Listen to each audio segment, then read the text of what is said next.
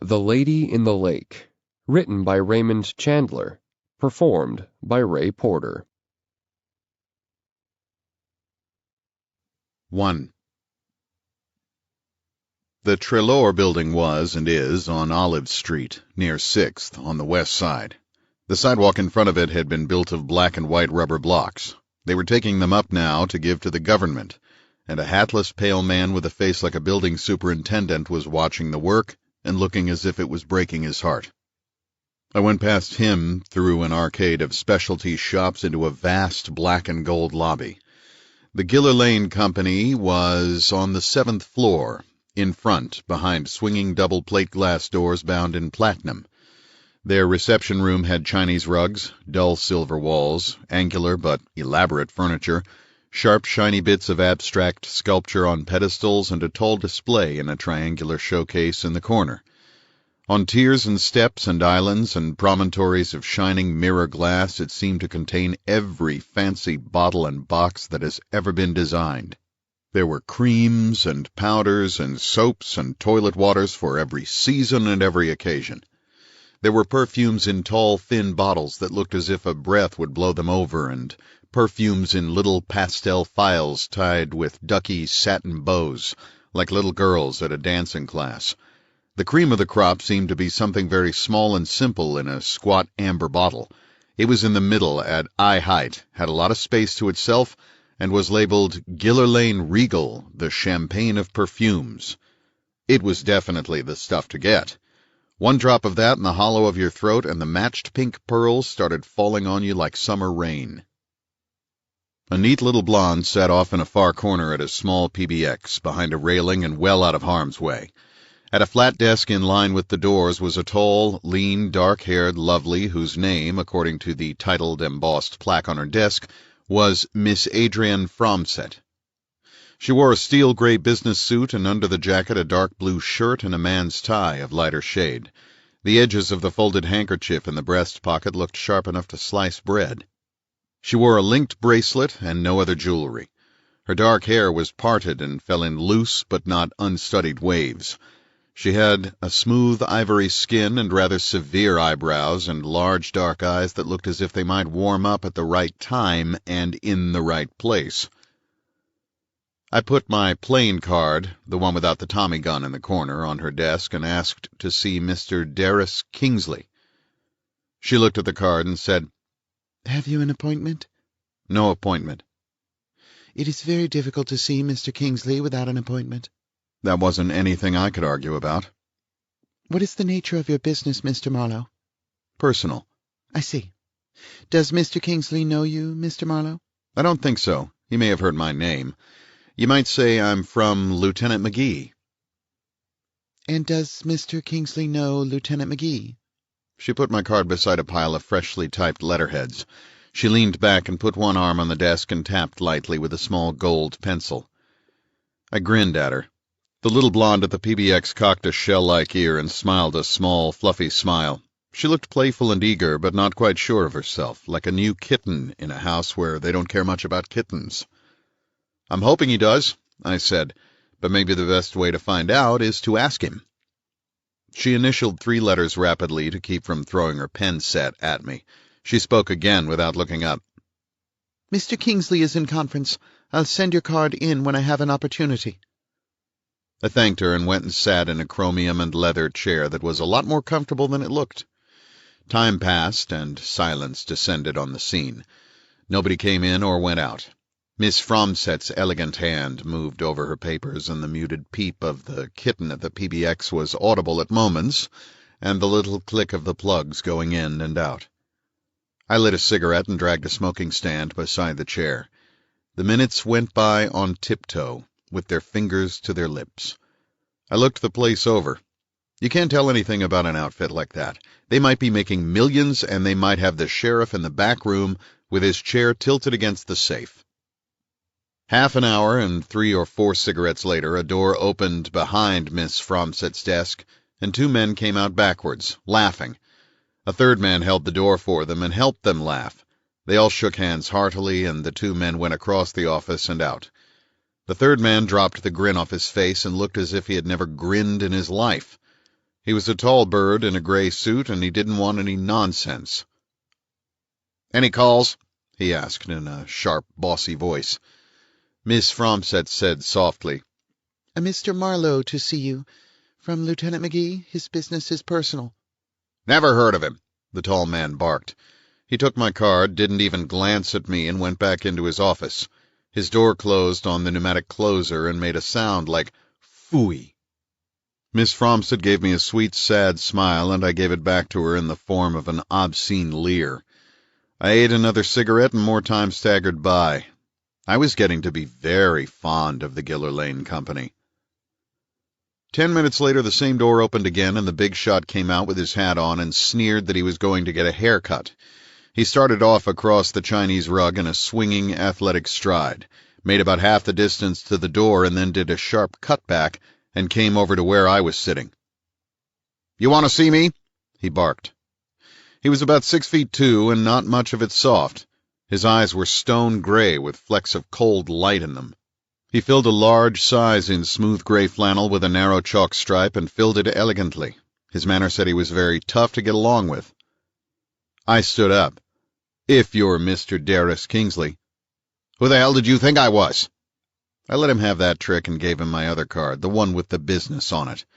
He clamped it in his paw and scowled down at it. "Who's McGee?" he snapped. "He's just a fellow I know." "I'm fascinated," he said, glancing back at Miss Fromset. She liked it. She liked it very much. "Anything else you would care to let drop about him?" "Well, they call him Violets McGee," I said, "on account of he chews little throat pastilles that smell of violets. He's a big man with soft silvery hair and a cute little mouth made to kiss babies with. When last seen, he was wearing a neat blue suit, wide-toed brown shoes, gray Homburg hat, and he was smoking opium in a short briar pipe." "I don't like your manner," Kingsley said in a voice you could have cracked a Brazil nut on. "That's all right," I said. "I'm not selling it." He reared back as if I had hung a week-old mackerel under his nose. After a moment he turned his back on me and said over his shoulder, "I'll give you exactly 3 minutes, God knows why." He burned the carpet back past Miss Fromset's desk to his door, yanked it open and let it swing to in my face. Miss Fromset liked that, too, but I thought there was a little sly laughter behind her eyes now. 2. The private office was everything a private office should be. It was long and dim and quiet and air-conditioned, and its windows were shut and its gray Venetian blinds half-closed to keep out the July glare. Gray drapes matched the gray carpeting. There was a large black and silver safe in the corner and a low row of low filing cases that exactly matched it. On the wall there was a huge tinted photograph of an elderly party with a chiseled beak and whiskers and a wing collar. The Adam's apple that edged through his wing collar looked harder than most people's chins. The plate underneath the photograph read, "Mr. Matthew Gillerlane, 1860 to 1934. Darris Kingsley marched briskly behind about $800 worth of executive desk and planted his backside in a tall leather chair. He reached himself a panatella out of a copper and mahogany box and trimmed it and lit it with a fat copper desk lighter. He took his time about it. It didn't matter about my time. When he had finished this, he leaned back and blew a little smoke and said, "I'm a businessman. I don't fool around. You're a licensed detective, your card says. Show me something to prove it." I got my wallet out and handed him things to prove it.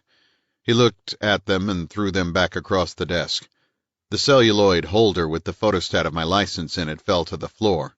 He didn't bother to apologize. "I don't know McGee," he said. "I know Sheriff Peterson. I asked for the name of a reliable man to do a job. I suppose you are the man." "McGee is in the Hollywood substation of the sheriff's office," I said. "You can check on that." "Not necessary. I guess you might do, but don't get flip with me. And remember, when I hire a man, he's my man. He does exactly what I tell him, and he keeps his mouth shut, or he goes out fast. Is that clear? I hope I'm not too tough for you." "Why not leave that an open question?" I said. He frowned. He said sharply, "What do you charge?" "$25 a day in expenses, 8 cents a mile for my car." Absurd, he said. Far too much. 15 a day flat, that's plenty. I'll pay the mileage within reason, the way things are now, but no joyriding. I blew a little gray cloud of cigarette smoke and fanned it with my hand. I said nothing. He seemed a little surprised that I said nothing. He leaned over the desk and pointed with his cigar. I haven't hired you yet, he said, but if I do, the job is absolutely confidential. No talking it over with your cop friends. Is that understood? Just what do you want done, Mr. Kingsley? What do you care? You do all kinds of detective work, don't you?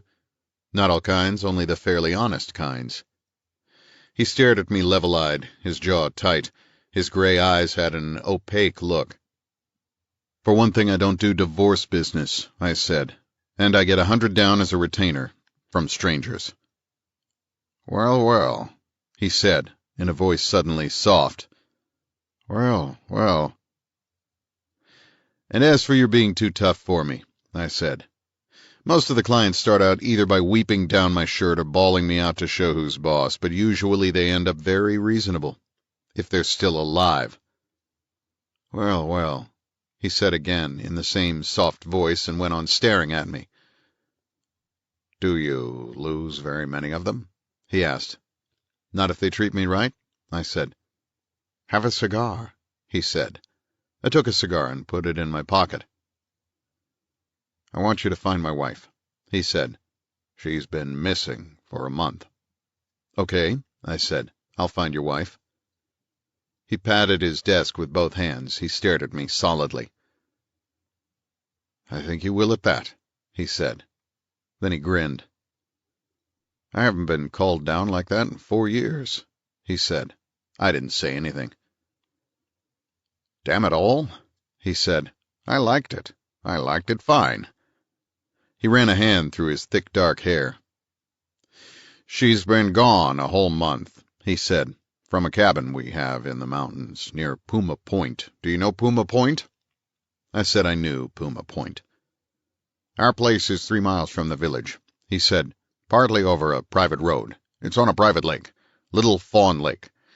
There's a dam 3 of us put up to improve the property.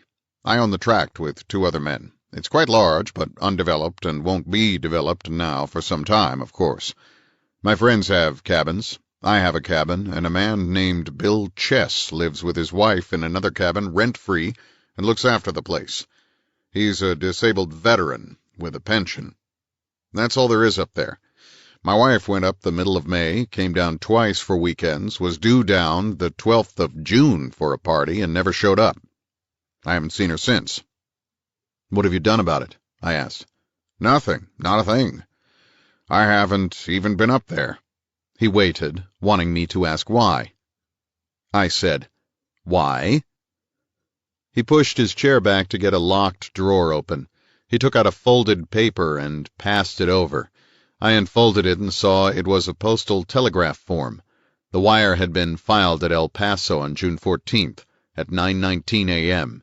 It was addressed to Darris Kingsley, 965 Carson Drive, Beverly Hills, and read, Am crossing to get Mexican divorce. Stop. Will marry Chris. Stop. Good luck and goodbye. Crystal. I put this down on my side of the desk, and he was handing me a large and very clear snapshot on glazed paper, which showed a man and a woman sitting on the sand under a beach umbrella. The man wore trunks and the woman what looked like a very daring sharkskin bathing suit. She was a slim blonde, young and shapely and smiling. The man was a hefty, dark, handsome lad with fine shoulders and legs, sleek dark hair and white teeth, 6 feet of a standard type of homewrecker, arms to hold you close and all his brains in his face. He was holding a pair of dark glasses in his hand and smiling at the camera with a practiced and easy smile. That's Crystal, Kingsley said. And that's Chris Lavery. She can have him and he can have her, and to hell with them both. I put the photo down on the telegram. All right, what's the catch? I asked him. There's no telephone up there, he said. And there was nothing more important about the affair she was coming down for, so I got the wire before I gave much thought to it. The wire surprised me only mildly. Crystal and I have been washed up for years. She lives her life and I live mine. She has her own money and plenty of it. About $20,000 a year from a family holding corporation that owns valuable oil leases in Texas. She plays around, and I knew Lavery was one of her playmates. I might have been a little surprised that she would actually marry him, because the man is nothing but a professional chaser. But the picture looked all right so far. You understand. And then? Nothing for 2 weeks. Then the Prescott Hotel in San Bernardino got in touch with me and said a Packard Clipper registered to Crystal Grace Kingsley at my address was unclaimed in their garage, and what about it? I told them to keep it, and I sent them a check. There was nothing much in that either. I figured she was still out of the state, and that if they had gone in a car at all, they had gone in Lavery's car. The day before yesterday, however, I met Lavery in front of the athletic club down on the corner here. He said he didn't know where Crystal was. Kingsley gave me a quick look and reached a bottle and 2 tinted glasses up on the desk. He poured a couple of drinks and pushed one over. He held his against the light and said slowly, "Lavery said he hadn't gone away with her, hadn't seen her in 2 months, hadn't had any communication with her of any kind." I said, "You believed him?" He nodded, frowning, and drank his drink and pushed the glass to one side. I tasted mine. It was Scotch. Not very good Scotch. "If I believed him," Kingsley said, "and I was probably wrong to do it, it wasn't because he's a fellow you have to believe. Far from it. It's because he's a no-good son of a bitch who thinks it is smart to lay his friends' wives and brag about it. I feel he would have been tickled pink to stick it into me and break it off that he had got my wife to run away with him and leave me flat. I know these tomcats, and I know this one too well. He rode a route for us for a while, and he was in trouble all the time. He couldn't keep his hands off the office help. And apart from all that, there was this wire from El Paso, and I told him about it. And why would he think it worth while to lie about it?" "She might have tossed him out on his can," I said. "That would have hurt him in his deep place, his Casanova complex." Kingsley brightened up a little, but not very much. He shook his head. "I still more than halfway believe him," he said. "You'll have to prove me wrong. That's part of why I wanted you. But there's another and very worrying angle. I have a good job here, but a job is all it is. I can't stand scandal. I'd be out of here in a hurry if my wife got mixed up with the police." "Police?" "Among her other activities," Kingsley said grimly, "my wife occasionally finds time to lift things in department stores. I think it's just a sort of delusion of grandeur she gets when she has been hitting the bottle too hard, but it happens, and we have had some pretty nasty scenes in managers' offices. So far I've been able to keep them from filing charges, but if something like that happened in a strange city where nobody knew her—" He lifted his hands and let them fall with a smack on the desk. "Well, it might be a prison matter, mightn't it?" "Has she ever been fingerprinted?" "She has never been arrested," he said. "That's not what I mean. Sometimes in large department stores they make it a condition of dropping shoplifting charges that you give them your prints. It scares the amateurs and builds up a file of kleptomaniacs in their protective association. When the prints come in a certain number of times, they call time on you." "Nothing like that has happened to my knowledge," he said. "Well, I think we might almost throw the shoplifting angle out of this for the time being," I said. "If she got arrested, she would get searched. Even if the cops let her use a Jane Doe name on the police blotter, they would be likely to get in touch with you. Also, she would start yelling for help when she found herself in a jam." I tapped the blue and white telegraph form. "And this is a month old. If what you are thinking about happened around that time, the case would have been settled by now. If it was a first offense, she would get off with a scolding and a suspended sentence." He poured himself another drink to help him with his worrying. "You're making me feel better," he said. "There are too many other things that could have happened," I said. "That she did go away with Lavery and they split up. That she went away with some other man and the wire is a gag. That she went away alone or with a woman. That she drank herself over the edge and is holed up in some private sanatorium taking a cure. That she got into some jam we have no idea of. That she met with foul play. "Good God, don't say that!" Kingsley exclaimed. "Why not?" "You've got to consider it. I get a very vague idea of Mrs. Kingsley, that she is young, pretty, reckless, and wild, that she drinks and does dangerous things when she drinks, that she is a sucker for the men and might take up with a stranger who might turn out to be a crook. Does that fit?" He nodded. "Every word of it." "How much money would she have with her?" "She liked to carry enough. She has her own bank and her own bank account. She could have any amount of money." "Any children?" "No children." "Do you have the management of her affairs?" He shook his head. "She hasn't any, except depositing checks and drawing out money and spending it. She never invests a nickel, and her money certainly never does me any good, if that's what you were thinking." He paused and then said, "Don't think I haven't tried. I'm human, and it's not fun to watch 20,000 a year go down the drain and nothing to show for it but hangovers and boyfriends of the class of Chris Lavery." "How are you with her bank? Could you get a detail of the checks she has drawn for the past couple of months?" "They wouldn't tell me. I tried to get some information of the sort once when I had an idea she was being blackmailed. All I got was ice." "We can get it," I said, "and we may have to. It will mean going to the Missing Persons Bureau. You wouldn't like that?" "If I had liked that, I wouldn't have called you," he said. I nodded, gathered my exhibits together, and put them away in my pocket. "There are more angles to this than I can even see now," I said, "but I'll start by talking to Lavery and then taking a run up to Little Fawn Lake and asking questions there. I'll need Lavery's address and a note to your man in charge at the mountain place." He got a letterhead out of his desk and wrote and passed it over. I read, "Dear Bill, this will introduce Mr. Philip Marlowe, who wishes to look over the property. Please show him my cabin and assist him in every way. Yours, Darris Kingsley." I folded this up and put it in the envelope he had addressed while I was reading it. "How about the other cabins up there?" I asked. "Nobody up this year so far.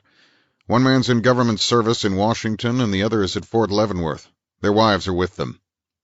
"Now Lavery's address," I said. He looked at a point well above the top of my head. "In Bay City. I could find the house, but I forget the address. Miss Fromstead can give it to you, I think. She needn't know why you want it. She probably will. And you want $100, you said." "That's all right," I said. "That's just something I said when you were tramping on me." He grinned. I stood up and hesitated by the desk looking at him. After a moment I said, "You're not holding anything back, are you? Anything important?" He looked at his thumb. "No, I'm not holding anything back. I'm worried, and I want to know where she is. I'm damn worried. If you get anything at all, call me any time, day or night." I said I would do that, and we shook hands, and I went back down the long, cool office and out to where Miss Fromstead sat elegantly at her desk. "Mr. Kingsley thinks you can give me Chris Lavery's address," I told her, and watched her face. She reached very slowly for a brown leather address book and turned the leaves. Her voice was tight and cold when she spoke. "The address we have is 623 Altair Street in Bay City. Telephone Bay City 12523. Mr. Lavery has not been with us for more than a year. He may have moved." I thanked her and went on to the door. From there I glanced back at her. She was sitting very still with her hands clasped on her desk, staring into space. A couple of red spots burned in her cheeks. Her eyes were remote and bitter. I got the impression that Mr. Chris Lavery was not a pleasant thought to her. 3. Altair Street lay on the edge of the V, forming the inner end of a deep canyon. To the north was the cool blue sweep of the bay, out to the point about Malibu. To the south, the beach town of Bay City was spread out on a bluff above the coast highway. It was a short street, not more than 3 or 4 blocks, and ended in a tall iron fence enclosing a large estate. Beyond the gilded spikes of the fence I could see trees and shrubs and a glimpse of lawn and part of a curving driveway, but the house was out of sight. On the inland side of Altair Street, the houses were well kept and fairly large, but the few scattered bungalows on the edge of the canyon were nothing much. In the short half-block, ended by the iron fence, were only two houses, on opposite sides of the street and almost directly across from each other. The smaller was number 623. I drove past it, turned the car in the paved half-circle at the end of the street, and came back to park in front of the lot next to Lavery's place. His house was built downwards, one of those clinging vine effects, with the front door a little below street level, the patio on the roof, the bedrooms in the basement, and a garage like the corner pocket on a pool table. A crimson bougainvillea was rustling against the front wall, and the flat stones of the front walk were edged with Korean moss. The door was narrow, grilled, and topped by a lancet arch. Below the grill there was an iron knocker. I hammered on it. Nothing happened. I pushed the bell at the side of the door and heard it ring inside not very far off, and waited, and nothing happened. I worked on the knocker again. Still nothing. I went back up the walk and along the garage and lifted the door far enough to see that a car with white side-walled tires was inside. I went back to the front door. A neat black Cadillac coupe came out of the garage across the way, backed, turned, and came along past Lavery's house, slowed, and a thin man in dark glasses looked at me sharply, as if I hadn't any business to be there. I gave him my steely glare, and he went on his way. I went down Lavery's walk again and did some more hammering on his knocker. This time I got results. The Judas window opened, and I was looking at a handsome, bright-eyed number through the bars of the grill. "You make a hell of a lot of noise," a voice said. "Mr. Lavery?" He said he was Mr. Lavery, and what about it? I poked a card through the grill. A large brown hand took the card. The bright brown eyes came back, and the voice said, "So sorry, not needing any detectives today, please." "I'm working for Darris Kingsley." "The hell with both of you," he said, and banged the Judas window. I leaned on the bell beside the door and got a cigarette out with my free hand, and had just struck the match on the woodwork beside the door when it was yanked open, and a big guy in bathing trunks, beach sandals, and a white terry-cloth bathrobe started to come out at me. I took my thumb off the bell and grinned at him. "What's the matter?" I asked him. "Scared?" "Ring that bell again," he said, "and I'll throw you clear across the street." "Don't be childish," I told him. "You know perfectly well I'm going to talk to you, and you're going to talk to me." I got the blue and white telegram out of my pocket and held it in front of his bright brown eyes. He read it morosely, chewed his lips, and growled, "Oh, for Christ's sake. Come on in, then." He held the door wide, and I went in past him, into a dim, pleasant room with an apricot Chinese rug that looked expensive, deep-sided chairs, a number of white drum lamps, a big cape-heart in the corner, a long and very wide Davenport in pale tan mohair shot with dark brown, and a fireplace with a copper screen and an overmantel in white wood. A fire was laid behind the screen and partly masked by a large spray of manzanita bloom. The bloom was turning yellow in places, but was still pretty. There was a bottle of Vat 69 and glasses on a tray, and a copper ice bucket on a low, round, burl walnut table with a glass top. The room went clear to the back of the house and ended in a flat arch through which showed 3 narrow windows and the top few feet of the white iron railing of the staircase going down. Lavery swung the door shut and sat on the Davenport. He grabbed a cigarette out of a hammered silver box and lit it, and looked at me irritably. I sat down opposite him and looked him over. He had everything in the way of good looks the snapshot had indicated. He had a terrific torso and magnificent thighs. His eyes were chestnut brown, and the whites of them slightly gray-white. His hair was rather long and curled a little over his temples. His brown skin showed no signs of dissipation. He was a nice piece of beef, but to me that was all he was. I could understand that women would think he was something to yell for. "Why not tell us where she is?" I said. "We'll find out eventually anyway, and if you tell us now, we won't be bothering you." "It would take more than a private dick to bother me," he said. "No, it wouldn't. A private dick can bother anybody. He's persistent and used to snubs. He's paid for his time, and he would just as soon use it to bother you as any other way." "Look," he said, leaning forward and pointing his cigarette at me. "I know what that wire says. But it's the bunk. I didn't go to El Paso with Crystal Kingsley. I haven't seen her in a long time. Long before the date of that wire. I haven't had any contact with her. I told Kingsley that. He didn't have to believe you. Why would I lie to him? He looked surprised. Why wouldn't you? Look, he said earnestly. It might seem so to you, but you don't know her. Kingsley has no strings on her. If he doesn't like the way she behaves, he has a remedy. These proprietary husbands make me sick. If you didn't go to El Paso with her, I said, why did she send this telegram? I haven't the faintest idea. You can do better than that, I said. I pointed to the spray of manzanita in the fireplace. You picked that up at Little Fawn Lake? The hills around here are full of manzanita, he said contemptuously. It doesn't bloom like that down here. He laughed. I was up there the third week in May, if you have to know. I suppose you can find out. That's the last time I saw her. You didn't have any idea of marrying her? He blew smoke and said through it, I've thought of it, yes. She has money. Money is always useful, but it would be too tough a way to make it. I nodded, but didn't say anything. He looked at the manzanita spray in the fireplace and leaned back to blow smoke in the air and show me the strong brown line of his throat. After a moment, when I still didn't say anything, he began to get restless. He glanced down at the card I had given him and said, So you hire yourself out to dig up dirt. Doing well at it?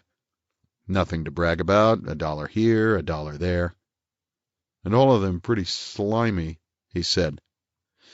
Look, Mr. Lavery, we don't have to get into a fight. Kingsley thinks you know where his wife is, but won't tell him, either out of meanness or motives of delicacy. Which way would he like it? The handsome, brown-faced man sneered. He doesn't care as long as he gets the information. He doesn't care a great deal what you and she do together, or where you go, or whether she divorces him or not. He just wants to feel sure that everything is all right and that she isn't in trouble of any kind. Lavery looked interested. Trouble? What kind of trouble? He licked the word around on his brown lips, tasting it. Maybe you won't know the kind of trouble he is thinking of. Tell me, he pleaded sarcastically. I'd just love to hear about some kind of trouble I didn't know about. You're doing fine, I told him. No time to talk business, but always time for a wisecrack. If you think we might try to get a hook into you because you crossed a state line with her, forget it. Go climb up your thumb, wise guy. You'd have to prove I paid the freight, or it wouldn't mean anything. This wire has to mean something, I said stubbornly. It seemed to me that I had said it before, several times. It's probably just a gag. She's full of little tricks like that. All of them silly and some of them vicious. I don't see any point in this one. He flicked cigarette ash carelessly at the glass-top table. He gave me a quick up-from-under look and immediately looked away. I stood her up, he said slowly. It might be her idea of a way to get back at me. I was supposed to run up there one weekend. I didn't go. I was sick of her. I said, uh-huh, and gave him a long, steady stare.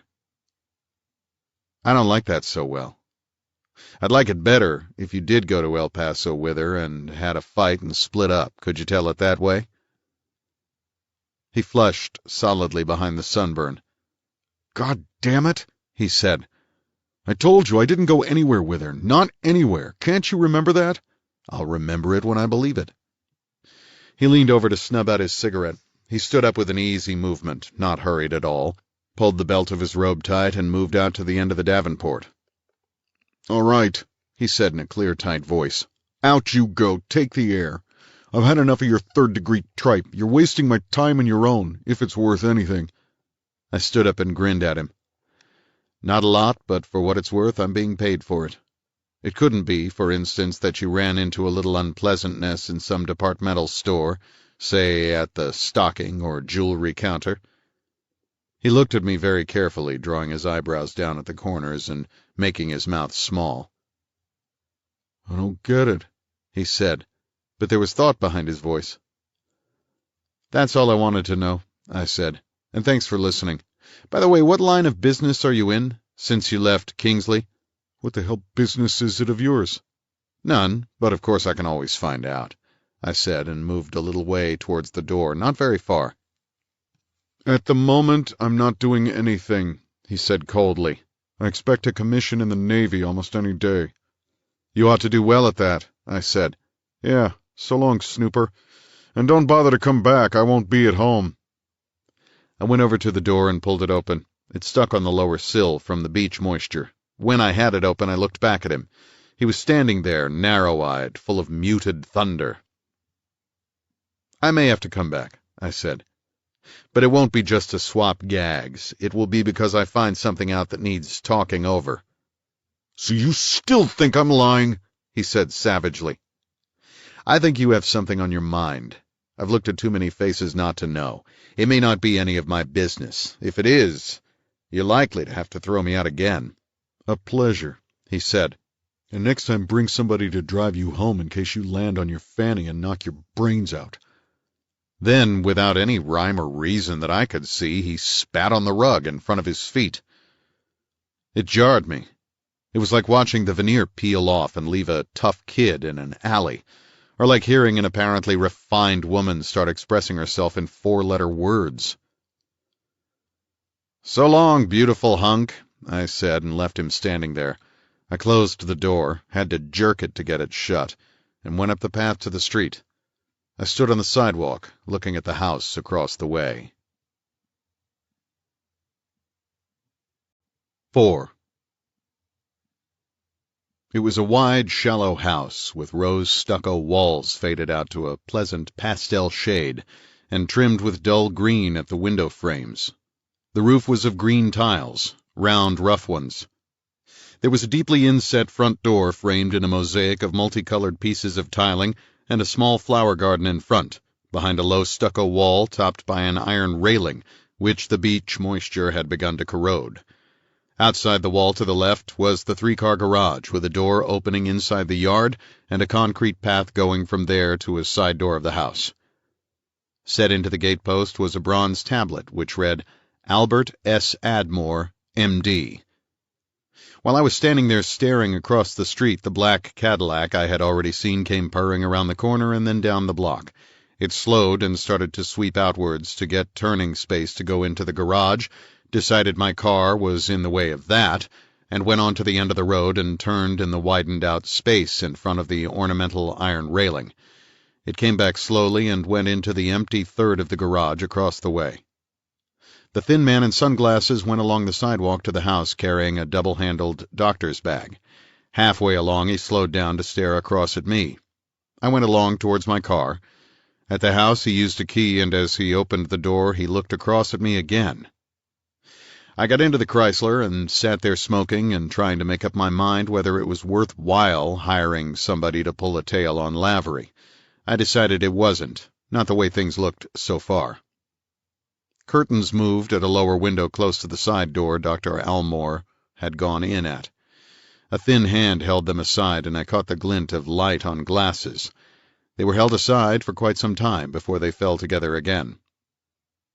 I looked along the street at Lavery's house. From this angle I could see that his service porch gave on a flight of painted wooden steps to a sloping concrete walk and a flight of concrete steps ending in the paved alley below. I looked across at Dr. Almore's house again, wondering, idly, if he knew Lavery, and how well. He probably knew him, since theirs were the only two houses in the block, but being a doctor he wouldn't tell me anything about him. As I looked, the curtains which had been lifted apart were now completely drawn aside. The middle segment of the triple window they had masked had no screen. Behind it Dr. Almore stood staring across my way with a sharp frown on his thin face. I shook cigarette ash out of the window, and he turned abruptly and sat down at a desk. His double-handled bag was on the desk in front of him. He sat rigidly, drumming on the desk beside the bag. His hand reached for the telephone, touched it, and came away again. He lit a cigarette and shook the match violently, then strode to the window and stared out at me some more. This was interesting, if at all, only because he was a doctor. Doctors, as a rule, are the least curious of men. While they are still interns, they hear enough secrets to last them a lifetime. Dr. Almore seemed interested in me. More than interested. Bothered. I reached down to turn the ignition key, then Lavery's front door opened, and I took my hand away and leaned back again. Lavery came briskly up the walk of his house, shot a glance down the street, and turned to go into his garage. He was dressed as I had seen him. He had a rough towel and a steamer rug over his arm. I heard the garage door lift up, then the car door open and shut, then the grind and cough of the starting car.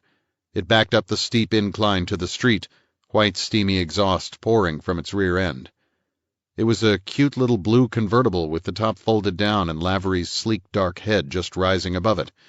He was now wearing a natty pair of sun goggles with very wide white side bows. The convertible swooped off down the block and danced around the corner. There was nothing in that for me. Mr. Christopher Lavery was bound for the edge of the broad Pacific to lie in the sun and let the girls see what they didn't necessarily have to go on missing. I gave my attention back to Dr. Almore. He was on the telephone now, not talking, holding it to his ear, smoking and waiting. Then he leaned forward as you do when the voice comes back, listened, hung up and wrote something on a pad in front of him. Then a heavy book with yellow sides appeared on his desk, and he opened it just about in the middle. While he was doing this, he gave one quick look out of the window, straight at the Chrysler. He found his place in the book, leaned down over it, and quick puffs of smoke appeared in the air over the pages. He wrote something else, put the book away, and grabbed for the telephone again.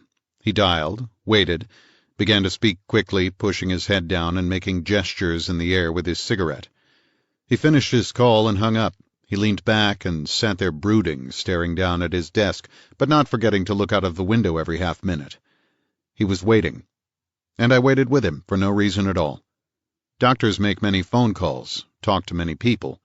Doctors look out of their front windows. Doctors frown. Doctors show nervousness. Doctors have things on their mind and show the strain. Doctors are just people, born to sorrow, fighting the long, grim fight like the rest of us. But there was something about the way this one behaved that intrigued me. I looked at my watch, decided it was time to get something to eat, lit another cigarette, and didn't move.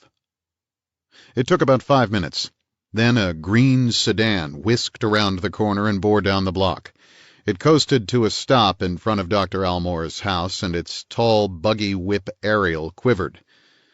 A big man with dusty blonde hair got out and went up to Dr. Almore's front door. He rang the bell and leaned down to strike a match on the step. His head came around and he stared across the street exactly at where I was sitting.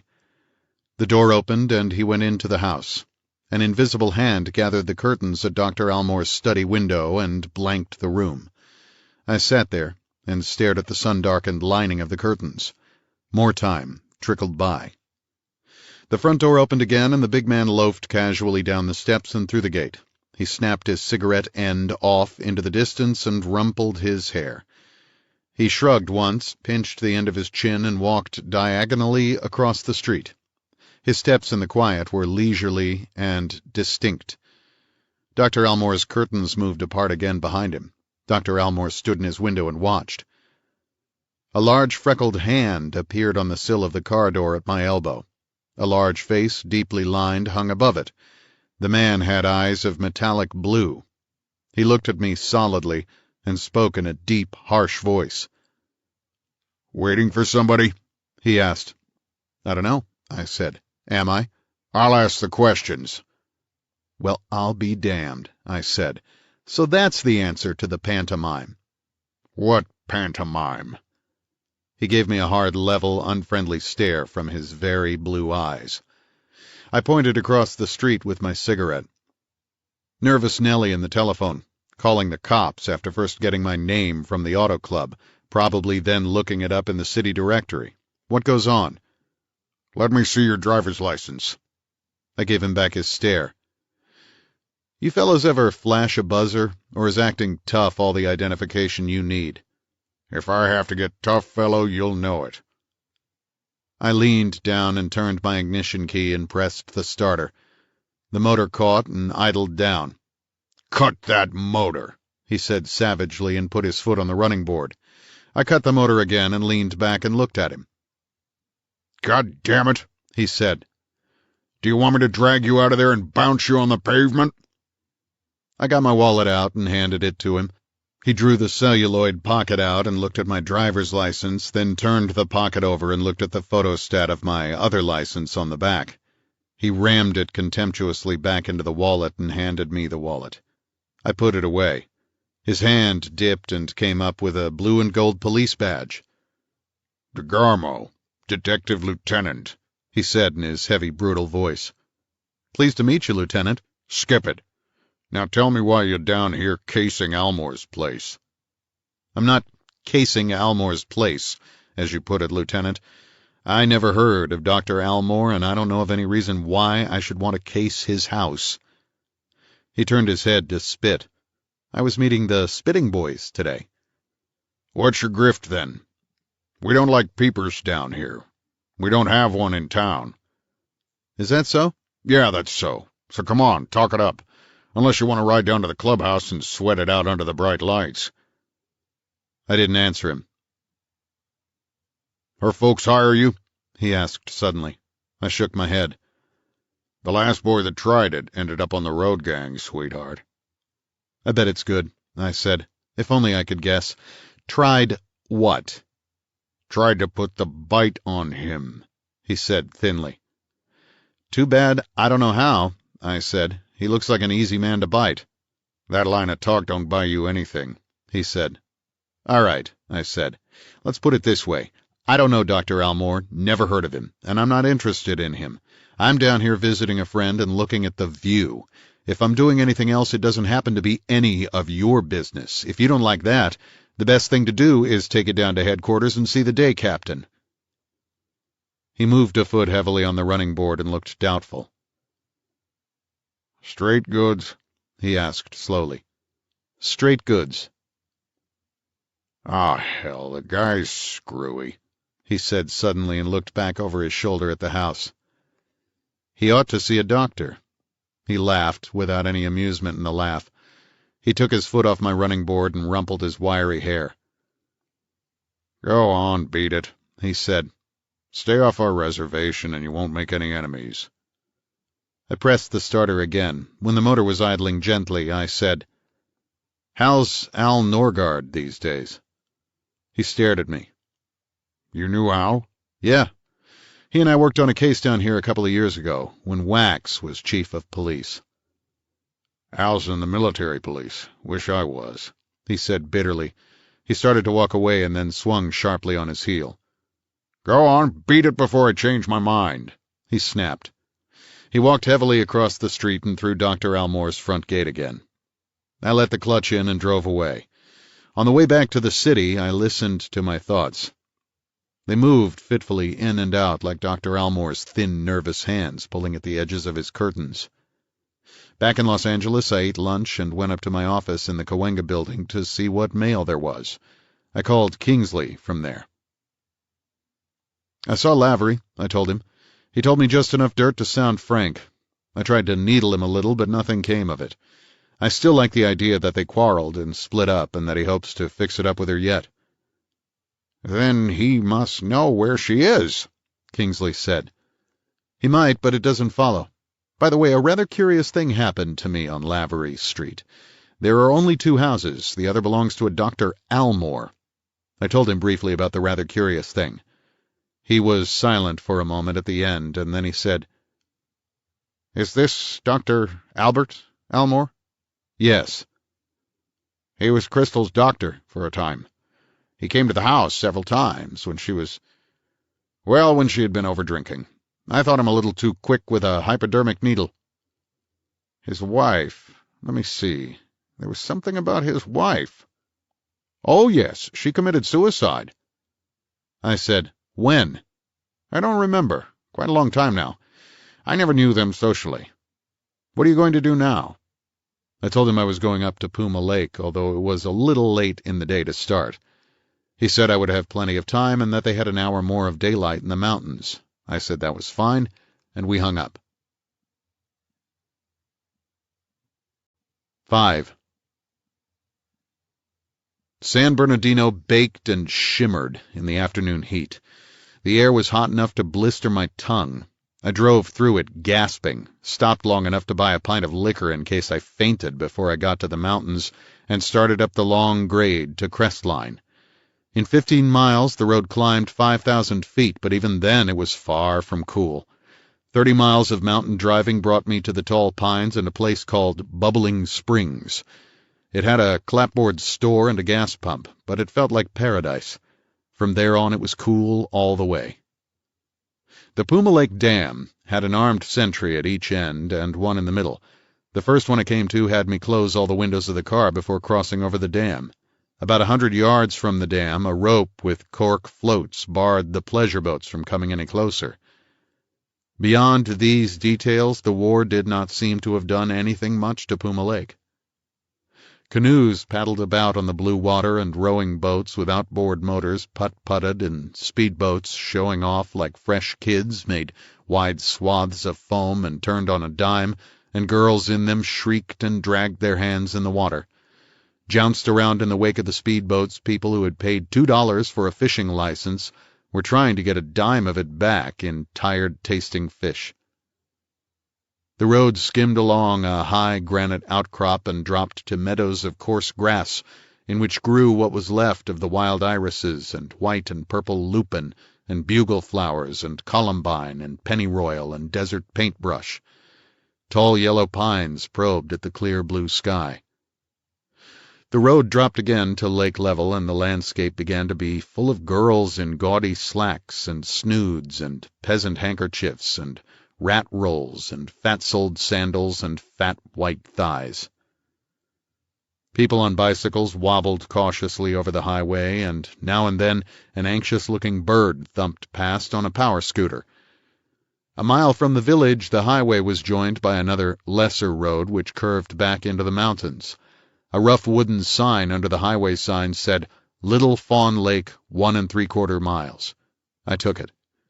Scattered cabins were perched along the slopes for the first mile, and then nothing.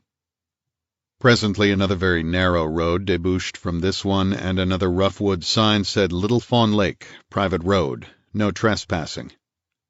I turned the Chrysler into this and crawled carefully around huge bare granite rocks and past a little waterfall and through a maze of black oak trees and ironwood and manzanita and silence.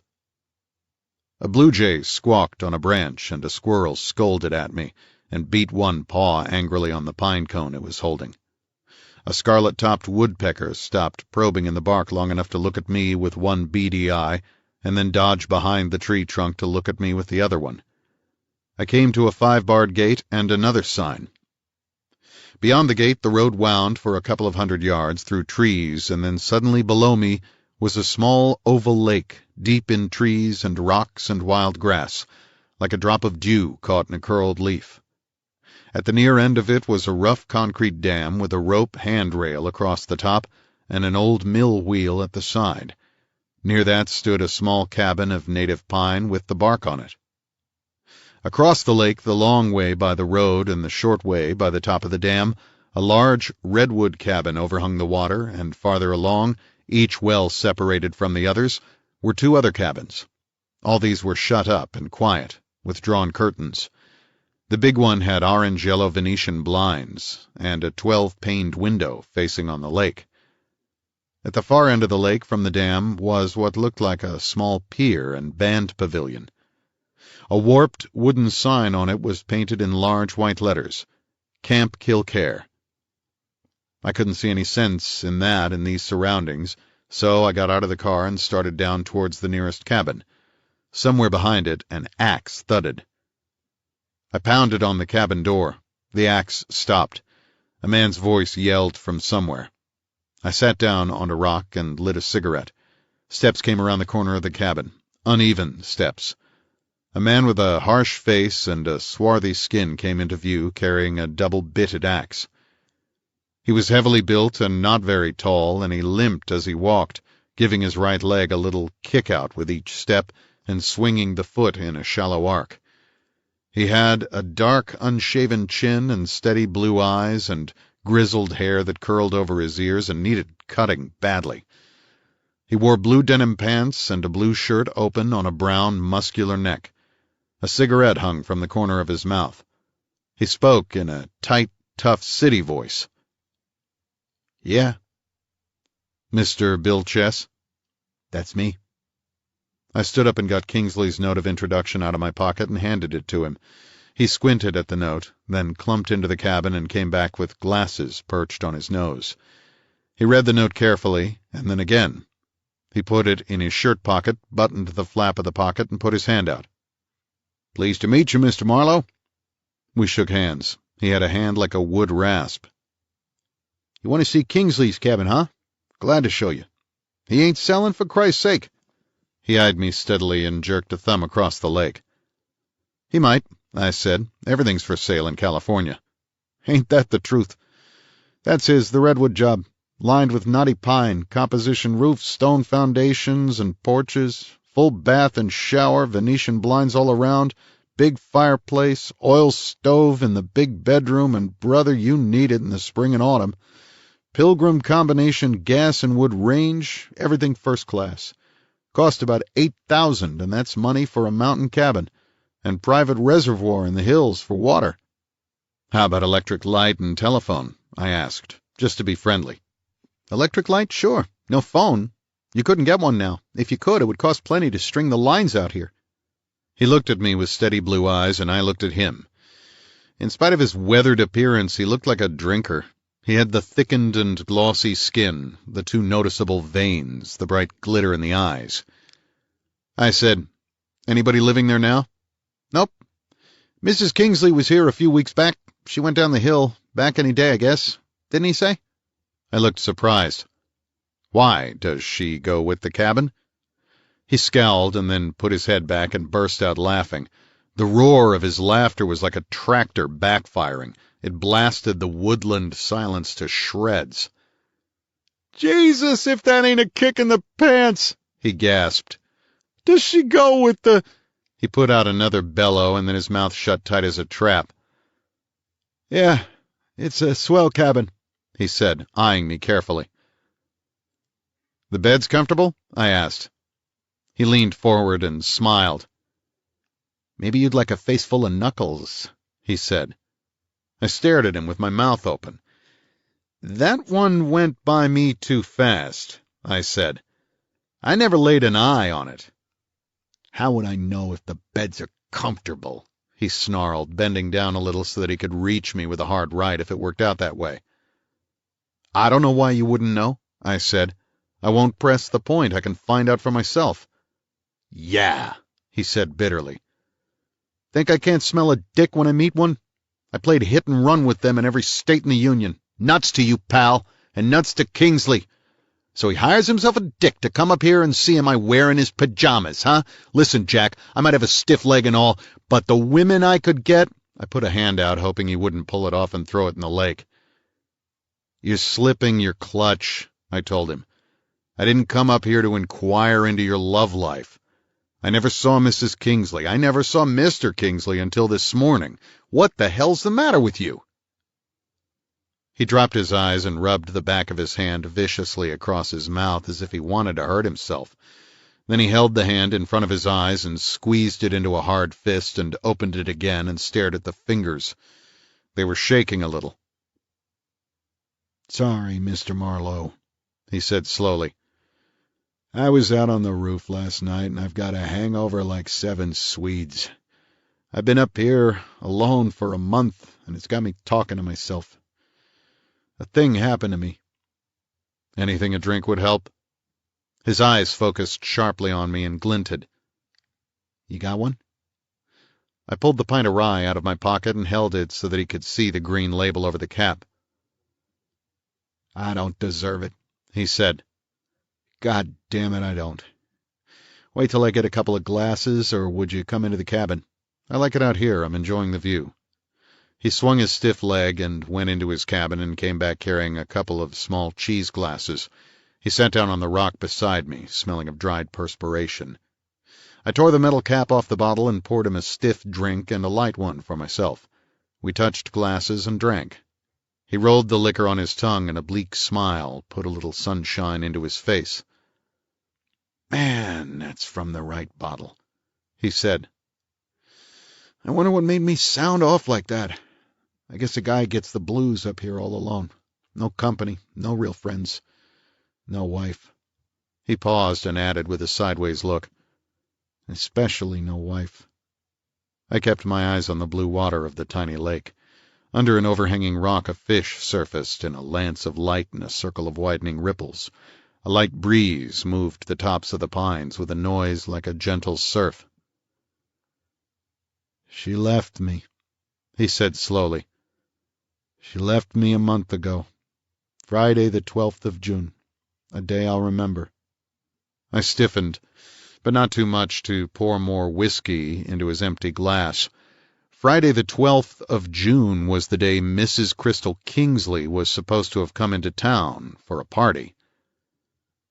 "But you don't want to hear about that," he said, and in his faded blue eyes was the deep yearning to talk about it, as plain as anything could possibly be. "It's none of my business," I said. "But if it would make you feel any better." He nodded sharply. "Two guys will meet on a park bench," he said, "and start talking about God. Did you ever notice that? Guys that wouldn't talk about God to their best friend." "I know that," I said. He drank and looked across the lake.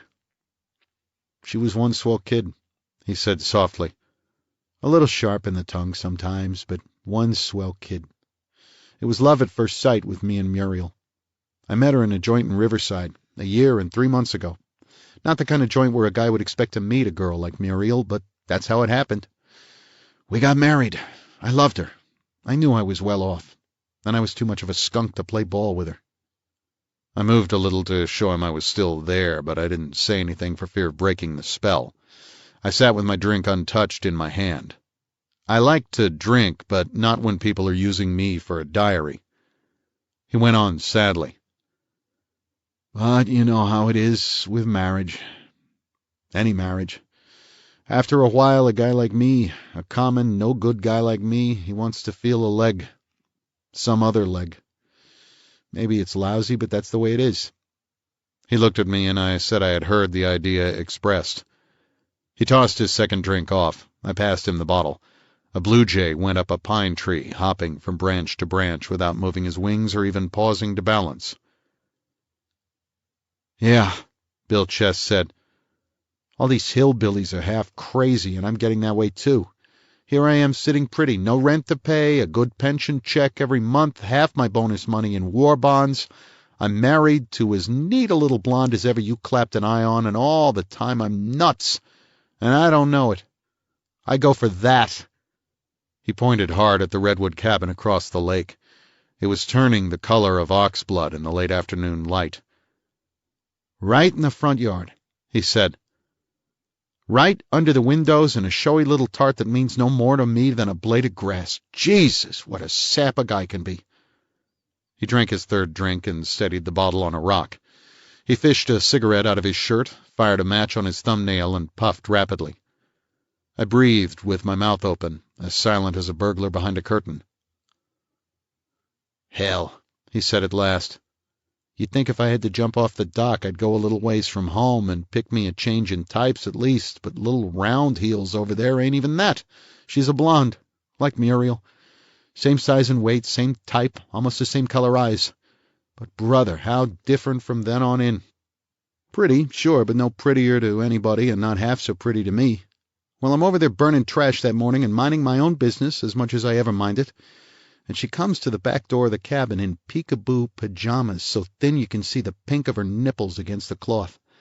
And she says in her lazy, no-good voice, 'Have a drink, Bill. Don't work so hard on such a beautiful morning.' And me, I like a drink too well. And I go to the kitchen door and take it. And then I take another. And then I take another. And then I'm in the house. And the closer I get to her, the more bedroom her eyes are." He paused and swept me with a hard, level look. "You asked me if the beds over there were comfortable, and I got sore. You didn't mean a thing. I was just too full of remembering. Yeah, the bed I was in was comfortable." He stopped talking, and I let his words hang in the air. They fell slowly, and after them was silence. He leaned to pick the bottle off the rock and stare at it. He seemed to fight with it in his mind. The whiskey won the fight, as it always does. He took a long, savage drink out of the bottle and then screwed the cap on tightly, as if that meant something. He picked up a stone and flicked it into the water. "I came back, across the dam," he said slowly, in a voice already thick with alcohol.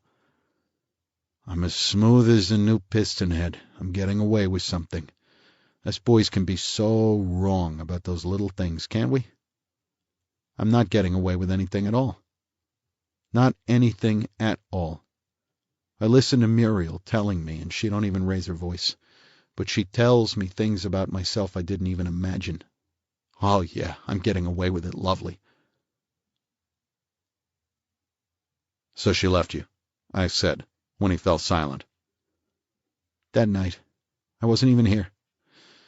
I felt too mean to stay even half sober.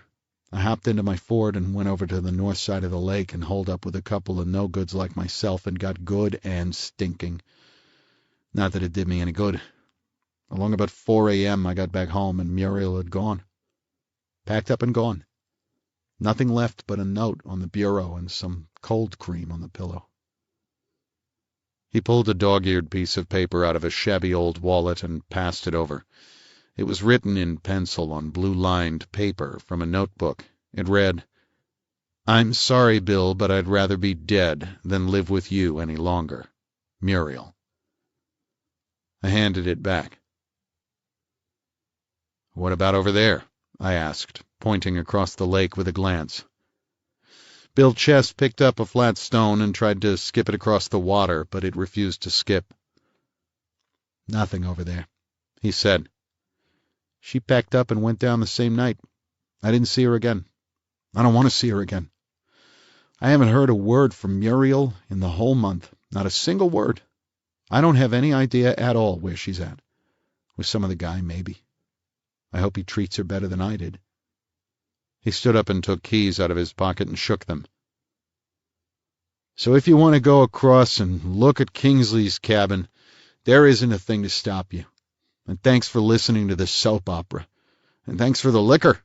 Here." He picked the bottle up and handed me what was left of the pint. 6.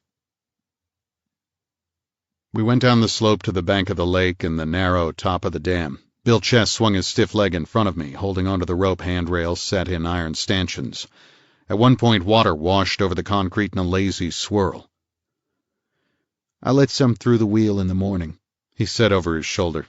"That's all the darn thing is good for. Some movie outfit put it up 3 years ago. They made a picture up here. That little pier down at the other end is some more of their work. Most of what they built is torn down and hauled away, but Kingsley had them leave the pier and the mill wheel. Kind of gives the place a touch of color." I followed him up a flight of heavy wooden steps to the porch of the Kingsley cabin.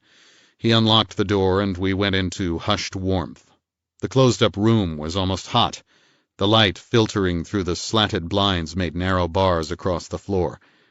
The living room was long and cheerful and had Indian rugs, padded mountain furniture with metal-strapped joints, chintz curtains, a plain hardwood floor, plenty of lamps, and a little built-in bar with round stools in one corner. The room was neat and clean and had no look of having been left at short notice. We went into the bedrooms. 2 of them had twin beds and one a large double bed with a cream-colored spread having a design in plum-colored wool stitched over it. This was the master bedroom, Bill Chess said. On a dresser of varnished wood there were toilet articles and accessories in jade-green enamel and stainless steel, and an assortment of cosmetic oddments. A couple of cold cream jars had the wavy gold brand of the Gillerlane Company on them. One whole side of the room consisted of closets with sliding doors. I slid one open and peeked inside. It seemed to be full of women's clothes of the sort they wear at resorts. Bill Chess watched me sourly while I pawed them over. I slid the door shut and pulled open a deep shoe drawer underneath.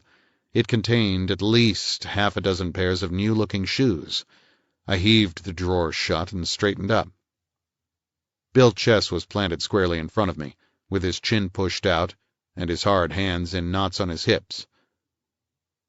"So what did you want to look at the ladies' clothes for?" he asked in an angry voice. "Reasons," I said. "For instance, Mrs. Kingsley didn't go home when she left here. Her husband hasn't seen her since. He does not know where she is." He dropped his fists and twisted them slowly at his sides. "Dick it is," he snarled. "The first guess is always right.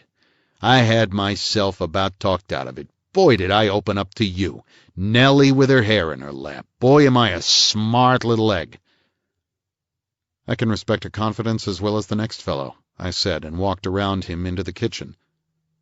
There was a big green and white combination range, a sink of lacquered yellow pine, an automatic water heater in the service porch, and opening off the other side of the kitchen, a cheerful breakfast room with many windows, and an expansive plastic breakfast set. The shelves were gay with colored dishes and glasses and a set of pewter serving dishes. Everything was in apple pie order.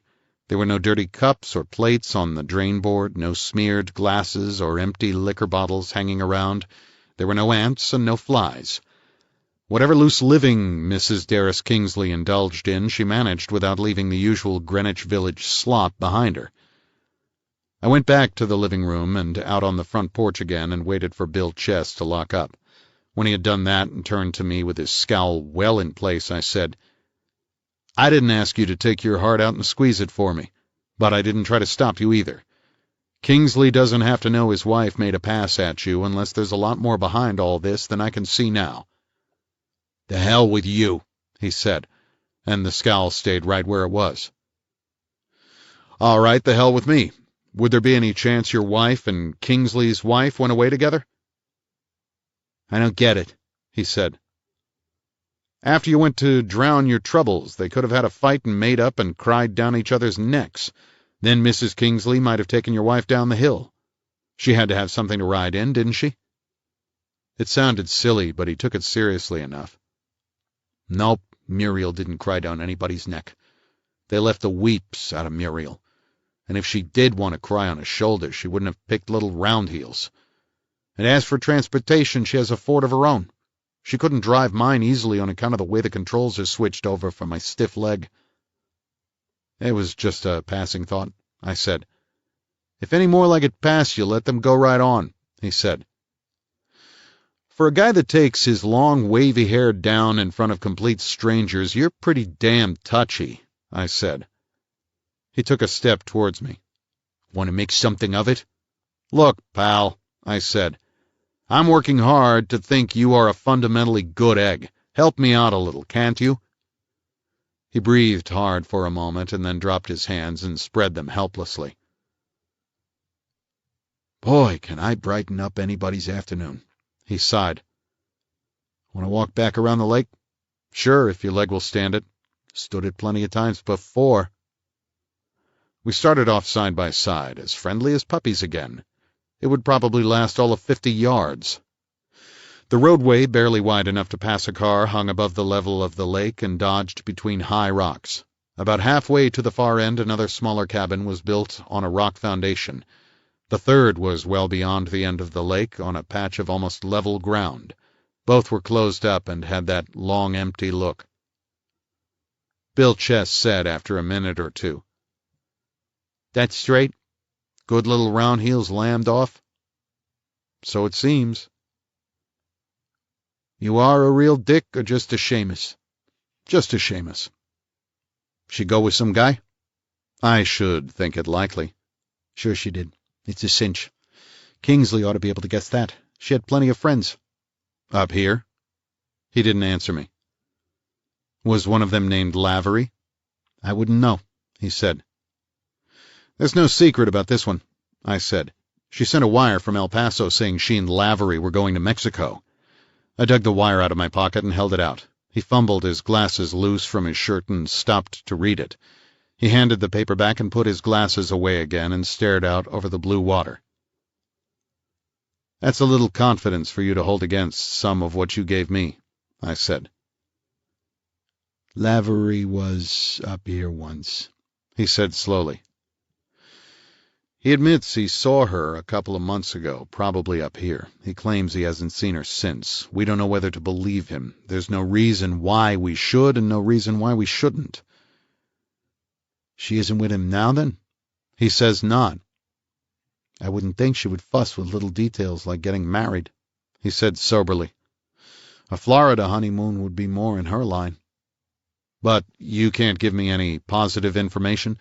You didn't see her go or hear anything that sounded authentic?" "Nope," he said. "And if I did, I doubt if I would tell. I'm dirty, but not that kind of dirty." "Well, thanks for trying," I said.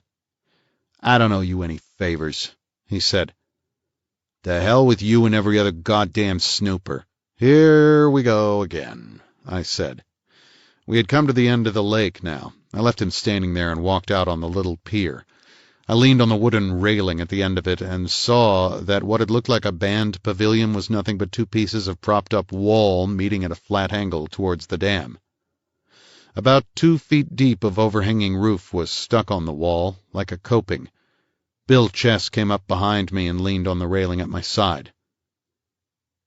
"Not that I don't thank you for the liquor," he said. "Yeah." "Any fish in the lake?" "Some smart old bastards of trout. No fresh stock.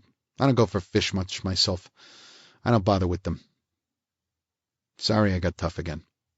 I grinned and leaned on the railing and stared down into the deep, still water. It was green when you looked down into it. There was a swirl of movement down there, and a swift greenish form moved in the water. "There's Grandpa," Bill Chess said. "Look at the size of that old bastard. He ought to be ashamed of himself getting so fat." Down below the water there was what looked like an underwater flooring. I couldn't see the sense of that. I asked him. "Used to be a boat landing before the dam was raised. That lifted the water level so far the old landing was 6 feet under." A flat-bottomed boat dangled on a frayed rope tied to a post of the pier. It lay in the water almost without motion, but not quite. The air was peaceful and calm and sunny and held a quiet you don't get in cities. I could have stayed there for hours, doing nothing but forgetting all about Darris Kingsley and his wife and her boyfriends. There was a hard movement at my side, and Bill Chess said, "Look there," in a voice that growled like mountain thunder. His hard fingers dug into the flesh of my arm until I started to get mad.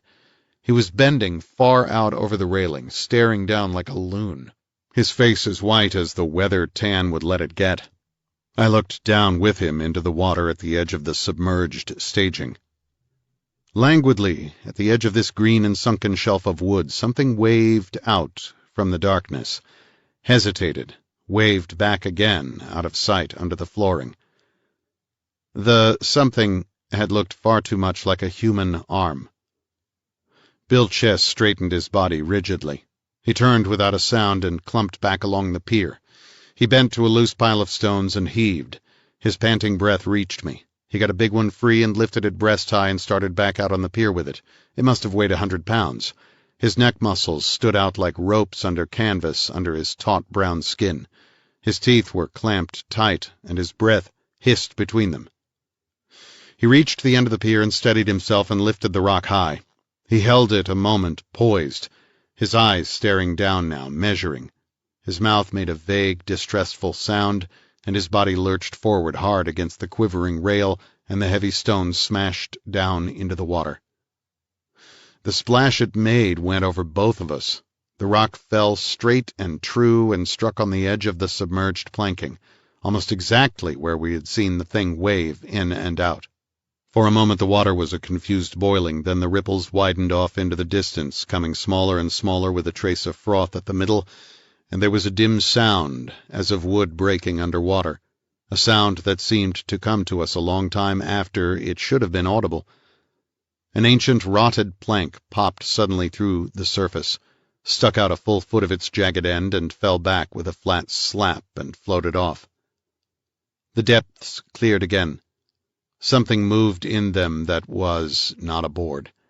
It rose slowly with an infinitely careless languor, a long, dark, twisted something that rolled lazily in the water as it rose. It broke surface casually, lightly, without haste. I saw wool, sodden and black, a leather jerkin blacker than ink, a pair of slacks. I saw shoes and something that bulged nastily between the shoes, and the cuffs of the slacks. I saw a wave of dark blonde hair straighten out in the water and hold still for a brief instant as if with a calculated effect, and then swirl into a tangle again.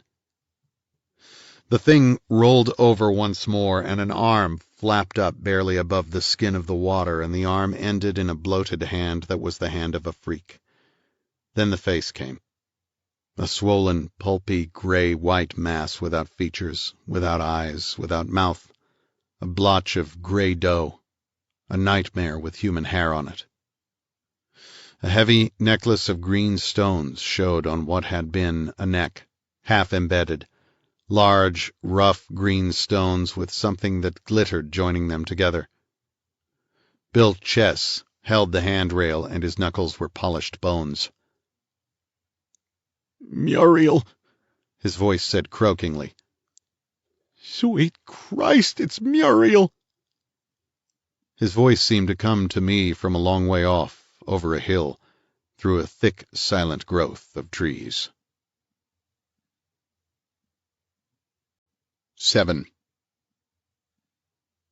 Behind the window of the board shack, one end of a counter was piled with dusty folders.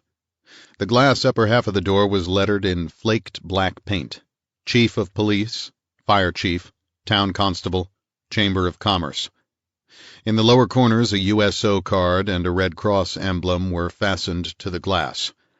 I went in. There was a pot-bellied stove in the corner and a roll-top desk in the other corner behind the counter. There was a large blue-print map of the district on the wall, and beside that a board with 4 hooks on it, one of which supported a frayed and much-mended Mackinaw. On the counter beside the dusty folders lay the usual sprung pen, exhausted blotter and smeared bottle of gummy ink.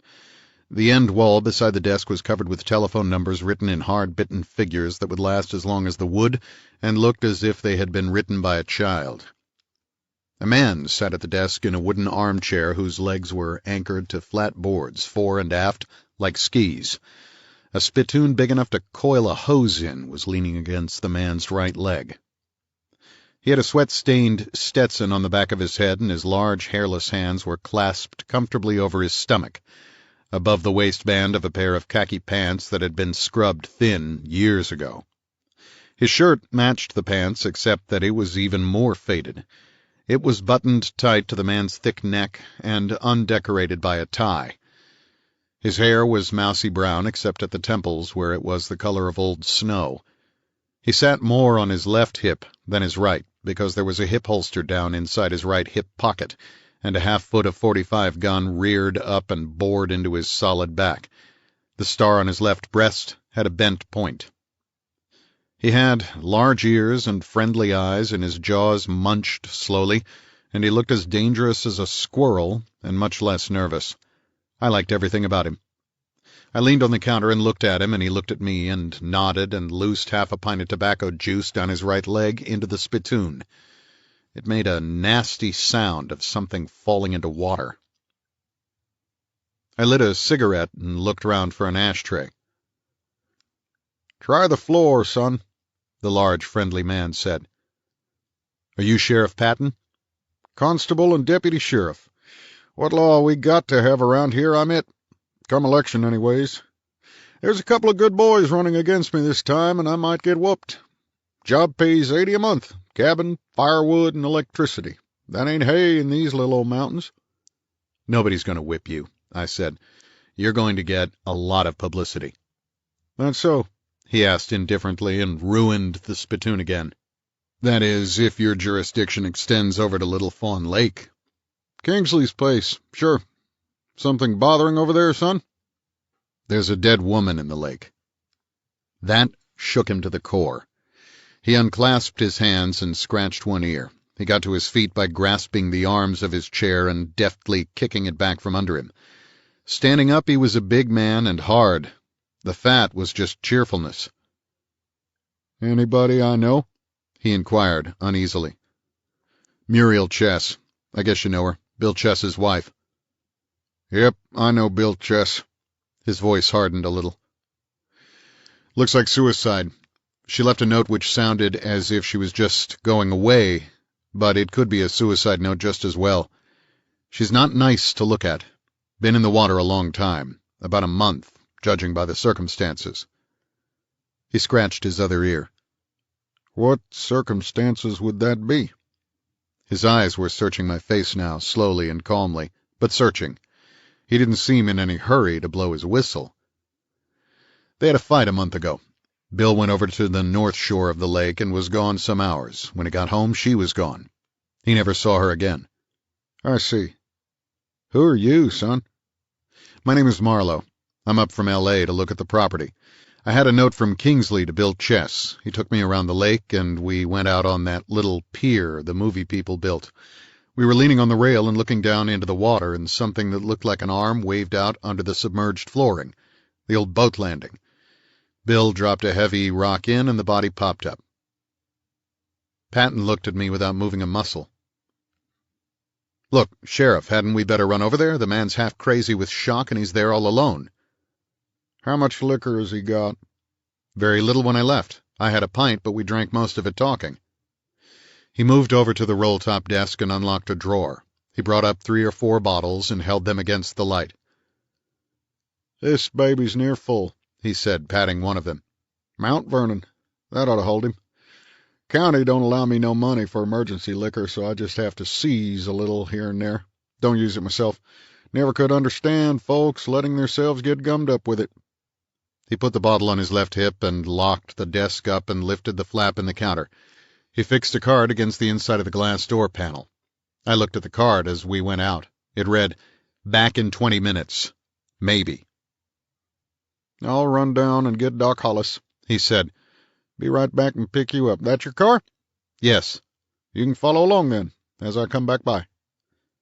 He got into a car which had a siren on it, 2 red spotlights, 2 fog lights, a red and white fire plate, a new air raid horn on top, 3 axes, 2 heavy coils of rope, and a fire extinguisher in the back seat, extra petrol and oil and water cans in a frame on the running board, an extra spare tire roped to the one on the rack, the stuffing coming out of the upholstery in dingy wads, and half an inch of dust over what was left of the paint. Behind the right-hand lower corner of the windshield there was a white card printed in block capitals. It read, "Voters, attention, keep Jim Patton constable. He is too old to go to work." He turned the car and went off down the street in a swirl of white dust.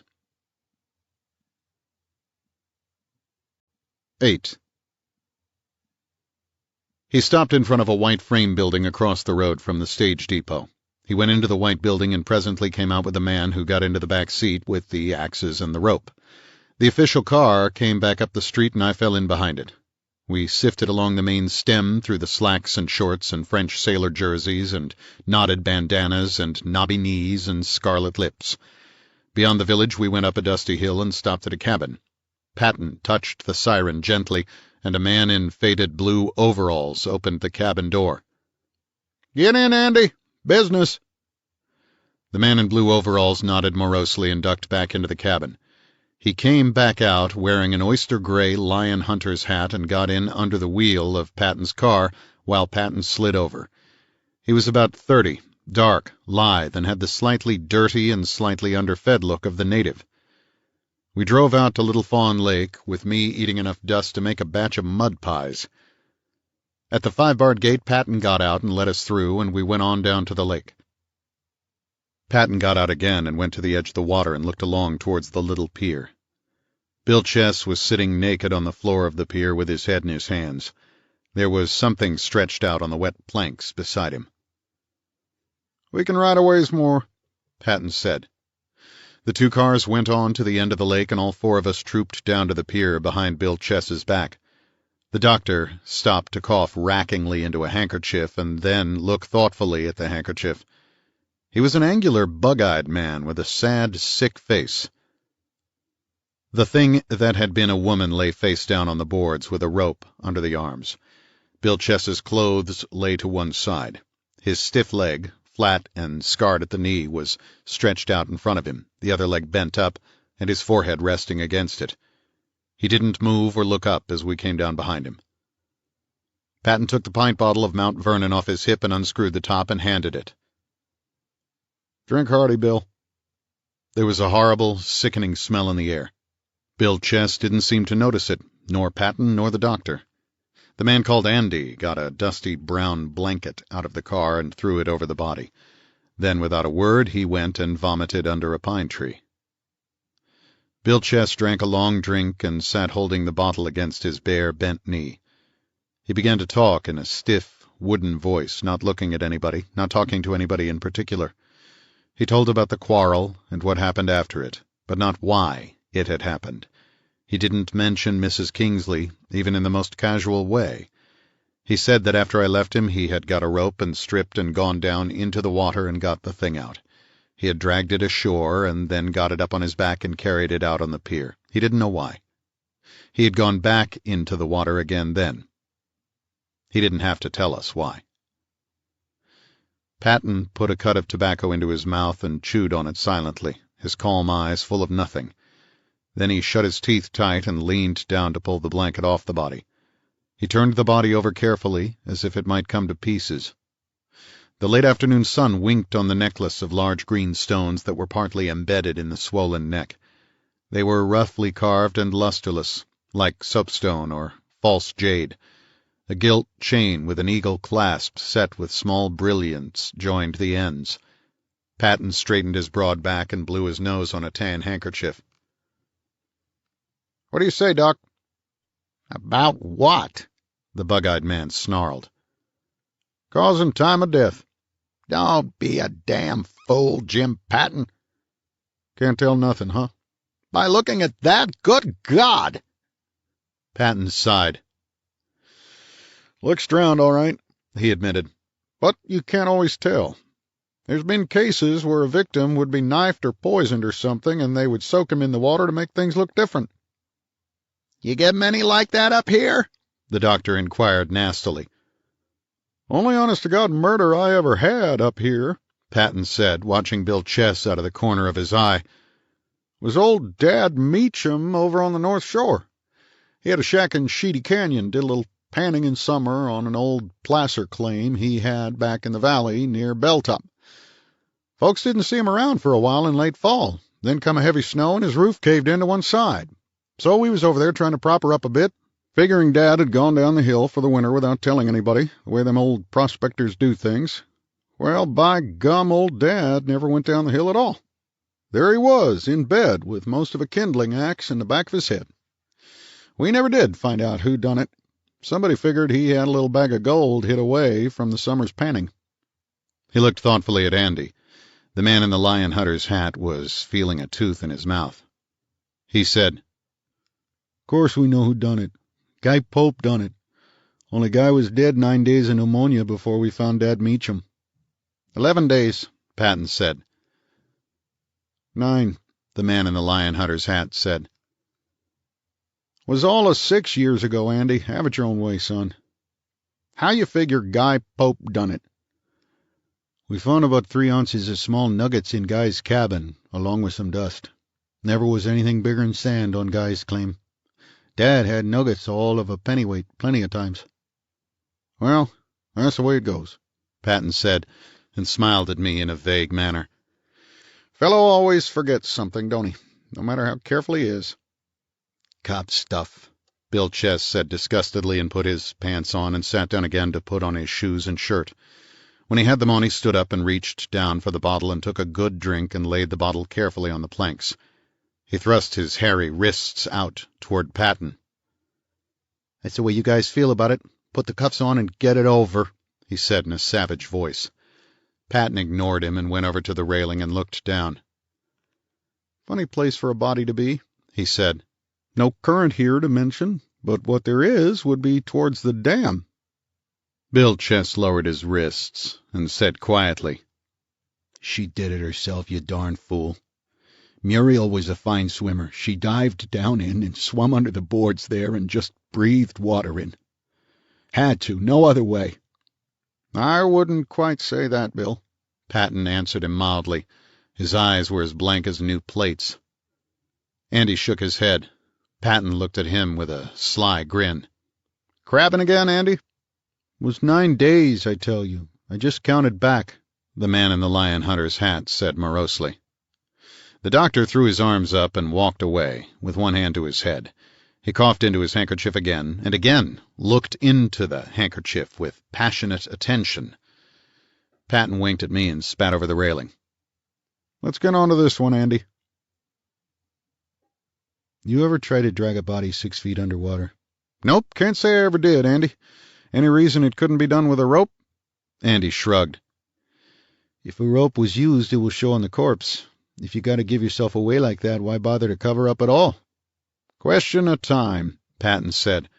Fellow has his arrangements to make. Bill Chess snarled at them and reached down for the whiskey. Looking at their solemn mountain faces, I couldn't tell what they were really thinking. Patton said absently, Something was said about a note.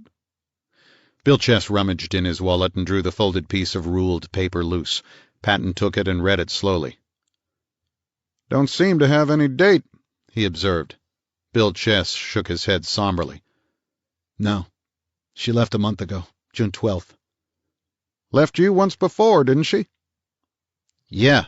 Bill Chess stared at him fixedly. I got drunk and stayed with a chippy, just before the first snow last December. She was gone a week and came back all prettied up. Said she just had to get away for a while and had been staying with a girl she used to work with in L.A. What was the name of this party? Patton asked. Never told me and I never asked her. What Muriel did was all silk with me. Sure. Note left that time, Bill? Patton asked smoothly. No. This note here looks middling old, Patton said, holding it up. I carried it a month, Bill Chess growled. Who told you she left me before? I forget, Patton said. You know how it is in a place like this. Not much folks don't notice, except maybe in summertime where there's a lot of strangers about. Nobody said anything for a while, and then Patton said absently, June 12th, you say she left? Or you thought she left? Did you say the folks across the lake were up here then? Bill Chess looked at me and his face darkened again. Ask this snoopy guy if he didn't already spill his guts to you. Patton didn't look at me at all. He looked at the line of mountains far beyond the lake. He said gently, Mr. Marlowe here didn't tell me anything at all, Bill, except how the body come up out of the water and who it was, and that Muriel went away, as you thought, and left a note you showed him.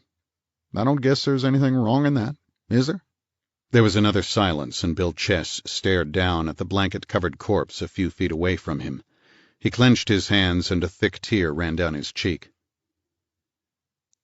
Mrs. Kingsley was here, he said. She went down the hill that same day. Nobody was in the other cabins. Perrys and Farkers ain't been up at all this year. Patton nodded and was silent. A kind of charged emptiness hung in the air, as if something that had not been said was plain to all of them and didn't need saying. Then Bill Chess said wildly, Take me in, you sons of bitches! Sure I did it. I drowned her. She was my girl and I loved her. I'm a heel. Always was a heel. Always will be a heel, but just the same I loved her. Maybe you guys wouldn't understand that. Just don't bother to try. Take me in, damn you! Nobody said anything at all. Bill Chess looked down at his hard brown fist. He swung it up viciously and hit himself in the face with all his strength. You rotten son of a bitch! He breathed in a harsh whisper. His nose began to bleed slowly. He stood and the blood ran down his lip, down the side of his mouth to the point of his chin. A drop fell sluggishly to his shirt. Patton said quietly, Got to take you down the hill for questioning, Bill. You know that. We ain't accusing you of anything, but the folks down there have got to talk to you. Bill Chess said heavily, Can I change my clothes? Sure. You go with him, Andy, and see what you can find to kind of wrap up what he got here. They went off along the path at the edge of the lake. The doctor cleared his throat and looked out over the water and sighed. You'll want to send the corpse down in my ambulance, Jim, won't you? Patton shook his head. Nope. This is a poor county, Doc. I figure the lady can ride cheaper than what you get for that ambulance. The doctor walked away from him angrily, saying over his shoulder, Let me know if you want me to pay for the funeral." "That ain't no way to talk," Patton sighed. 9. The Indian Head Hotel was a brown building on a corner across from the new dance hall. I parked in front of it and used its restroom to wash my face and hands and comb the pine needles out of my hair before I went into the drinking parlor that adjoined the lobby. The whole place was full to overflowing with males in leisure jackets and liquor breaths and females in high-pitched laughs, ox-blood fingernails and dirty knuckles. The manager of the joint, a low-budget tough guy in shirt sleeves and a mangled cigar, was prowling the room with watchful eyes. At the cash desk, a pale-haired man was fighting to get the war news on a small radio that was as full of static as the mashed potatoes were full of water. In the deep back corner of the room, a hillbilly orchestra of 5 pieces, dressed in ill-fitting white jackets and purple shirts, was trying to make itself heard above the brawl at the bar and smiling glassily into the fog of cigarette smoke and the blur of alcoholic voices. At Puma Point, summer, that lovely season, was in full swing. I gobbled what they called the regular dinner, drank a brandy to sit on its chest and hold it down, and went out onto the main street. It was still broad daylight, but some of the neon signs had been turned on, and the evening reeled with the cheerful din of motor horns, children screaming, bowls rattling, skee-balls clunking, 22s snapping merrily in shooting galleries, juke-boxes playing like crazy, and behind all this out on the lake the hard, barking roar of the speedboats, going nowhere at all and acting as though they were racing with death. In my Chrysler, a thin, serious-looking, brown-haired girl in dark slacks was sitting, smoking a cigarette, and talking to a dude ranch cowboy who sat on my running board. I walked around the car and got into it. The cowboy strolled away, hitching his jeans up. The girl didn't move. "I'm Bertie Keppel," she said cheerfully. "I'm the beautician here daytimes and evenings. I work on the Puma Point banner. Excuse me sitting in your car." "That's all right," I said. "You want to just sit, or you want me to drive you somewhere?" "You can drive down the road a piece where it's quieter, Mr. Marlowe, if you're obliging enough to talk to me." "Pretty good grapevine you've got up here," I said, and started the car. I drove down past the post office to a corner where a blue and white arrow marked telephone pointed down a narrow road towards the lake. I turned down that, drove down past the telephone office, which was a log cabin with a tiny railed lawn in front of it, past another small cabin, and pulled up in front of a huge oak tree that flung its branches all the way across the road and a good 50 feet beyond it. "This do, Miss Keppel?" "Mrs., but just call me Bertie. Everybody does. This is fine. Pleased to meet you, Mr. Marlowe. I see you come from Hollywood, that sinful city." She put a firm brown hand out, and I shook it. Clamping bobby pins into fat blondes had given her a grip like a pair of iceman's tongs. "I was talking to Doc Hollis," she said, "about poor Muriel Chess. I thought you could give me some details. I understand you found the body." "Bill Chess found it, really. I was just with him. You talked to Jim Patton?" "Not yet. He went down the hill. Anyway, I don't think Jim would tell me much." "He's up for re-election," I said, "and you're a newspaper woman." "Jim's no politician, Mr. Marlowe, and I could hardly call myself a newspaper woman. This little paper we get out up here is a pretty amateurish proposition." "Well, what do you want to know?" I offered her a cigarette and lit it for her. "You might just tell me the story." "I came up here with a letter from Darris Kingsley to look at his property. Bill Chess showed me around, got talking to me, told me his wife had moved out on him, and showed me the note she left. I had a bottle along, and he punished it. He was feeling pretty blue. The liquor loosened him up, but he was lonely and aching to talk anyway. That's how it happened. I didn't know him. Coming back around the end of the lake, we went out on the pier, and Bill spotted an arm waving out from under the planking down in the water. It turned out to belong to what was left of Muriel Chess. I guess that's all." "I understand from Doc Hollis she had been in the water a long time. Pretty badly decomposed and all that." "Yes. Probably the whole month he thought she had been gone. There's no reason to think otherwise. The note's a suicide note." "Any doubt about that, Mr. Marlowe?" I looked at her sideways. Thoughtful dark eyes looked out at me under fluffed-out brown hair. The dusk had begun to fall now, very slowly. It was no more than a slight change in the quality of the light. "I guess the police always have doubts in these cases," I said. How about you? "My opinion doesn't go for anything." But for what it's worth? "I only met Bill Chess this afternoon," I said. "He struck me as a quick-tempered lad, and from his own account he's no saint, but he seems to have been in love with his wife. And I can't see him hanging around there for a month, knowing she was rotting down in the water under that pier." Coming out of his cabin in the sunlight and looking along that soft blue water and seeing in his mind what was under it and what was happening to it, and knowing he put it there. No more can I, Bertie Keppel said softly. No more could anybody. And yet we know in our minds that such things have happened and will happen again. Are you in the real estate business, Mr. Marlowe? "No." What line of business are you in, if I may ask? "I'd rather not say." That's almost as good as saying, she said. Besides, Doc Hollis heard you tell Jim Patton your full name, and we have an L.A. City directory in our office. I haven't mentioned it to anyone. "That's nice of you," I said. And what's more, I won't, she said, if you don't want me to. "What does it cost me?" Nothing, she said. Nothing at all. I don't claim to be a very good newspaper woman, and we wouldn't print anything that would embarrass Jim Patton. Jim's the salt of the earth. But it does open up, doesn't it? "Don't draw any wrong conclusions," I said. "I had no interest in Bill Chess, whatever." No interest in Muriel Chess? "Why should I have any interest in Muriel Chess?" She snuffed her cigarette out carefully into the ashtray under the dashboard. Have it your own way, she said. But here's a little item you might like to think about, if you don't know it already. There was a Los Angeles copper named DeSoto up here about 6 weeks back. A big rough neck with damn poor manners. We didn't like him, and we didn't open up to him much. I mean, the three of us in the Banner office didn't. He had a photograph with him, and he was looking for a woman called Mildred Haviland, he said, on police business. It was an ordinary photograph, an enlarged snapshot, not a police photo. He said he had information the woman was staying up here. The photo looked a good deal like Muriel Chess. The hair seemed to be reddish and in a very different style than she has worn it here, and the eyebrows were all plucked to narrow arches, and that changes a woman a good deal. But it did look a good deal like Bill Chess's wife. I drummed on the door of the car, and after a moment I said, "What did you tell him?" We didn't tell him anything. First off, we couldn't be sure. Second, we didn't like his manner.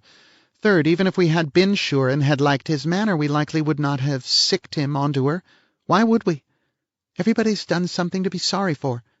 Take me. I was married once, to a professor of classical languages at Redlands University. She laughed lightly. "You might have got yourself a story," I said. Sure. But up here we're just people. "Did this man DeSoto see Jim Patton?" Sure, he must have. Jim didn't mention it. "Did he show you his badge?" She thought, and then shook her head. I don't recall that he did.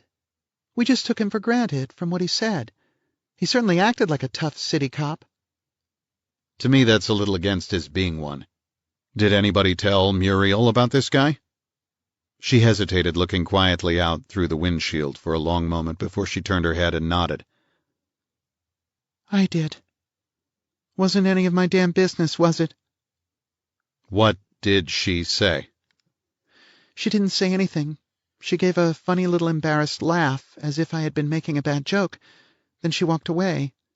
But I did get the impression that there was a queer look in her eyes, just for an instant. You still not interested in Muriel Chess, Mr. Marlowe? Why should I be? I never heard of her until I came up here this afternoon. Honest. And I never heard of anybody named Mildred Haviland either. Drive you back to town? Oh, no, thanks. I'll walk. It's only a few steps. Much obliged to you. I kind of hope Bill doesn't get into a jam, especially a nasty jam like this. She got out of the car and hung on one foot, then tossed her head and laughed. They say I'm a pretty good beauty operator, she said. I hope I am. As an interviewer, I'm terrible. Good night. I said good night, and she walked off into the evening. I sat there watching her until she reached the main street and turned out of sight. Then I got out of the Chrysler and went over towards the telephone company's little rustic building. 10. A tame doe deer with a leather dog collar on wandered across the road in front of me. I patted her rough, hairy neck and went into the telephone office. A small girl in slacks sat at a small desk working on the books. She got me the rate to Beverly Hills and the change for the coin box. The booth was outside against the front wall of the building. I hope you like it up here, she said. It's very quiet, very restful. I shut myself into the booth. For 90 cents, I could talk to Darris Kingsley for 5 minutes. He was at home, and the call came through quickly, but the connection was full of mountain static. "Find anything up there?" he asked me in a 3-highball voice. He sounded tough and confident again. "I've found too much," I said, "and not at all what we want. Are you alone?" "What does that matter?" "It doesn't matter to me, but I know what I'm going to say. You don't." "Well, get on with it, whatever it is," he said. I had a long talk with Bill Chess. He was lonely. His wife had left him a month ago. They had a fight, and he went out and got drunk, and when he came back, she was gone. She left a note saying she would rather be dead than live with him any more. "I guess Bill drinks too much," Kingsley's voice said from very far off. When he got back, both the women had gone. He has no idea where Mrs. Kingsley went. Lavery was up here in May, but not since. Lavery admitted that much himself. Lavery could, of course, have come up again while Bill was out getting drunk, but there wouldn't be a lot of point to that, and there would be 2 cars to drive down the hill. And I thought that possibly Mrs. K and Muriel Chess might have gone away together. Only Muriel also had a car of her own. But that idea, little as it was worth, has been thrown out by another development. Muriel Chess didn't go away at all. She went down into your little private lake. She came back up today. I was there. "Good God!" Kingsley sounded properly horrified. "You mean she drowned herself?" "Perhaps. The note she left could be a suicide note. It would read as well that way as the other. The body was stuck down under that old submerged landing below the pier. Bill was the one who spotted an arm moving down there while we were standing on the pier looking down into the water. He got her out. They've arrested him. The poor guy's pretty badly broken up." "Good God!" Kingsley said again. "I should think he would be. Does it look as if he—" He paused as the operator came in on the line and demanded another 45 cents. I put in 2 quarters and the line cleared. "Look as if he what?" Suddenly very clear, Kingsley's voice said, "Look as if he murdered her?" I said, "Very much." Jim Patton, the constable up here, doesn't like the note not being dated. It seems she left him once before over some woman. Patton sort of suspects Bill might have saved up an old note. Anyhow, they've taken Bill down to San Bernardino for questioning, and they've taken the body down to be post-mortemed. "And what do you think?" he asked slowly. "Well, Bill found the body himself. He didn't have to take me around by that pier. She might have stayed down in the water very much longer, or forever. The note could be old because Bill had carried it in his wallet and handled it from time to time, brooding over it. It could just as easily be undated this time as another time. I'd say notes like that are undated more often than not. The people who write them are apt to be in a hurry and not concerned with dates." "The body must be pretty far gone. What can they find out now?" "I don't know how well equipped they are. They can find out if she died by drowning, I guess. And whether there are any marks of violence that wouldn't be erased by water and decomposition. They could tell if she had been shot or stabbed. If the hyoid bone in the throat was broken, they could assume she was throttled. The main thing for us is that I'll have to tell why I came up here. I have to testify at an inquest."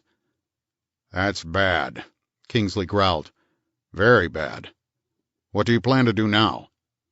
"On my way home I'll stop at the Prescott Hotel and see if I can pick up anything there. Were your wife and Muriel Chess friendly?" "I guess so. Crystal's easy enough to get along with most of the time. I hardly knew Muriel Chess." "Did you ever know anybody named Mildred Haviland?" "What?" I repeated the name. "No," he said. "Is there any reason why I should?" Every question I ask, you ask another right back, I said. No, there isn't any reason why you should know Mildred Haviland, especially if you hardly knew Muriel Chess. I'll call you in the morning. Do that, he said, and hesitated. I'm sorry you had to walk into such a mess, he added, and then hesitated again and said good night and hung up. The bell rang again immediately, and the long-distance operator told me sharply I had put in 5 cents too much money. I said the sort of thing I would be likely to put into an opening like that. She didn't like it. I stepped out of the booth and gathered some air into my lungs. The tame doe with the leather collar was standing in the gap in the fence at the end of the walk. I tried to push her out of the way, but she just leaned against me and wouldn't push. So I stepped over the fence and went back to the Chrysler and drove back to the village. There was a hanging light in Patton's headquarters, but the shack was empty, and his "back in 20 minutes" sign was still against the inside of the glass part of the door. I kept on going down to the boat landing and beyond to the edge of a deserted swimming beach. A few putt-putts and speed boats were still fooling around on the silky water. Across the lake, tiny yellow lights began to show in toy cabins perched on miniature slopes. A single bright star glowed low in the northeast above the ridge of the mountains. A robin sat on the spiked top of a 100-foot pine and waited for it to be dark enough for him to sing his good-night song. In a little while it was dark enough, and he sang and went away into the invisible depths of sky. I snapped my cigarette into the motionless water a few feet away and climbed back into the car and started back in the direction of Little Fawn Lake. 11. The gate across the private road was padlocked. I put the Chrysler between 2 pine trees and climbed the gate and pussy-footed along the side of the road until the glimmer of the little lake bloomed suddenly at my feet. Bill Chess's cabin was dark. The 3 cabins on the other side were abrupt shadows against the pale granite outcrop. Water gleamed white where it trickled across the top of the dam and fell almost soundlessly along the sloping outer face to the brook below. I listened and heard no other sound at all. The front door of the Chess cabin was locked. I padded along to the back and found a brute of a padlock hanging at that. I went along the walls, feeling window screens. They were all fastened. One window higher up was screenless, a small double cottage window halfway down the north wall. This was locked, too. I stood still and did some more listening. There was no breeze, and the trees were as quiet as their shadows. I tried a knife blade between the 2 halves of the small window. No soap. The catch refused to budge. I leaned against the wall and thought, and then suddenly I picked up a large stone and smacked it against the place where the 2 frames met in the middle. The catch pulled out of dry wood with a tearing noise. The window swung back into darkness. I heaved up on the sill and wangled a cramped leg over and edged through the opening. I rolled and let myself down into the room. I turned, grunting a little from the exertion at that altitude, and listened again. A blazing flashbeam hit me square in the eyes. A very calm voice said, "I'd rest right there, son. You must be all tuckered out." The flash pinned me against the wall like a squashed fly. Then a light switch clicked and a table lamp glowed. The flash went out. Jim Patton was sitting in an old brown Morris chair beside the table. A fringed brown scarf hung over the end of the table and touched his thick knee. He wore the same clothes he had worn that afternoon, with the addition of a leather jerkin, which must have been new once, say about the time of Grover Cleveland's first term. His hands were empty except for the flash. His eyes were empty. His jaws moved in gentle rhythm. "What's on your mind, son? Besides breaking and entering?" I poked a chair out and straddled it and leaned my arms on the back and looked around the cabin. "I had an idea," I said. "It looked pretty good for a while, but I guess I can learn to forget it." The cabin was larger than it had seemed from outside. The part I was in was the living room.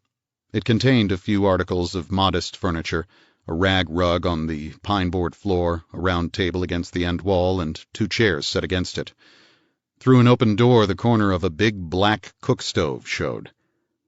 Patton nodded, and his eyes studied me without rancor. "I heard a car coming," he said. I knew it had to be coming here. You walk right nice, though. I didn't hear you walk worth a darn. I've been a mite curious about you, son." I said nothing. "I hope you don't mind me calling you son," he said. "I hadn't ought to be so familiar, but I got myself into the habit, and I can't seem to shake it. Anybody that don't have a long white beard and arthritis is son to me." I said he could call me anything that came to mind. I wasn't sensitive. He grinned. "There's a mess of detectives in the L.A. phone book," he said, "but only one of them is called Marlowe." "What made you look?" "I guess you might call it low-down curiosity. Added to which, Bill Chess told me you was some sort of dick. You didn't bother to tell me yourself." "I'd have got around to it," I said. "I'm sorry it bothered you." "It didn't bother me none. I don't bother at all easy. You got any identification with you?" I got my wallet out and showed him this and that. "Well, you got a good build on you for the work," he said, satisfied. "And your face don't tell a lot of stories. I guess you was aiming to search the cabin." "Yeah. I already pawed around considerable myself. Just got back and come straight here. That is, I stopped by my shack a minute and then come. I don't figure I could let you search the place, though." He scratched his ear. "That is, darn if I know whether I could or not. You tellin' who hired you?" "Darris Kingsley, to trace his wife. She skipped out on him a month ago. She started from here, so I started from here. She's supposed to have gone away with a man. The man denies it. I thought maybe something up here might give me a lead." "And did anything?" "No. She's traced pretty definitely as far as San Bernardino, and then El Paso. There the trail ends. But I've only just started." Patton stood up and unlocked the cabin door. The spicy smell of the pines surged in. He spat outdoors and sat down again and rumpled the mousy brown hair under his Stetson. His head with the hat off had the indecent look of heads that are seldom without hats. "You didn't have no interest in Bill Chess at all?" "None whatever." "I guess you fellows do a lot of divorce business," he said. "Kind of smelly work, to my notion." I let that ride. "Kingsley wouldn't have asked help from the police to find his wife, would he?" "Hardly," I said. "He knows her too well." "None of what you've been saying don't hardly explain your wanting to search Bill's cabin," he said judiciously. "I'm just a great guy to poke around." "Hell," he said, "you can do better than that." "Say I am interested in Bill Chess, then, but only because he's in trouble and rather a pathetic case, in spite of being a good deal of a heel. If he murdered his wife, there's something here to point that way. If he didn't, there's something to point that way, too." He held his head sideways, like a watchful bird. "As, for instance, what kind of thing?" "Clothes, personal jewelry, toilet articles, whatever a woman takes with her when she goes away, not intending to come back." He leaned back slowly. "But she didn't go away, son." "Then the stuff should still be here. But if it was still here, Bill would have noticed she hadn't taken it. He would know she hadn't gone away." "By gum, I don't like it either way," he said. "But if he murdered her," I said, "then he would have to get rid of the things she ought to have taken with her, if she had gone away." "And how do you figure he would do that, son?" The yellow lamplight made bronze of one side of his face.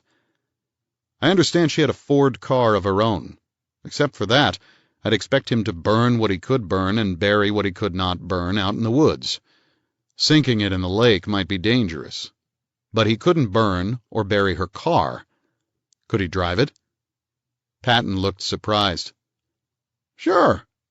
He can't bend his right leg at the knee, so he couldn't use the foot brake very handy, but he could get by with the handbrake.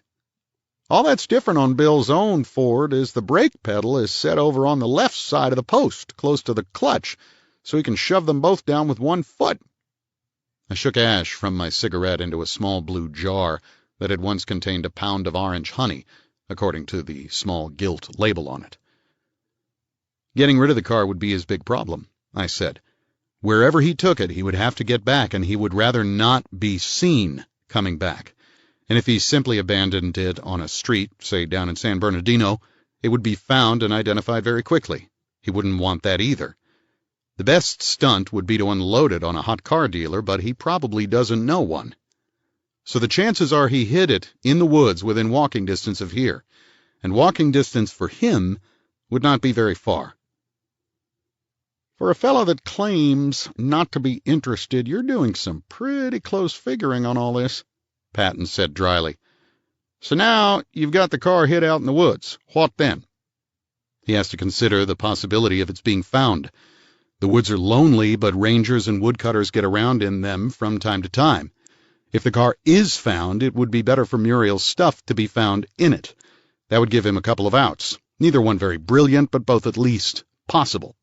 One, that she was murdered by some unknown party who fixed things to implicate Bill when and if the murder was discovered. Two, that Muriel did actually commit suicide, but fixed things so that he would be blamed. A revenge suicide. Patton thought all this over with calm and care. He went to the door to unload again. He sat down and rumpled his hair again. He looked at me with solid skepticism. The first one's possible, like you say, he admitted, but only just. And I don't have anybody in mind for the job. There's that little matter of the note to be got over. I shook my head. Say Bill already had the note from another time. Say she went away, as he thought, without leaving a note. After a month had gone by without any word from her, he might be just worried and uncertain enough to show the note, feeling it might be some protection to him in case anything had happened to her. He didn't say any of this, but he could have had it in his mind. Patton shook his head. He didn't like it. Neither did I. He said slowly, As to your other notion, it's just plain crazy. Killing yourself and fixing things so as somebody else would get accused of murdering you don't fit in with my simple ideas of human nature at all. Then your ideas of human nature are too simple, I said, because it has been done, and when it has been done, it has nearly always been done by a woman. Nope, he said. I'm a man 57 years old, and I've seen a lot of crazy people, but I don't go for that worth a peanut shell. What I like is that she did plan to go away and did write the note, but he caught her before she got clear and saw red and finished her off.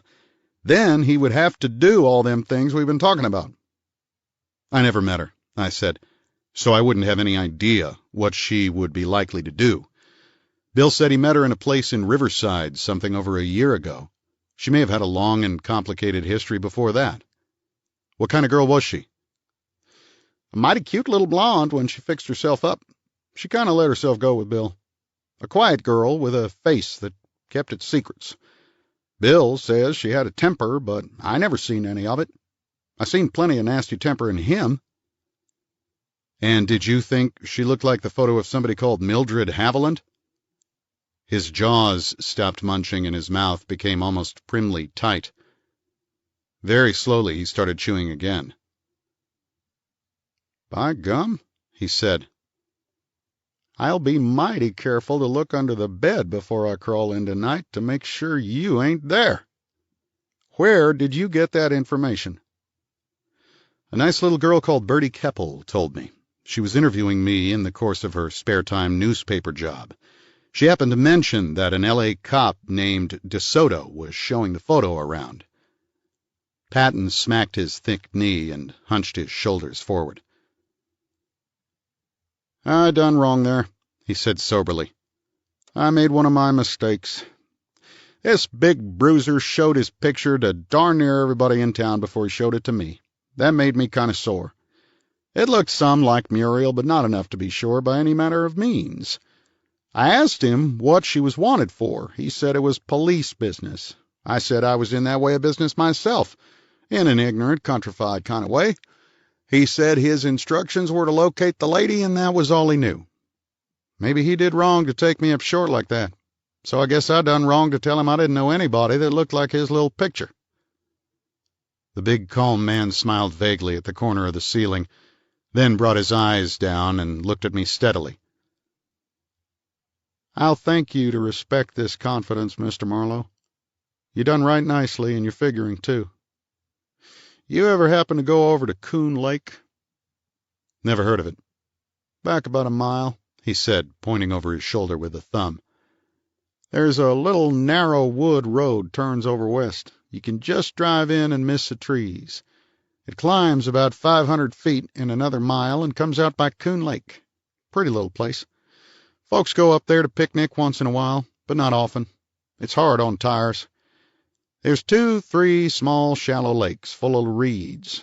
There's snow up there even now in the shady places. There's a bunch of old hand-hewn log cabins that's been falling down ever since I recall. And there's a big broken-down frame building that Montclair University used to use for a summer camp maybe years back.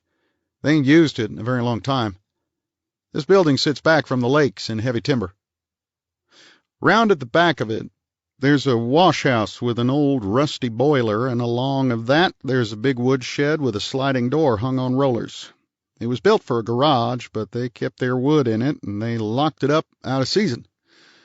Wood's one of the few things people will steal up here, but folks who might steal it off a pile wouldn't break a lock to get it. I guess you know what I found in that woodshed." "I thought you went down to San Bernardino." "Changed my mind. Didn't seem right to let Bill ride down there with his wife's body in the back of the car.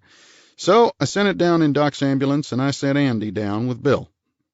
I figured I kind of ought to look around a little more before I put things up to the sheriff and the coroner." "Muriel's car was in the woodshed?" "Yep. And 2 unlocked suitcases in the car.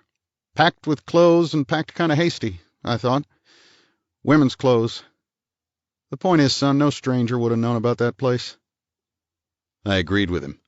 He put his hand into the slanting side pocket of his jerkin and brought out a small twist of tissue paper. He opened it up on his palm and held the hand out flat. "Take a look at this." I went over and looked. What lay on the tissue was a thin gold chain with a tiny lock hardly larger than a link of the chain. The gold had been snipped through, leaving the lock intact. The chain seemed to be about 7 inches long. There was white powder sticking to both chain and paper. "Where would you guess I found that?" Patton asked. I picked the chain up and tried to fit the cut ends together. They didn't fit. I made no comment on that, but moistened a finger and touched the powder and tasted it. "In a can or box of confectioner's sugar," I said. "The chain is an anklet. Some women never take them off, like wedding rings. Whoever took this one off didn't have the key." "What do you make of it?" "Nothing much," I said. "There wouldn't be any point in Bill cutting it off Muriel's ankle and leaving that green necklace on her neck. There wouldn't be any point in Muriel cutting it off herself, assuming she had lost the key and hiding it to be found. A search thorough enough to find it wouldn't be made unless her body was found first. If Bill cut it off, he would have thrown it into the lake. But if Muriel wanted to keep it and yet hide it from Bill, there's some sense in the place where it was hidden." Patton looked puzzled this time. "Why is that?" "Because it's a woman's hiding place. Confectioner's sugar is used to make cake icing. A man would never look there." "Pretty clever of you to find it, Sheriff." He grinned a little sheepishly. "Hell, and knocked the box over and some of the sugar spilled," he said. "Without that, I don't guess I ever would have found it." He rolled the paper up again and slipped it back into his pocket. He stood up with an air of finality. "You staying up here or going back to town, Mr. Marlowe?" "Back to town. Unless you want me for the inquest. I suppose you will." "That's up to the coroner, of course. If you'll kind of shut that window you bust in, I'll put this lamp out and lock up." I did what he said, and he snapped his flash on and put out the lamp. We went out, and he felt the cabin door to make sure the lock had caught. He closed the screen softly and stood looking across the moonlit lake. "I don't figure Bill meant to kill her," he said sadly. "He could choke a girl to death without meaning to at all. He has mighty strong hands. Once done, he has to use what brains God gave him to cover up what he done. I feel real bad about it. But that don't alter the facts and the probabilities. It's simple and natural, and the simple and natural things usually turn out to be right." I said, "I should think he would have run away. I don't see how he could stand it to stay here." Patton spat into the black velvet shadow of a manzanita bush. He said slowly, "He had a government pension, and he would have to run away from that, too. And most men can stand what they've got to stand when it steps up and looks them straight in the eye, like they're doing all over the world right now. Well, good night to you. I'm going to walk down to that little pier again and stand there a while in the moonlight and feel bad. A night like this, and we got to think about murders." He moved quietly off into the shadows and became one of them himself. I stood there until he was out of sight, and then went back to the locked gate and climbed over it. I got into the car and drove back down the road, looking for a place to hide. 12.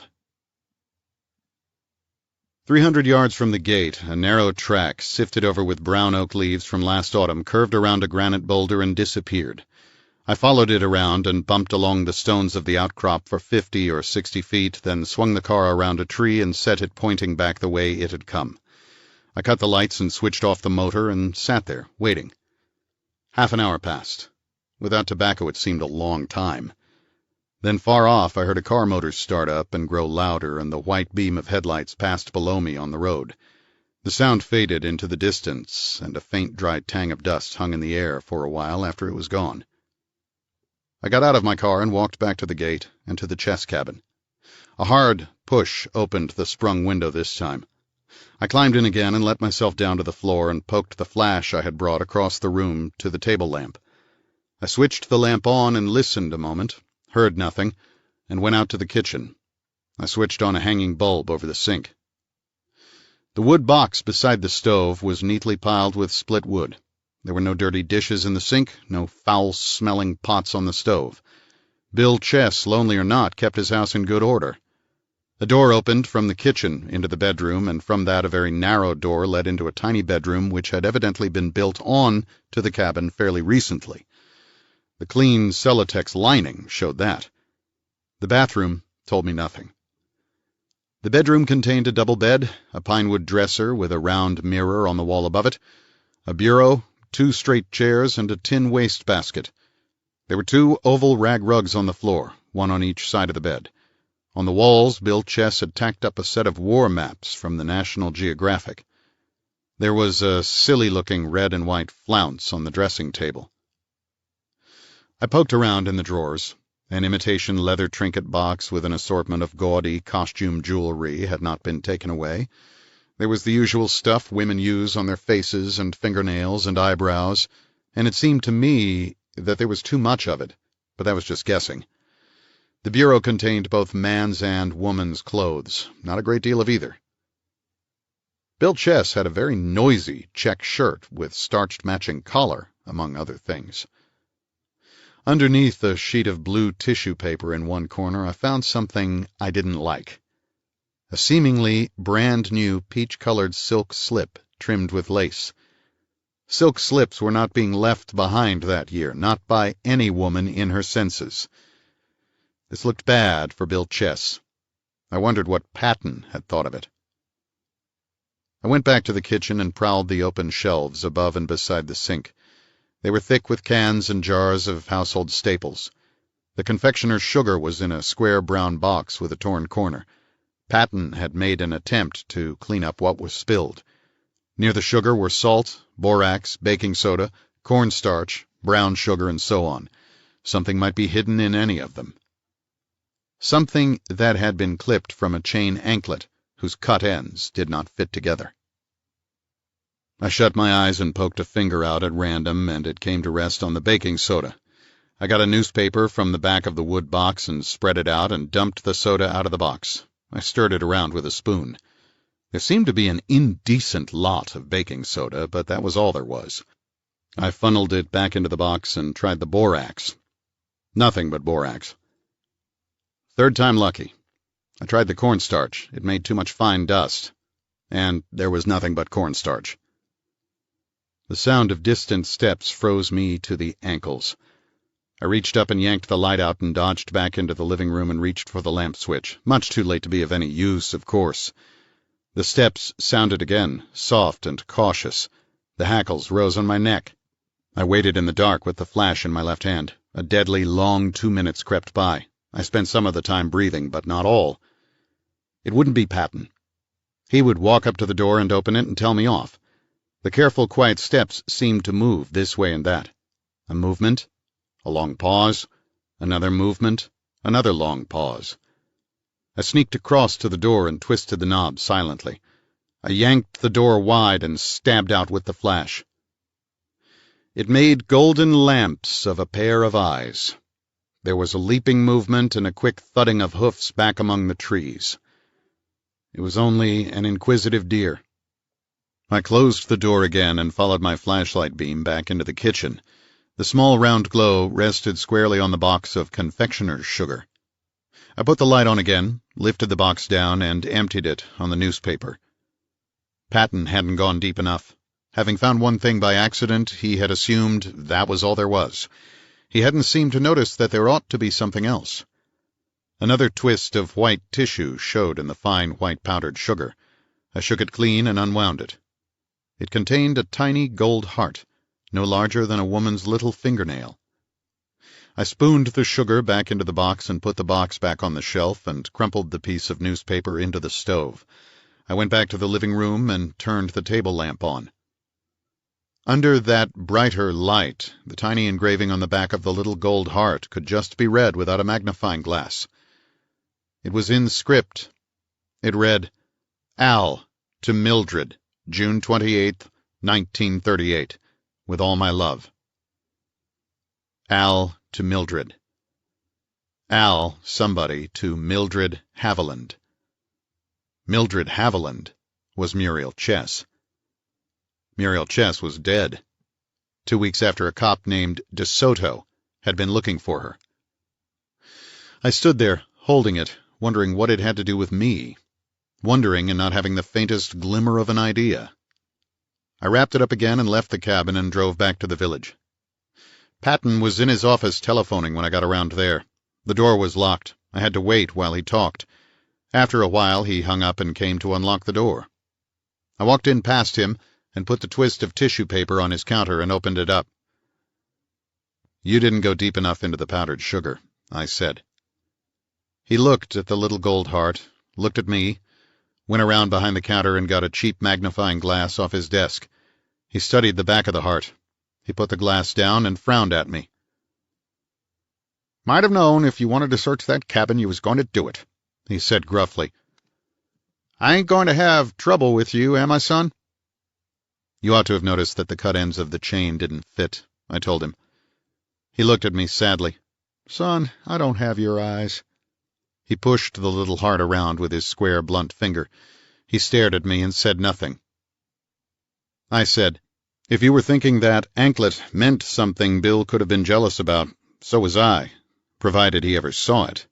But strictly on the cuff, I'm willing to bet he never did see it, and that he never heard of Mildred Haviland." Patton said slowly, "Looks like maybe I owe this DeSoto party an apology, don't it?" "If you ever see him," I said. He gave me another long, empty stare, and I gave it right back to him. "Don't tell me, son," he said. "Let me guess all for myself that you got a brand new idea about it." "Yeah. Bill didn't murder his wife." "No?" "No. She was murdered by somebody out of her past, somebody who had lost track of her, and then found it again, and found her married to another man and didn't like it, somebody who knew the country up here, as hundreds of people do who don't live here, and knew a good place to hide the car and the clothes, somebody who hated and could dissimulate, who persuaded her to go away with him, and when everything was ready and the note was written, took her around the throat and gave her what he thought was coming to her, and put her in the lake and went his way. Like it?" "Well," he said judiciously, "it does make things kind of complicated, don't you think? But there ain't anything impossible about it. Not one bit impossible." "When you get tired of it, let me know. I'll have something else," I said. "I'll just be doggone sure you will," he said, and for the first time since I had met him, he laughed. I said good night again and went out, leaving him there moving his mind around with the ponderous energy of a homesteader digging up a stump. 13. At somewhere around 11, I got down to the bottom of the grade and parked in one of the diagonal slots at the side of the Prescott Hotel in San Bernardino. I pulled an overnight bag out of the boot and had taken 3 steps with it when a bellhop in braided pants and a white shirt and black bow tie yanked it out of my hand. The clerk on duty was an egg-headed man with no interest in me or in anything else. He wore parts of a white linen suit, and he yawned as he handed me the desk pen and looked off into the distance, as if remembering his childhood. The hop and I rode a 4x4 elevator to the 2nd floor and walked a couple of blocks around corners. As we walked, it got hotter and hotter. The hop unlocked a door into a boys'-size room with one window on an air shaft. The air conditioner inlet up in the corner of the ceiling was about the size of a woman's handkerchief. The bit of ribbon tied to it fluttered weakly, just to show that something was moving. The hop was tall and thin and yellow and not young, and as cool as a slice of chicken in aspic. He moved his gum around in his face, put my bag on a chair, looked up at the grating, and then stood looking at me. He had eyes the color of a drink of water. "Maybe I ought to have asked for one of the dollar rooms," I said. "This one seems a mite close-fitting." "I reckon you're lucky to get one at all. This town's fair bulging at the seams." "Bring us up some ginger ale and glasses and ice," I said. "Us? That is, if you happen to be a drinking man." "I reckon I might take a chance this late." He went out. I took off my coat, tie, shirt, and undershirt and walked around in the warm draft from the open door. The draft smelled of hot iron. I went into the bathroom sideways, it was that kind of bathroom, and doused myself with tepid cold water. I was breathing a little more freely when the tall, languid hop returned with a tray. He shut the door, and I brought out a bottle of rye. He mixed a couple of drinks, and we made the usual insincere smiles over them and drank.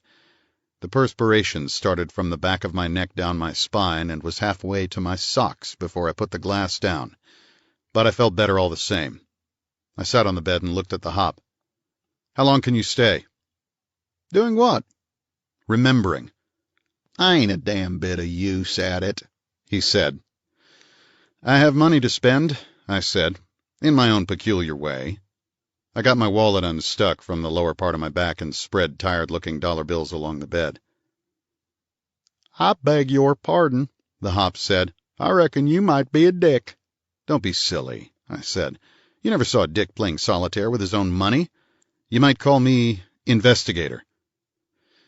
"I'm interested," he said. "The liquor makes my mind work." I gave him a dollar bill. "Try that on your mind." "And can I call you Big Tex from Houston?" "Amarillo," he said. "Not that it matters. And how you like my Texas drawl? It makes me sick, but I find people go for it." "Stay with it," I said. "It never lost anybody $1 yet." He grinned and tucked the folded dollar neatly into the watch pocket of his pants. "What were you doing on Friday, June 12th? I asked him. "Late afternoon or evening?" It was a Friday. He sipped his drink and thought, shaking the ice around gently and drinking past his gum. "I was right here. 6 to 12 shift," he said. "A woman, slim, pretty, blonde, checked in here and stayed until time for the night train to El Paso. I think she must have taken that because she was in El Paso Sunday morning. She came here driving a Packard Clipper registered to Crystal Grace Kingsley, 965 Carson Drive, Beverly Hills.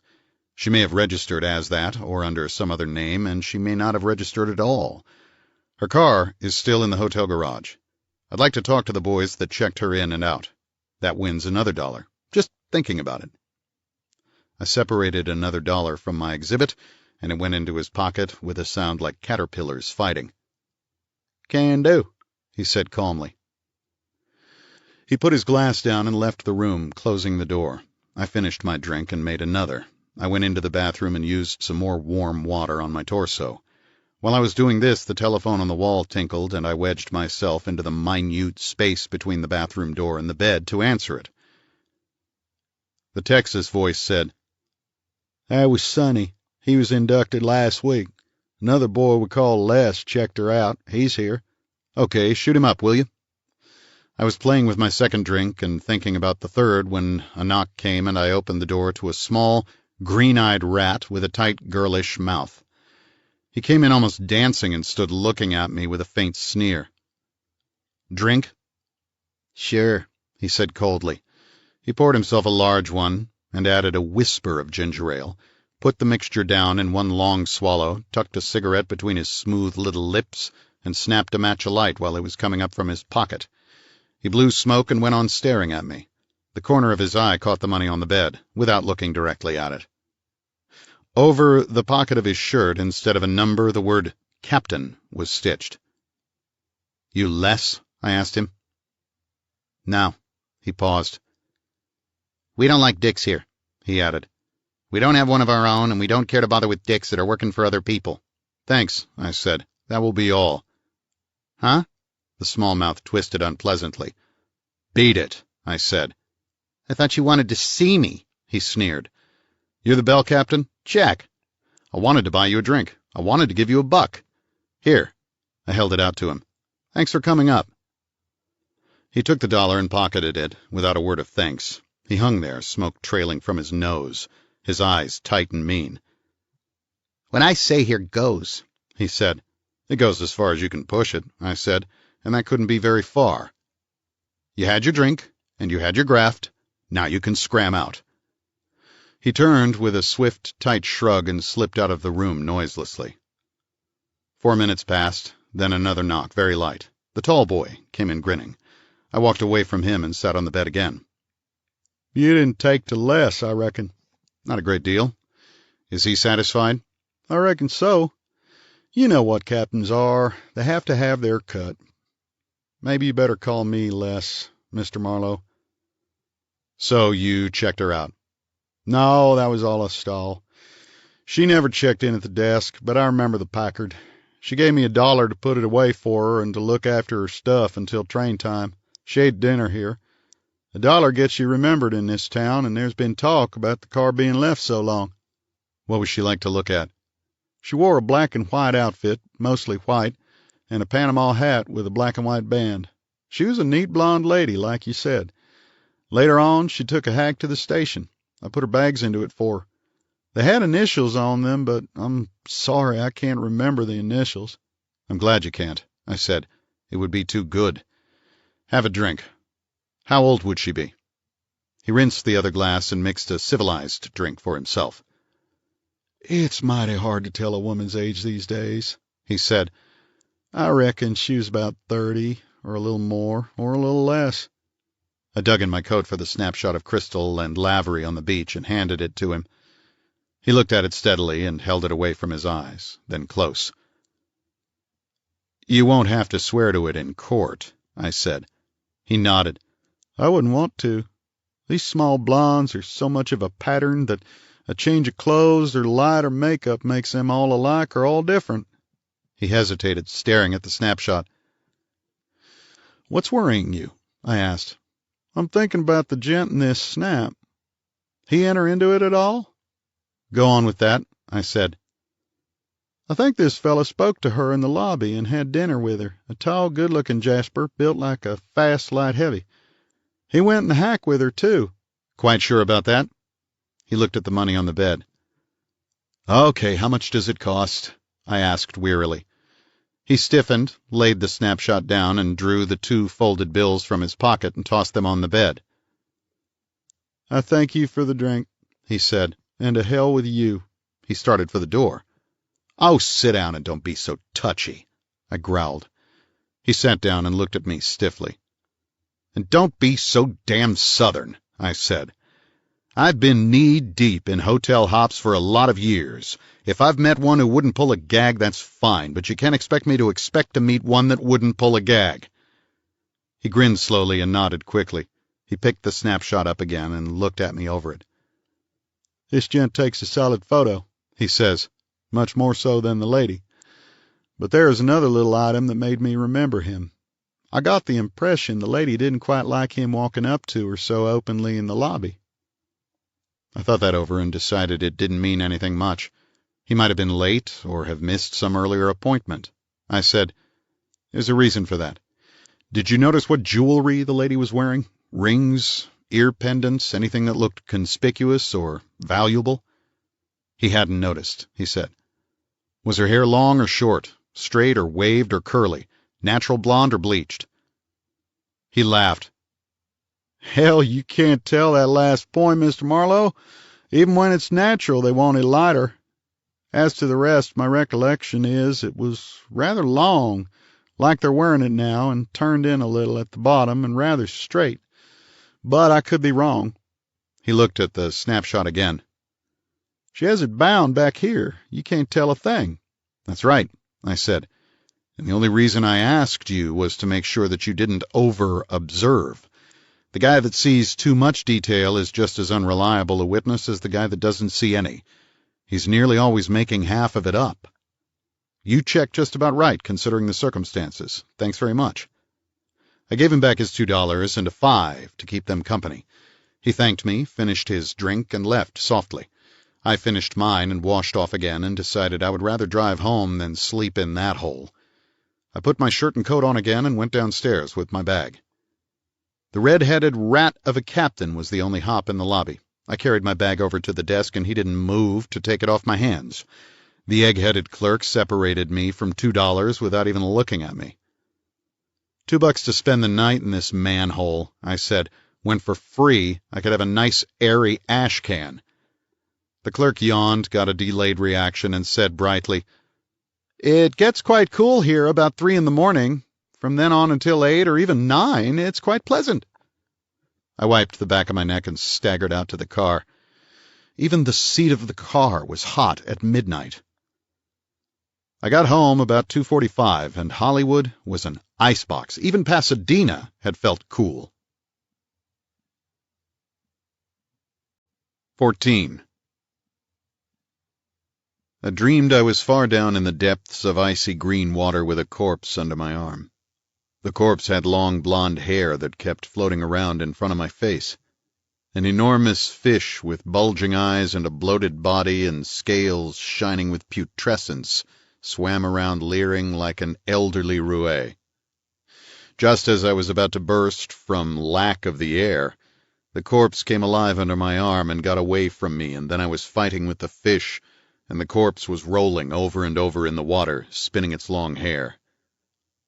I woke up with a mouthful of sheet and both hands hooked on the head frame of the bed and pulling hard. The muscles ached when I let go and lowered them. I got up and walked the room and lit a cigarette, feeling the carpet with bare toes. When I had finished the cigarette, I went back to bed. It was 9 o'clock when I woke up again. The sun was on my face. The room was hot. I showered and shaved and partly dressed and made the morning toast and eggs and coffee in the dinette. While I was finishing up, there was a knock at the apartment door. I went to open it with my mouth full of toast. It was a lean, serious-looking man in a severe gray suit. "Floyd Greer, Lieutenant, Central Detective Bureau," he said, and walked into the room. He put out a dry hand, and I shook it. He sat down on the edge of a chair, the way they do, and turned his hat in his hands and looked at me with the quiet stare they have. "We got a call from San Bernardino about that business up at Puma Lake. Drowned woman. Seems you were on hand when the body was discovered." I nodded and said, "Have some coffee?" "No, thanks. I had breakfast 2 hours ago." I got my coffee and sat down across the room from him. "They asked us to look you up," he said. "Give them a line on you." "Sure." "So we did that. Seems like you have a clean bill of health, so far as we are concerned. Kind of coincidence a man in your line would be around when the body was found." "I'm like that," I said. "Lucky." "So I just thought I'd drop around and say howdy." "That's fine. Glad to know you, Lieutenant." "Kind of a coincidence," he said again, nodding. "You up there on business, so to speak?" "If I was," I said, "my business had nothing to do with the girl who was drowned, so far as I know." "But you couldn't be sure?" "Until you've finished with a case, you can't ever be quite sure what its ramifications are, can you?" "That's right." He circled his hat brim through his fingers again, like a bashful cowboy. There was nothing bashful about his eyes. "I'd like to feel sure that if these ramifications you speak of happened to take in this drowned woman's affairs, you would put us wise." "I hope you can rely on that," I said. He bulged his lower lip with his tongue. "We'd like a little more than a hope. At the present time, you don't care to say? At the present time, I don't know anything that Patton doesn't know. Who's he? The constable up at Puma Point. The lean, serious man smiled tolerantly. He cracked a knuckle and after a pause said, The San Bernardino DA will likely want to talk to you before the inquest, but that won't be very soon. Right now, they're trying to get a set of prints. We lent them a technical man. That will be tough. The body's pretty far gone. It's done all the time, he said. They worked out the system back in New York, where they're all the time pulling in floaters. They cut patches of skin off the fingers and harden them in a tanning solution and make stamps. It works well enough as a rule. You think this woman had a record of some kind? Why, we always take prints of a corpse, he said. You ought to know that. I said, I didn't know the lady. If you thought I did, and that was why I was up there, there's nothing in it. But you wouldn't care to say just why you were up there, he persisted. So you think I'm lying to you, I said. He spun his hat on a bony forefinger. You got me wrong, Mr. Marlowe. We don't think anything at all. What we do is investigate and find out. This stuff is just routine. You ought to know that. You've been around long enough. He stood up and put his hat on. You might let me know if you have to leave town. I'd be obliged. I said I would and went to the door with him. He went out with a duck of his head and a sad half-smile. I watched him drift languidly down the hall and punch the elevator button. I went back out to the dinette to see if there was any more coffee. There was about 2/3 of a cup. I added cream and sugar and carried my cup over to the telephone. I dialed police headquarters downtown and asked for the Detective Bureau and then for Lieutenant Floyd Greer. The voice said, Lieutenant Greer is not in the office. Anybody else do? DeSoto in? Who? I repeated the name. What's his rank and department? Plainclothes, something or other. Hold the line. I waited. The burring male voice came back after a while and said, What's the gag? We don't have a DeSoto on the roster. Who's this talking? I hung up, finished my coffee, and dialed the number of Darris Kingsley's office. The smooth and cool Miss Fromsett said he had just come in and put me through without a murmur. Well, he said, loud and forceful at the beginning of a fresh day. What did you find out at the hotel? She was there all right, and Lavery met her there. The hop who gave me the dope brought Lavery into it himself without any prompting from me. He had dinner with her and went with her in a cab to the railroad station. Well, I ought to have known he was lying, Kingsley said slowly. I got the impression he was surprised when I told him about the telegram from El Paso.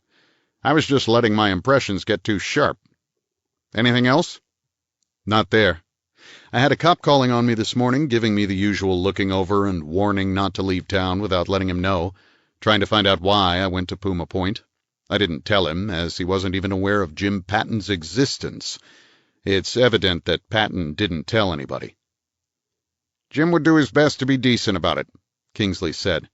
Why were you asking me last night about some name, Mildred something or other? I told him, making it brief. I told him about Muriel Chess's car and clothes being found and where. That looks bad for Bill, he said. I know Coon Lake myself, but it would never have occurred to me to use that old woodshed, or even that there was an old woodshed. It not only looks bad, it looks premeditated. I disagree with that. Assuming he knew the country well enough, it wouldn't take him any time to search his mind for a likely hiding place. He was very restricted as to distance. Maybe. What do you plan to do now? He asked.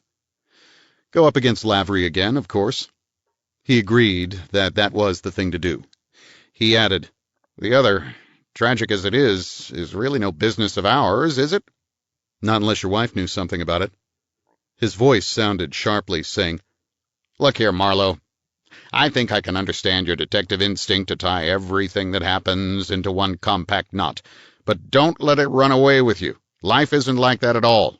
Not life as I have known it. Better leave the affairs of the Chess family to the police and keep your brains working on the Kingsley family. Okay, I said. I don't mean to be domineering, he said. I laughed heartily, said goodbye, and hung up. I finished dressing and went down to the basement for the Chrysler. I started for Bay City again. 15. I drove past the intersection of Altair Street to where the cross street continued to the edge of the canyon and ended in a semicircular parking place with a sidewalk and a white wooden guard fence around it. I sat there in the car a little while, thinking, looking out to sea and admiring the blue-gray fall of the foothills towards the ocean. I was trying to make up my mind whether to try handling Lavery with a feather or go on using the back of my hand and the edge of my tongue. I decided I could lose nothing by the soft approach. If that didn't produce for me, and I didn't think it would, nature could take its course and we could bust up the furniture. The paved alley that ran along halfway down the hill below the houses on the outer edge was empty. Below that, on the next hillside street, a couple of kids were throwing a boomerang up the slope and chasing it with the usual amount of elbowing and mutual insult. Farther down still, a house was enclosed in trees and a red brick wall. There was a glimpse of washing on the line in the backyard, and two pigeons strutted along the slope of the roof, bobbing their heads. A blue and tan bus trundled along the street in front of the brick house and stopped, and a very old man got off with slow care and settled himself firmly on the ground and tapped with a heavy cane before he started to crawl back up the slope. The air was clearer than yesterday. The morning was full of peace. I left the car where it was and walked along Altair Street to number 623. The Venetian blinds were down across the front windows, and the place had a sleepy look. I stepped down over the Korean moss and punched the bell, and saw that the door was not quite shut. It had dropped in its frame, as most of our doors do, and the spring bolt hung a little on the lower edge of the lock plate. I remembered that it had wanted to stick the day before when I was leaving. I gave the door a little push, and it moved inward with a light click. The room beyond was dim, but there was some light from west windows. Nobody answered my ring. I didn't ring again. I pushed the door a little wider and stepped inside.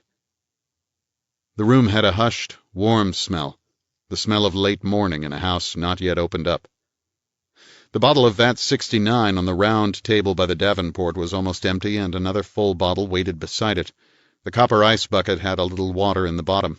2 glasses had been used, and half a siphon of carbonated water. I fixed the door about as I had found it, and stood there and listened. If Lavery was away, I thought I would take a chance and frisk the joint. I didn't have anything much on him, but it was probably enough to keep him from calling the cops. In the silence, time passed. It passed in the dry whir of the electric clock on the mantel, in the far-off toot of an auto horn on Astor Drive, in the hornet drone of a plane over the foothills across the canyon, in the sudden lurch and growl of the electric refrigerator in the kitchen. I went farther into the room and stood peering around and listening and hearing nothing except those fixed sounds belonging to the house and having nothing to do with the humans in it. I started along the rug, towards the archway at the back. A hand in a glove appeared on the slope of the white metal railing at the edge of the archway where the stairs went down. It appeared and stopped.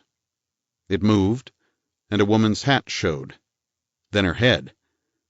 The woman came quietly up the stairs. She came all the way up, turned through the arch, and still didn't seem to see me. She was a slender woman of uncertain age, with untidy brown hair, a scarlet mess of a mouth, too much rouge on her cheekbones, shadowed eyes. She wore a blue tweed suit that looked like the Dickens, with a purple hat that was doing its best to hang on to the side of her head.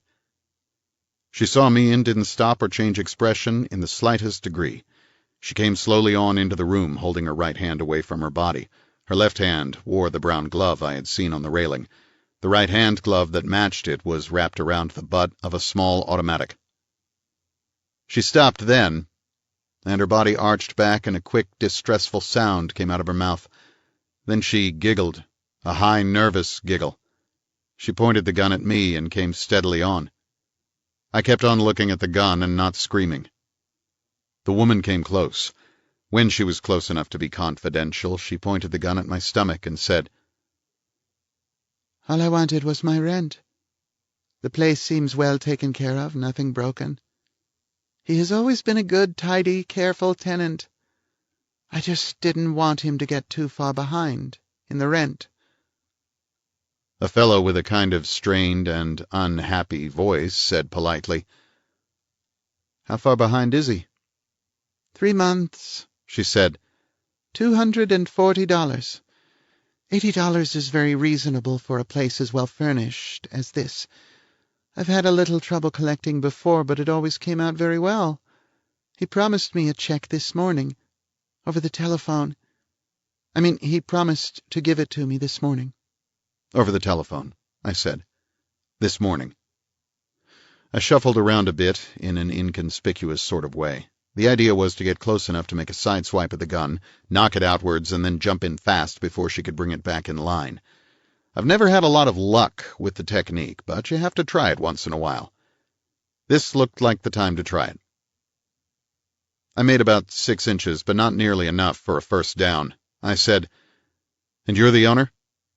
I didn't look at the gun directly. I had a very faint hope that she didn't know she was pointing it at me. Why, certainly. I'm Mrs. Fallbrook. Who did you think I was?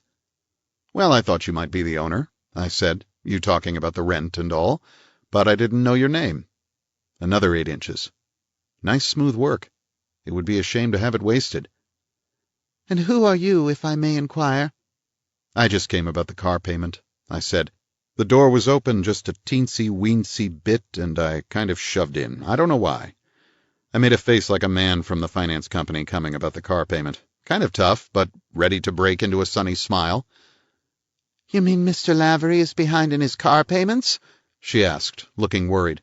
A little, not a great deal, I said soothingly. I was all set now. I had the reach, and I ought to have the speed. All it needed was a clean, sharp sweep inside the gun and outward. I started to take my left foot out of the rug. You know, she said, it's funny about this gun.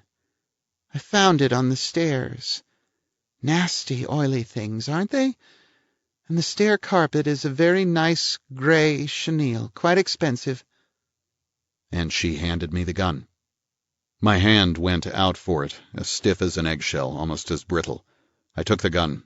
She sniffed with distaste at the glove which had been wrapped around the butt. She went on talking in exactly the same tone of cockeyed reasonableness. My knees cracked, relaxing. Well, of course, it's much easier for you, she said. About the car, I mean. You can just take it away if you have to. But taking a house with nice furniture in it isn't so easy. It takes time and money to evict a tenant. There is apt to be bitterness, and things get damaged, sometimes on purpose. The rug on this floor cost over $200, second-hand. It's only a jute rug, but it has a lovely coloring, don't you think? You'd never know it was only jute, second-hand. But that's silly, too, because they're always second-hand after you've used them. And I walked over here, too, to save my tires for the government. I could have taken a bus part way, but the darn things never come along, except going in the wrong direction. I hardly heard what she said. It was like surf breaking beyond a point, out of sight. The gun had my interest. I broke the magazine out. It was empty. I turned the gun and looked into the breech. That was empty, too. I sniffed the muzzle. It reeked. I dropped the gun into my pocket. A 6-shot 25 caliber automatic, emptied out.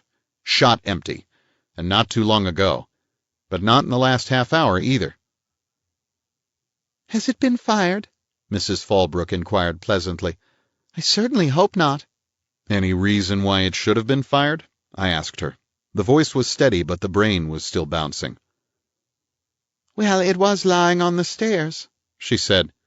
After all, people do fire them. How true that is, I said. But Mr. Lavery probably had a hole in his pocket.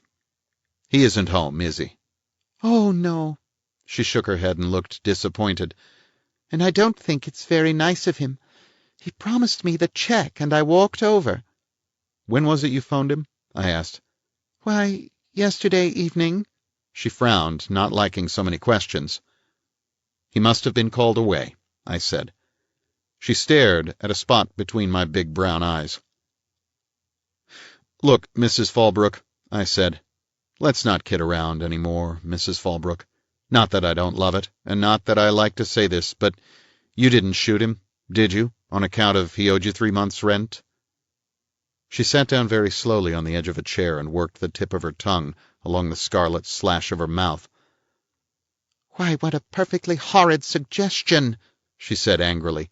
"I don't think you are nice at all. Didn't you say the gun had not been fired?" All guns have been fired sometime. All guns have been loaded sometime. This one is not loaded now. "Well, then," she made an impatient gesture and sniffed at her oily glove. "Okay, my idea was wrong. Just a gag anyway. Mr. Lavery was out and you went through the house. Being the owner, you have a key. Is that correct?" "I didn't mean to be interfering," she said, biting a finger. "Perhaps I ought not to have done it, but I have a right to see how things are kept." "Well, you looked. And you're sure he's not here?" "I didn't look under the beds or in the ice-box," she said coldly. "I called out from the top of the stairs when he didn't answer my ring. Then I went down to the lower hall and called out again. I even peeped into the bedroom." She lowered her eyes as if bashfully and twisted a hand on her knee. "Well, that's that," I said. She nodded brightly. "Yes, that's that. And what did you say your name was?" "Vance," I said. "Philo Vance." "And what company are you employed with, Mr. Vance?"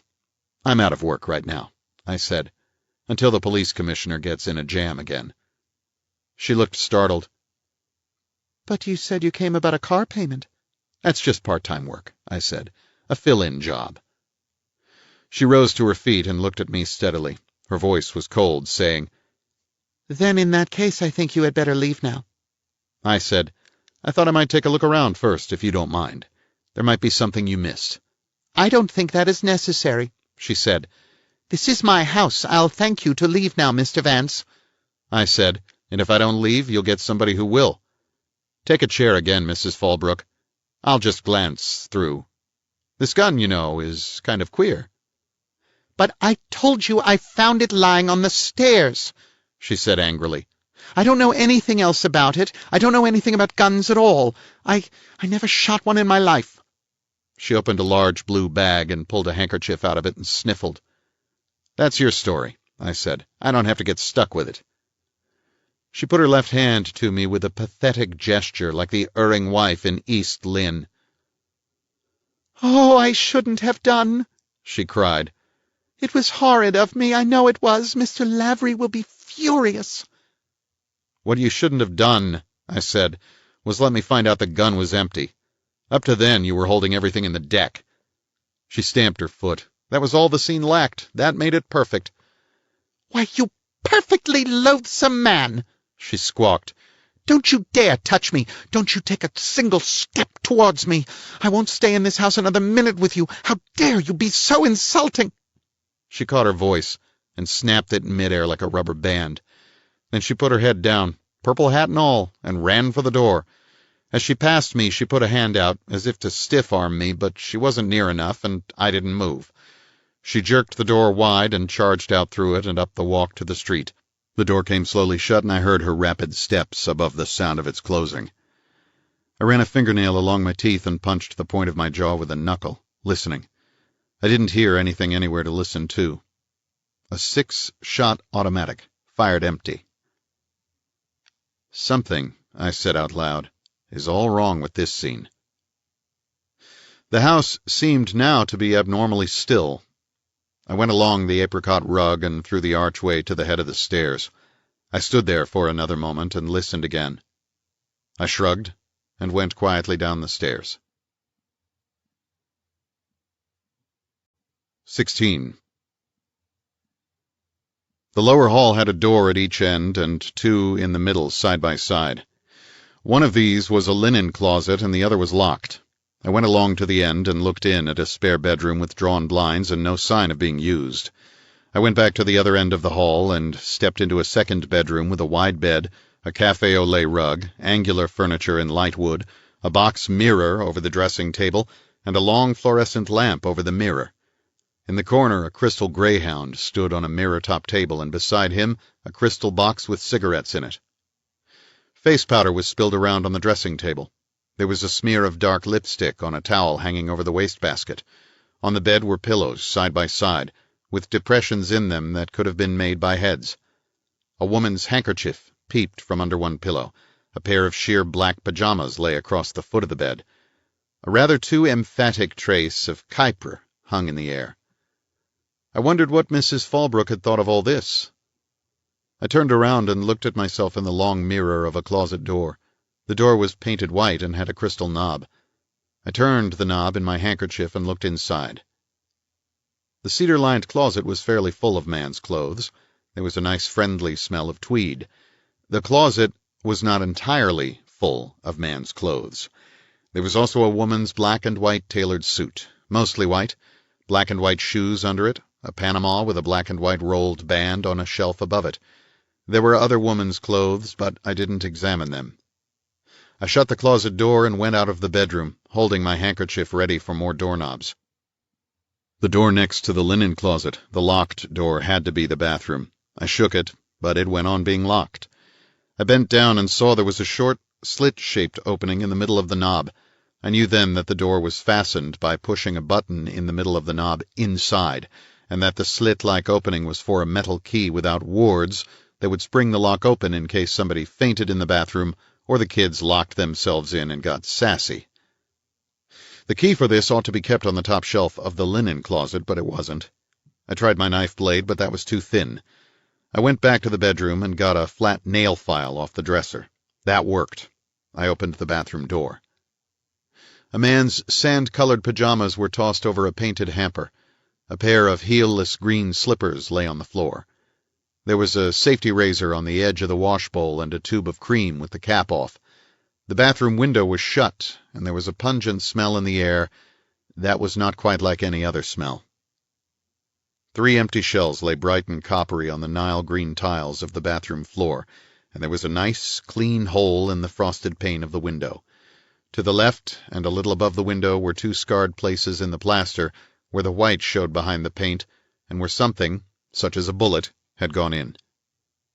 The shower curtain was green and white-oiled silk, and it hung on shiny chromium rings, and it was drawn across the shower opening. I slid it aside, the rings making a thin scraping noise which for some reason sounded indecently loud. I felt my neck creak a little as I bent down. He was there, all right. There wasn't anywhere else for him to be. He was huddled in the corner under the 2 shining faucets, and water dripped slowly on his chest from the chromium showerhead. His knees were drawn up but slack. The 2 holes in his naked chest were dark blue, and both of them were close enough to his heart to have killed him. The blood seemed to have been washed away. His eyes had a curiously bright and expectant look, as if he smelled the morning coffee and would be coming right out. Nice, efficient work. You have just finished shaving and stripped for the shower, and you are leaning in against the shower curtain and adjusting the temperature of the water. The door opens behind you and somebody comes in. The somebody appears to have been a woman. She has a gun. You look at the gun, and she shoots it. She misses with 3 shots. It seems impossible at such short range, but there it is.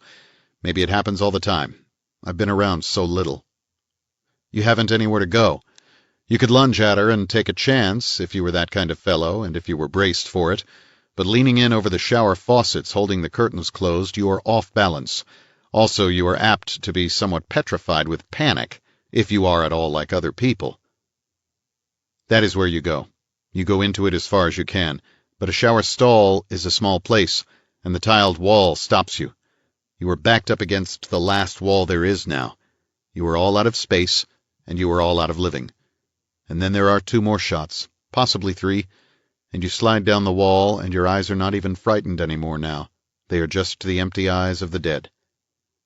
She reaches in and turns the shower off. She sets the lock of the bathroom door. On her way out of the house, she throws the empty gun on the stair carpet. She should worry. It is probably your gun. Is that right?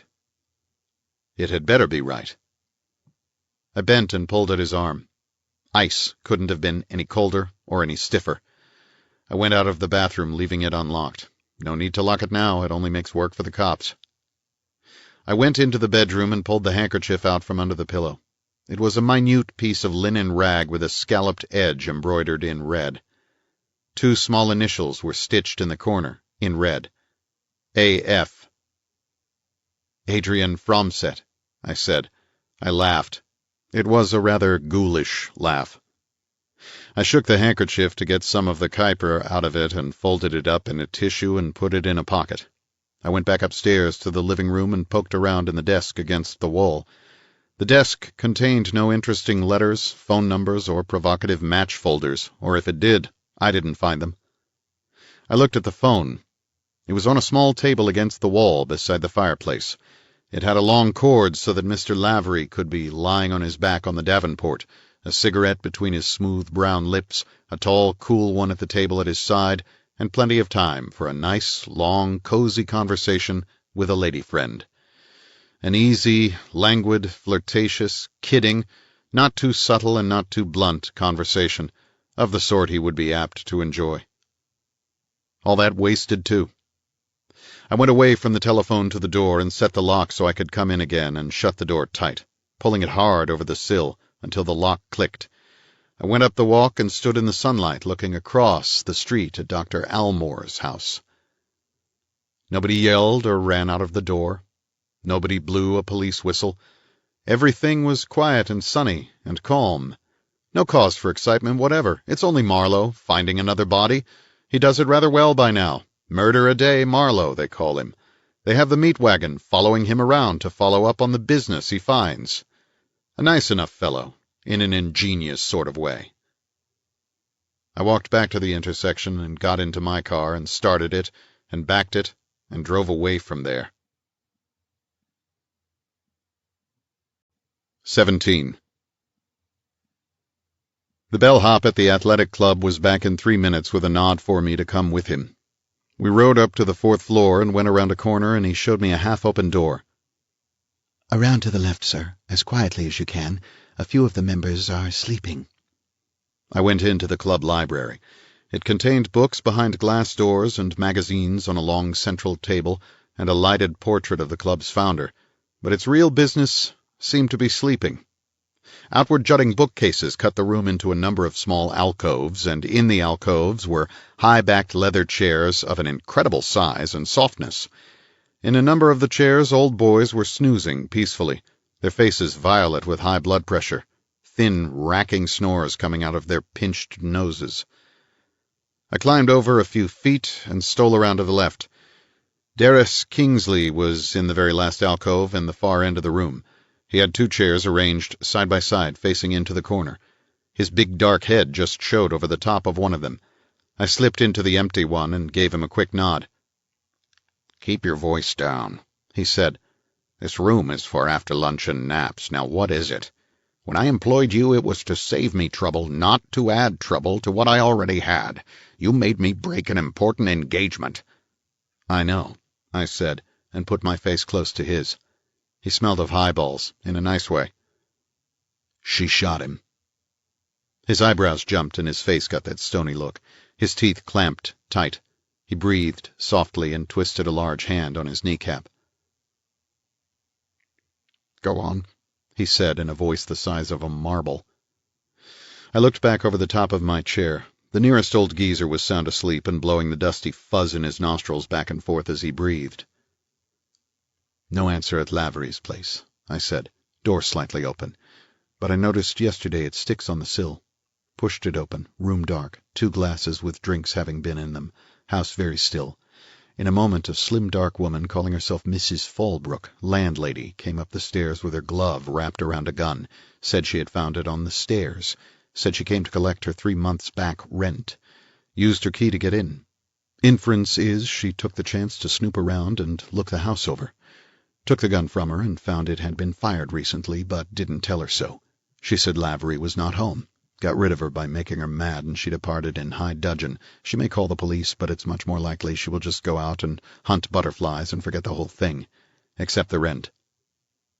I paused. Kingsley's head was turned towards me, and his jaw muscles bulged with the way his teeth were clamped. His eyes looked sick. I went downstairs. Signs of a woman having spent the night. Pajamas, face powder, perfume, and so on. Bathroom locked, but got it open. 3 empty shells on the floor, 2 shots in the wall, 1 in the window. Lavery in the shower stall, naked and dead. "My God!" Kingsley whispered. "Do you mean to say he had a woman with him last night, and she shot him this morning in the bathroom? Just what did you think I was trying to say? I asked. Keep your voice down, he groaned. It's a shock, naturally. Why in the bathroom? Keep your own voice down, I said. Why not in the bathroom? Could you think of a place where a man would be more completely off guard? He said, You don't know that a woman shot him. I mean, you're not sure, are you? No, I said. That's true. It might have been somebody who used a small gun and emptied it carelessly to look like a woman's work. The bathroom is downhill, facing outwards on space, and I don't think shots down there would be easily heard by anyone not in the house. The woman who spent the night might have left, or there need not have been any woman at all. The appearances could have been faked. You might have shot him. What would I want to shoot him for? He almost bleated, squeezing both kneecaps hard. I'm a civilized man. That didn't seem to be worth an argument either. I said, Does your wife own a gun? He turned a drawn, miserable face to me and said hollowly, Good God, man, you can't really think that. Well, does she? He got the words out in small, gritty pieces. Yes, she does. A small automatic. You buy it locally? I didn't buy it at all. I took it away from a drunk at a party in San Francisco a couple of years ago. He was waving it around with an idea that was very funny. I never gave it back to him. He pinched his jaw hard until his knuckles whitened. He probably doesn't even remember how or when he lost it. He was that kind of a drunk. This is working out almost too neatly, I said. Could you recognize this gun? He thought hard, pushing his jaw out and half closing his eyes. I looked back over the chairs again. One of the elderly snoozers had waked himself up with a snort that almost blew him out of his chair. He coughed, scratched his nose with a thin, dried-up hand, and fumbled a gold watch out of his vest. He peered at it bleakly, put it away, and went to sleep again. I reached in my pocket and put the gun in Kingsley's hand. He stared down at it miserably. I don't know, he said slowly. It's like it, but I can't tell. There's a serial number on the side, I said. Nobody remembers the serial numbers of guns. I was hoping you wouldn't, I said. It would have worried me very much. His hand closed around the gun, and he put it down beside him in the chair. The dirty rat, he said softly. I suppose he ditched her. I don't get it, I said. The motive was inadequate for you on account of you're a civilized man, but it was adequate for her. It's not the same motive, he snapped, and women are more impetuous than men. Like cats are more impetuous than dogs. How? Some women are more impetuous than some men, that's all that means. We'll have to have a better motive if you want your wife to have done it. He turned his head enough to give me a level stare in which there was no amusement. White crescents were bitten into the corners of his mouth. This doesn't seem to me a very good spot for the light touch, he said. We can't let the police have this gun. Crystal had a permit and the gun was registered, so they will know the number even if I don't. We can't let them have it. But Mrs. Fallbrook knows I had the gun. He shook his head stubbornly. We'll have to chance that. Yes, I know you're taking a risk. I intend to make it worth your while. If the setup were possible for suicide, I'd say put the gun back, but the way you tell it, it isn't. No, he'd have to have missed himself with the first 3 shots. But I can't cover up a murder, even for a $10 bonus. The gun will have to go back. I was thinking of more money than that, he said quietly. I was thinking of $500. Just what did you expect to buy with it? He leaned close to me. His eyes were serious and bleak, but not hard. Is there anything in Lavery's place, apart from the gun, that might indicate Crystal has been there lately? A black and white dress and a hat like the bellhop in Bernardino described on her. There may be a dozen things I don't know about. There almost certainly will be fingerprints. You say she was never printed, but that doesn't mean they won't get her prints to check.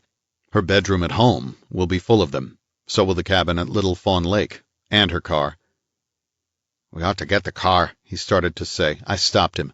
No use. Too many other places. What kind of perfume does she use? He looked blank for an instant. Oh, Geller Lane Regal, the champagne of perfumes, he said woodenly. A Chanel number once in a while. What's this stuff of yours like? A kind of Kuiper. Sandalwood Kuiper. The bedroom reeks with it, I said. It smelled like cheap stuff to me, but I'm no judge. Cheap, he said, stung to the quick. My God, cheap! We get $30 an ounce for it. Well, this stuff smelled more like $3 a gallon. He put his hands down hard on his knees and shook his head. I'm talking about money, he said. $500, a check for it right now. I let the remark fall to the ground, eddying like a soiled feather. One of the old boys behind us stumbled to his feet and groped his way wearily out of the room. Kingsley said gravely, I hired you to protect me from scandal, and of course to protect my wife if she needed it. Through no fault of yours, the chance to avoid scandal is pretty well shot. It's a question of my wife's neck now. I don't believe she shot Lavery. I have no reason for that belief, none at all. I just feel the conviction. She may even have been there last night. This gun may even be her gun. It doesn't prove she killed him. She would be as careless with the gun as with anything else. Anybody could have got hold of it. The cops down there won't work very hard to believe that, I said. If the one I met is a fair specimen, they'll just pick the first head they see and start swinging with their blackjacks, and hers will certainly be the first head they see when they look the situation over. He ground the heels of his hands together. His misery had a theatrical flavor, as real misery so often has. I'll go along with you up to a point, I said. The setup down there is almost too good, at first sight. She leaves clothes there she has been seen wearing and which can probably be traced. She leaves the gun on the stairs. It's hard to think she would be as dumb as that. You give me little heart, Kingsley said wearily. But none of that means anything, I said, because we are looking at it from the angle of calculation, and people who commit crimes of passion or hatred just commit them and walk out. Everything I have heard indicates that she is a reckless, foolish woman. There's no sign of planning in any of the scene down there. There's every sign of a complete lack of planning. But even if there wasn't a thing down there to point to your wife, the cops would tie her up to Lavery. They will investigate his background, his friends, his women. Her name is bound to crop up somewhere along the line, and when it does, the fact that she has been out of sight for a month will make them sit up and rub their horny palms with glee. And of course they'll trace the gun. And if it's her gun... His hand dived for the gun in the chair beside him. Nope, I said. They'll have to have the gun. Marlowe may be a very smart guy and very fond of you personally, but he can't risk the suppression of such vital evidence as the gun that killed a man. Whatever I do has to be on the basis that your wife is an obvious suspect, but that the obviousness can be wrong. He groaned and put his big hand out with the gun in it. I took it and put it away. Then I took it out again and said, Lend me your handkerchief. I don't want to use mine. I might be searched. He handed me a stiff white handkerchief, and I wiped the gun off carefully, all over, and dropped it into my pocket. I handed him back the handkerchief. My prints are all right, I said, but I don't want yours on it. Here's the only thing I can do. Go back down there and replace the gun and call the law. Ride it out with them and let the chips fall where they have to. The story will have to come out. What I was doing down there and why. At the worst, they'll find her and prove she killed him. At the best, they'll find her a lot quicker than I can and let me use my energies proving that she didn't kill him, which means, in effect, proving that someone else did. Are you game for that? He nodded, slowly. He said, Yes, and the 500 stands, for showing Crystal didn't kill him. I don't expect to earn it, I said. You may as well understand that now. How well did Miss Fromsett know Lavery? Out of office hours. His face tightened up like a charley horse. His fists went into hard lumps on his thighs. He said nothing. She looked kind of queer when I asked her for his address yesterday morning, I said. He let a breath out slowly. Like a bad taste in the mouth, I said. Like a romance that fouled out. Am I too blunt? His nostrils quivered a little, and his breath made noise in them for a moment. Then he relaxed and said quietly, She knew him rather well, at one time. She's a girl who would do about what she pleased in that way. Lavery was, I guess, a fascinating bird to women. I'll have to talk to her, I said. Why? He asked shortly. Red patches showed in his cheeks. Never mind why. It's my business to ask all sorts of questions of all sorts of people. Talk to her, then, he said tightly. As a matter of fact, she knew the Almores. She knew Almore's wife, the one who killed herself. Lavery knew her, too. Could that have any possible connection with this business? I don't know. You're in love with her, aren't you? I'd marry her tomorrow if I could, he said stiffly. I nodded and stood up. I looked back along the room. It was almost empty now. At the far end, a couple of elderly relics were still blowing bubbles. The rest of the soft chair boys had staggered back to whatever it was they did when they were conscious. There's just one thing, I said, looking down at Kingsley. Cops get very hostile when there is a delay in calling them after a murder. There's been delay this time, and there will be more. I'd like to go down there as if it was the first visit today. I think I can make it that way if I leave the Fallbrook woman out. Fallbrook? He hardly knew what I was talking about. Who the hell? Oh, yes, I remember. Well, don't remember. I'm almost certain they'll never hear a peep from her. She's not the kind to have anything to do with the police of her own free will. I understand, he said. Be sure you handle it right then. Questions will be asked you before you are told Lavery is dead, before I'm allowed to get in touch with you, so far as they know. Don't fall into any traps. If you do, I won't be able to find anything out. I'll be in the clink. You could call me from the house down there before you call the police, he said reasonably. I know. But the fact that I don't will be in my favor, and they'll check the phone calls one of the first things they do. And if I call you from anywhere else, I might just as well admit that I came up here to see you. I understand, he said again. You can trust me to handle it. We shook hands, and I left him standing there. 18. The athletic club was on a corner across the street and half a block down from the Trelawney building. I crossed and walked north to the entrance. They had finished laying rose-colored concrete where the rubber sidewalk had been. It was fenced around, leaving a narrow gangway in and out of the building. The space was clotted with office help going in from lunch. The Giller Lane Company's reception room looked even emptier than the day before. The same fluffy little blonde was tucked in behind the PBX in the corner. She gave me a quick smile, and I gave her the gunman's salute, a stiff forefinger pointing at her, the 3 lower fingers tucked back under it, and the thumb wiggling up and down like a Western gunfighter fanning his hammer. She laughed heartily without making a sound. This was more fun than she had had in a week. I pointed to Miss Fromsett's empty desk, and the little blonde nodded and pushed a plug in and spoke. A door opened, and Miss Fromsett swayed elegantly out to her desk and sat down and gave me her cool, expectant eyes. Yes, Mr. Marlowe? Mr. Kingsley is not in, I'm afraid. I just came from him. Where do we talk? Talk? I have something to show you. Oh, yes? She looked me over thoughtfully. A lot of guys had probably tried to show her things, including etchings. At another time, I wouldn't have been above taking a flutter at it myself. Business, I said. Mr. Kingsley's business.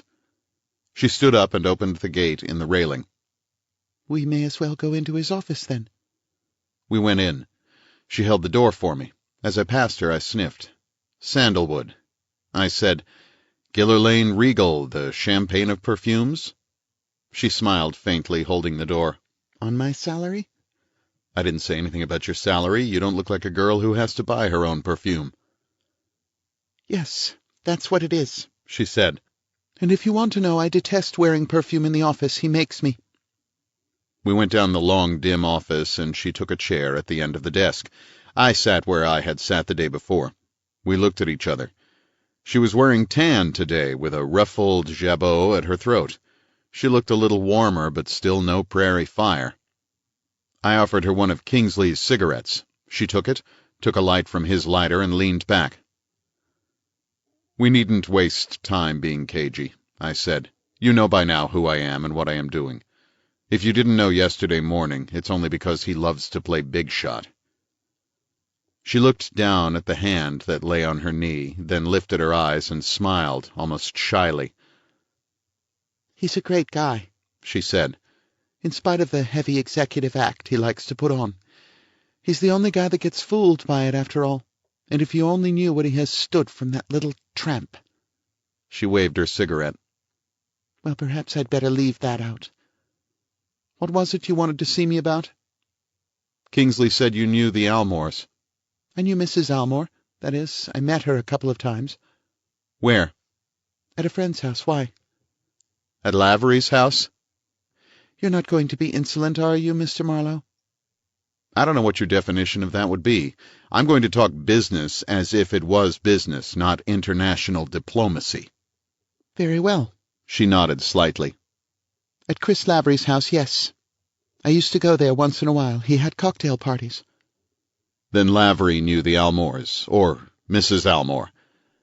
She flushed very slightly. "Yes, quite well." "And a lot of other women. Quite well, too. I don't doubt that. Did Mrs. Kingsley know her, too?" "Yes, better than I did. They called each other by their first names. Mrs. Almore is dead, you know. She committed suicide about 1.5 years ago." "Any doubt about that?" She raised her eyebrows, but the expression looked artificial to me, as if it just went with the question I asked, as a matter of form. She said, "Have you any particular reason for asking that question in that particular way? I mean, has it anything to do with what you are doing?" "I didn't think so. I still don't know that it has, but yesterday Dr. Almore called a cop just because I looked at his house, after he had found out from my car license who I was. The cop got pretty tough with me just for being there. He didn't know what I was doing, and I didn't tell him I had been calling on Lavery, but Dr. Almore must have known that. He had seen me in front of Lavery's house. Now, why would he think it necessary to call a cop? And why would the cop think it's smart to say that the last fellow who tried to put the bite on Almore ended up on the road gang? And why would the cop ask me if her folks, meaning Mrs. Almore's folks, I suppose, had hired me? If you can answer any of those questions, I might know whether it's any of my business." She thought about it for a moment, giving me one quick glance while she was thinking, and then looking away again. "I only met Mrs. Almore twice," she said slowly, "but I think I can answer your questions, all of them. The last time I met her was at Lavery's place, as I said, and there were quite a lot of people there. There was a lot of drinking and loud talk. The women were not with their husbands, and the men were not with their wives, if any. There was a man there named Brownwell who was very tight. He's in the Navy now, I heard. He was ribbing Mrs. Almore about her husband's practice. The idea seemed to be that he was one of those doctors who run around all night with a case of loaded hypodermic needles, keeping the local fast set from having pink elephants for breakfast. Florence Almore said she didn't care how her husband got his money, as long as he got plenty of it, and she had the spending of it. She was tight, too, and not a very nice person sober, I should imagine. One of those slinky, glittering females who laugh too much and sprawl all over their chairs, showing a great deal of leg. A very light blonde with high color and indecently large baby blue eyes. Well, Brownwell told her not to worry. It would always be a good racket. In and out of the patient's house in 15 minutes and anywhere from $10 to $50 a trip. But one thing bothered him, he said, however a doctor could get hold of so much dope without underworld contacts. He asked Mrs. Almore if they had many nice gangsters to dinner at their house. She threw a glass of liquor in his face. I grinned, but Miss Fromset didn't. She crushed her cigarette out in Kingsley's big copper and glass tray and looked at me soberly. "Fair enough," I said. "Who wouldn't, unless he had a large, hard fist to throw?" "Yes. A few weeks later, Florence Almore was found dead in the garage late at night. The door of the garage was shut and the car motor was running." She stopped and moistened her lips slightly.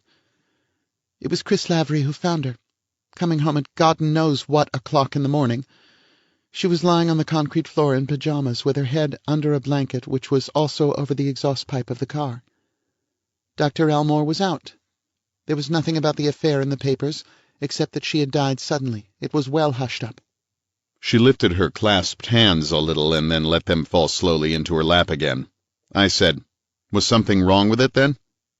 People thought so, but they always do. Some time later I heard what purported to be the lowdown. I met this man Brownwell on Vine Street, and he asked me to have a drink with him. I didn't like him, but I had half an hour to kill.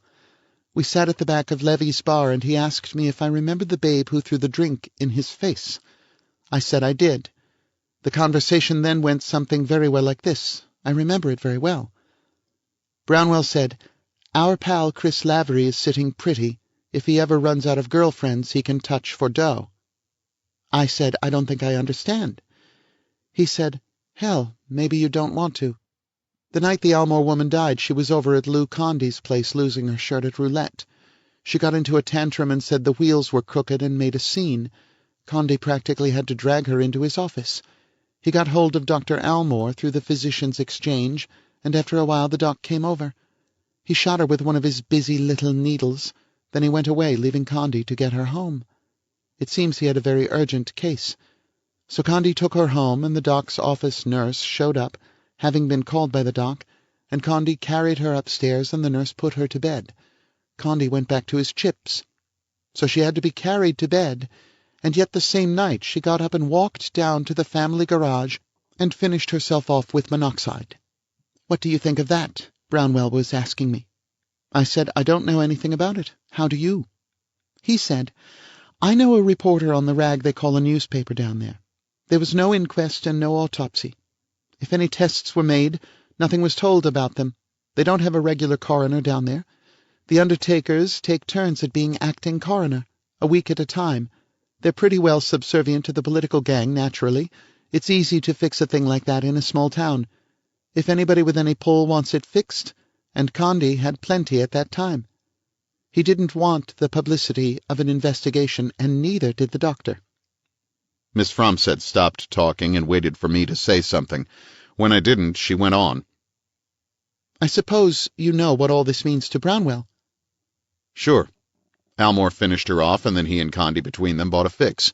It has been done in cleaner little cities than Bay City ever tried to be. But that isn't all the story, is it? No. It seems Mrs. Elmore's parents hired a private detective.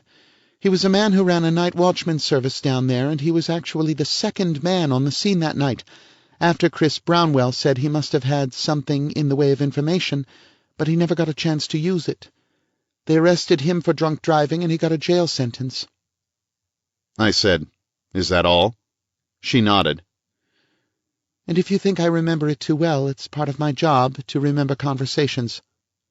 What I was thinking was that it doesn't have to add up to very much. I don't see where it has to touch Lavery, even if he was the one who found her.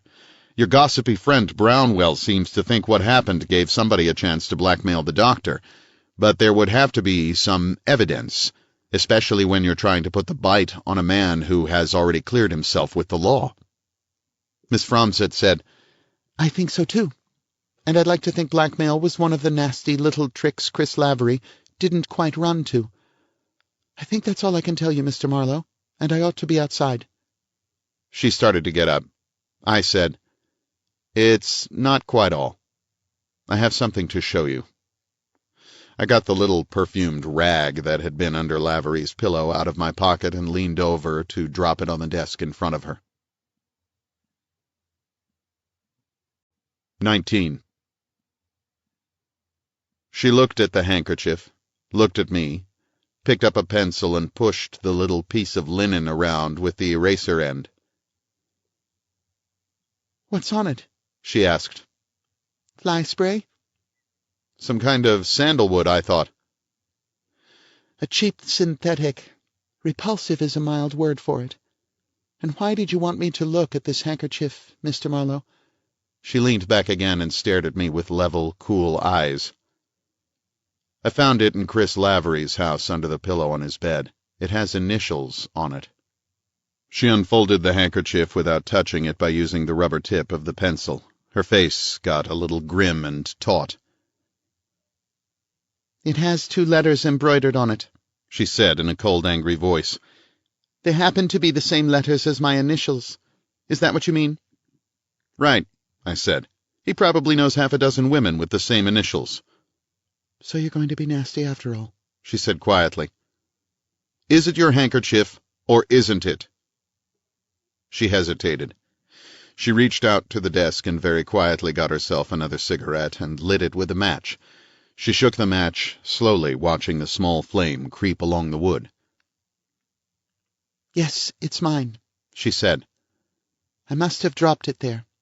It's a long time ago.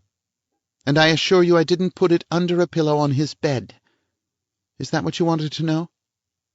I didn't say anything, and she added, "He must have lent it to some woman who would like this kind of perfume."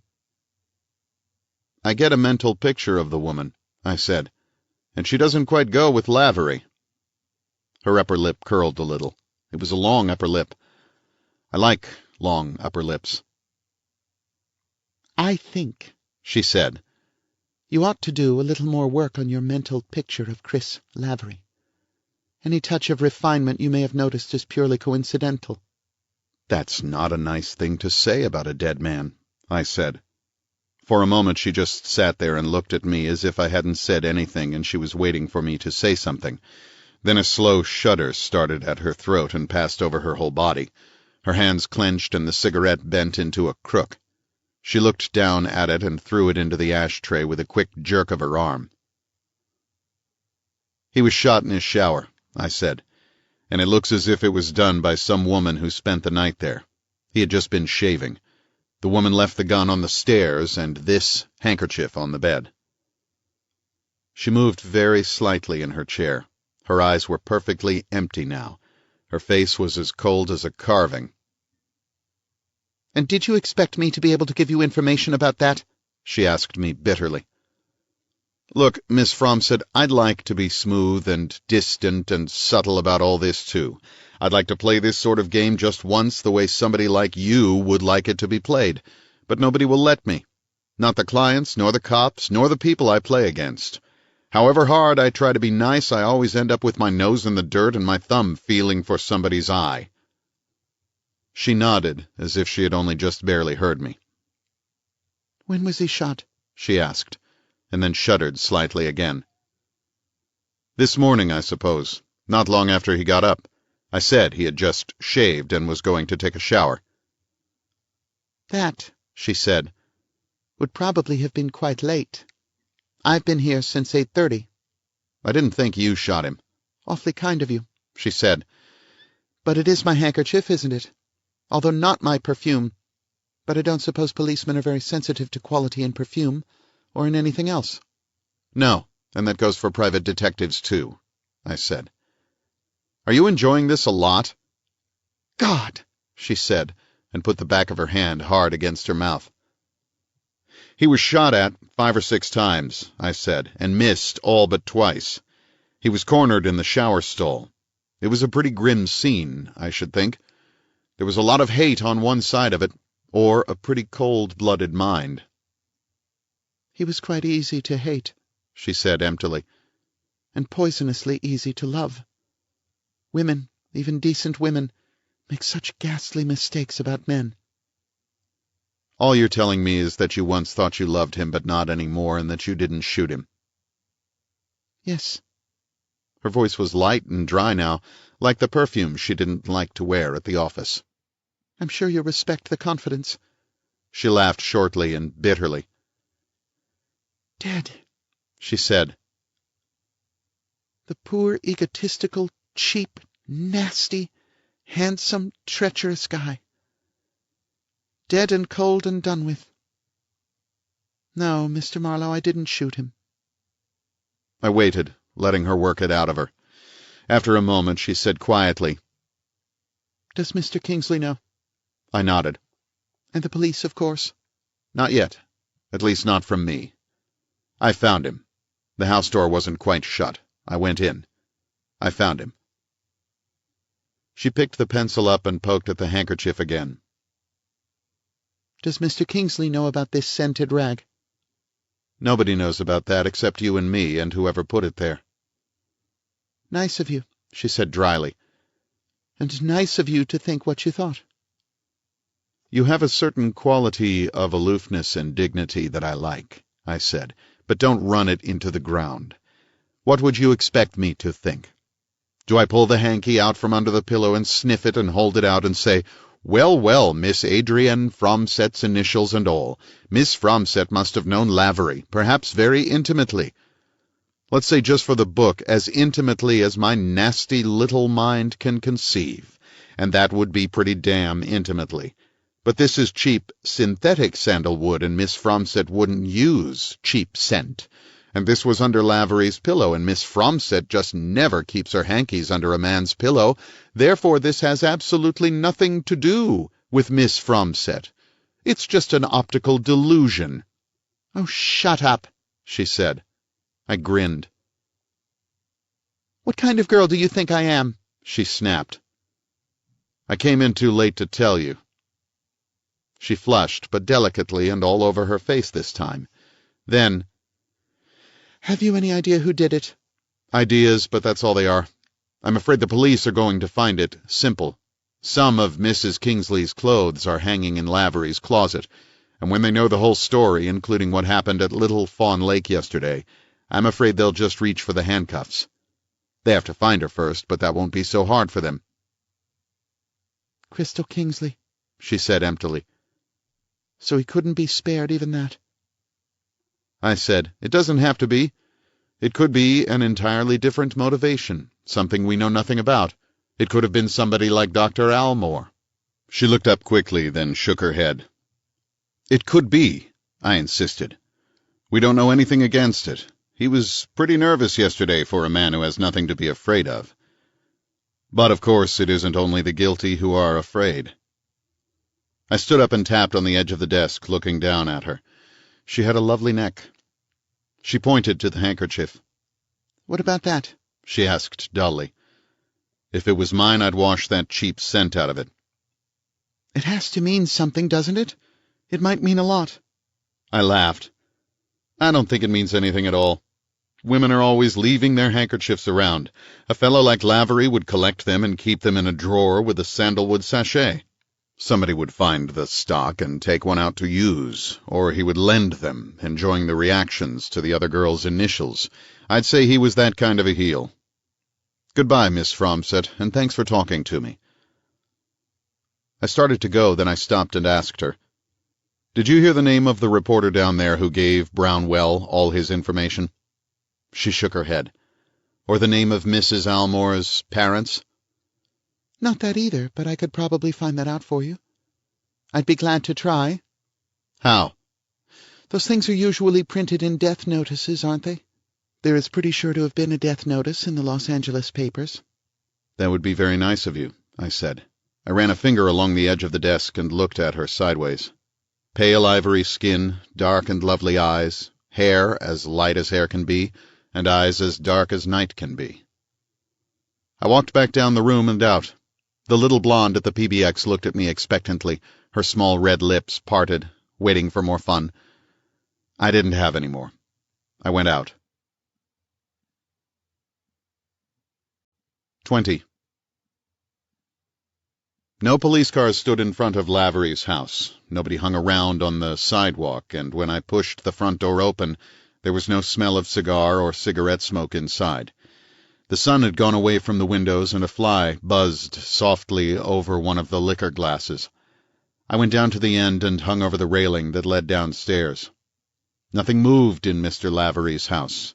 Nothing made a sound except, very faintly down below in the bathroom, the quiet trickle of water dripping on a dead man's shoulder.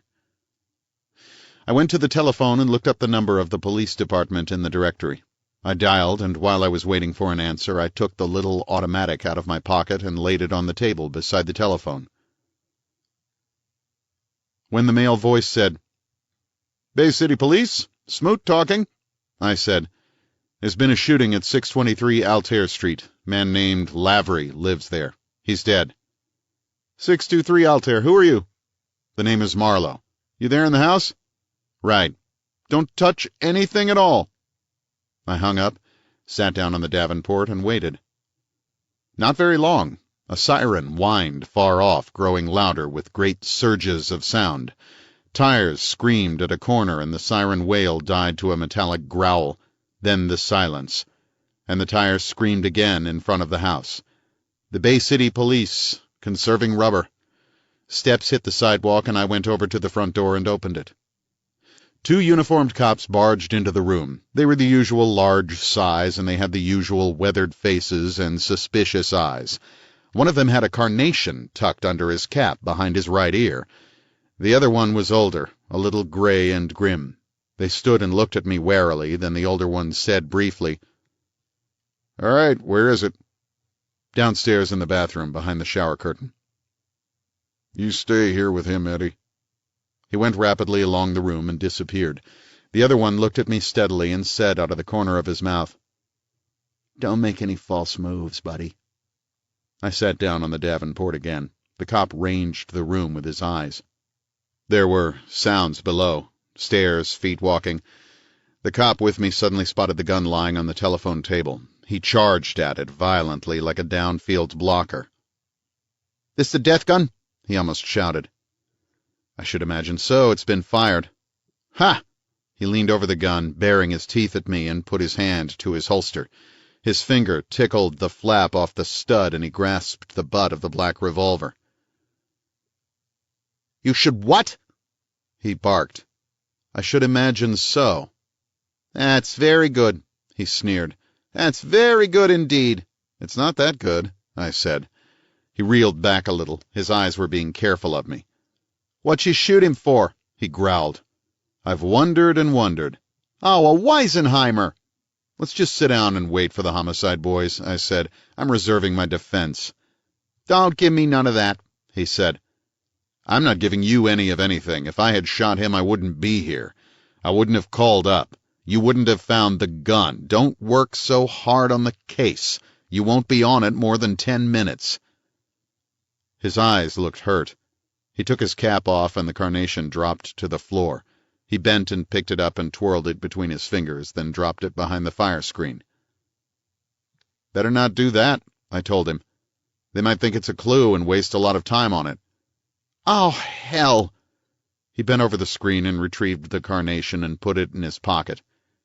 "You know all the answers, don't you, buddy?" The other cop came back up the stairs looking grave. He stood in the middle of the floor and looked at his wristwatch and made a note in a notebook and then looked out of the front window, holding the Venetian blinds to one side to do it. The one who had stayed with me said, "Can I look now?" "Let it lie, Eddie. Nothing in it for us. You call the coroner?" "I thought homicide would do that." "Yeah, that's right. Captain Weber will be on it, and he likes to do everything himself." He looked at me and said, "You're a man named Marlowe?" I said I was a man named Marlowe. "He's a wise guy, knows all the answers," Eddie said. The older one looked at me absently, looked at Eddie absently, spotted the gun lying on the telephone table, and looked at that not at all absently. "Yeah, that's the death gun," Eddie said. "I ain't touched it." The other nodded. "The boys are not so fast today. What's your line, mister? Friend of his?" He made a thumb towards the floor. "Saw him yesterday for the first time. I'm a private investigator from L.A. "Oh." He looked at me very sharply. The other cop looked at me with deep suspicion. "Cripes, that means everything will be all balled up," he said. That was the first sensible remark he had made. I grinned at him affectionately. The older cop looked out of the front window again. "That's the Almore place across the street, Eddie," he said. Eddie went and looked with him. "Sure is," he said. "You can read the plate. Say, this guy downstairs might be the guy." "Shut up," the other one said, and dropped the Venetian blind. They both turned around and stared at me woodenly. A car came down the block and stopped, and a door slammed, and more steps came down the walk. The older of the prowl car boys opened the door to 2 men in plain clothes, one of whom I already knew. 21. The one who came first was a small man for a cop, middle-aged, thin-faced, with a permanently tired expression. His nose was sharp and bent a little to one side, as if somebody had given it the elbow one time when it was into something. His blue pork-pie hat was set very square on his head, and chalk-white hair showed under it. He wore a dull brown suit, and his hands were in the side pockets of the jacket, with the thumbs outside the seam. The man behind him was DeGarmo, the big cop with the dusty blonde hair and the metallic blue eyes and the savage, lined face, who had not liked my being in front of Dr. Elmore's house. The two uniformed men looked at the small man and touched their caps. "The body's in the basement, Captain Weber. Been shot twice after a couple of misses, looks like. Dead quite some time. This party's name is Marlowe. He's a private eye from Los Angeles. I didn't question him beyond that." "Quite right," Weber said sharply. He had a suspicious voice. He passed a suspicious eye over my face and nodded briefly. "I'm Captain Weber," he said. "This is Lieutenant DeGarmo. We'll look at the body first." He went along the room. DeGarmo looked at me as if he had never seen me before and followed him. They went downstairs, the older of the two prowl men with them. The cop called Eddie, and I stared each other down for a while. I said, "This is right across the street from Dr. Elmore's place, isn't it?" All the expression went out of his face. There hadn't been much to go. "Yeah, so what?" "So nothing," I said. He was silent. The voices came up from below, blurred and indistinct. The cop cocked his ear and said in a more friendly tone, "You remember that one?" "A little." He laughed. "They killed that one pretty," he said. "They wrapped it up and hid it in the back of the shelf, the top shelf in the bathroom closet, the one you can't reach without standing on a chair." "So they did," I said. "I wonder why." The cop looked at me sternly. "There was good reasons, pal. Don't think there wasn't. You know this Lavery well?" "Not well." "On to him for something?" "Working on him a little," I said. "You knew him?" The cop called Eddie shook his head. "Nope. I just remembered it was a guy from this house found Elmore's wife in the garage that night." "Lavery may not have been here then," I said. "How long's he been here?" "I don't know," I said. "Would be about 1.5 years," the cop said musingly. "The L.A. papers give it any play?" "Paragraph on the home counties page," I said, just to be moving my mouth. He scratched his ear and listened. Steps were coming back up the stairs. The cop's face went blank, and he moved away from me and straightened up. Captain Weber hurried over to the telephone and dialed the number and spoke, then held the phone away from his ear and looked back over his shoulder. "Who's deputy coroner this week, Al?" "Ed Garland," the big lieutenant said woodenly. "Call Ed Garland," Weber said into the phone. "Have him come over right away, and tell the flash squad to step on it." He put the phone down and barked sharply. "Who handled this gun?" I said, "I did." He came over and teetered on his heels in front of me and pushed his small, sharp chin up at me. He held the gun delicately on a handkerchief in his hand. "Don't you know enough not to handle a weapon found at the scene of a crime?" "Certainly," I said. "But when I handled it, I didn't know there had been a crime. I didn't know the gun had been fired. It was lying on the stairs, and I thought it had been dropped." "A likely story," Weber said bitterly. "You get a lot of that sort of thing in your business?" "A lot of what sort of thing?" He kept his hard stare on me and didn't answer. I said, "How would it be for me to tell you my story as it happened?" He bridled at me like a cockerel. "Suppose you answer my questions exactly as I choose to put them."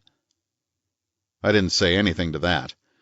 Weber swiveled sharply and said to the two uniformed men, "You boys can get back to your car and check in with the dispatcher." They saluted and went out, closing the doors softly until it stuck, then getting as mad at it as anybody else. Weber listened until their car went away. Then he put the bleak and callous eye on me once more. "Let me see your identification." I handed him my wallet, and he rooted in it. DeGarmo sat in a chair and crossed his legs and stared up blankly at the ceiling. He got a match out of his pocket and chewed the end of it. Weber gave me back my wallet. I put it away. People in your line make a lot of trouble, he said. Not necessarily, I said. He raised his voice. It had been sharp enough before. I said they make a lot of trouble, and a lot of trouble is what I meant. But get this straight, you're not going to make any in Bay City. I didn't answer him. He jabbed a forefinger at me. You're from the big town, he said. You think you're tough and you think you're wise. Don't worry, we can handle you. We're a small place, but we're very compact. We don't have any political tug-of-war down here. We work on the straight line, and we work fast. Don't worry about us, mister. I'm not worrying, I said. I don't have anything to worry about. I'm just trying to make a nice, clean dollar.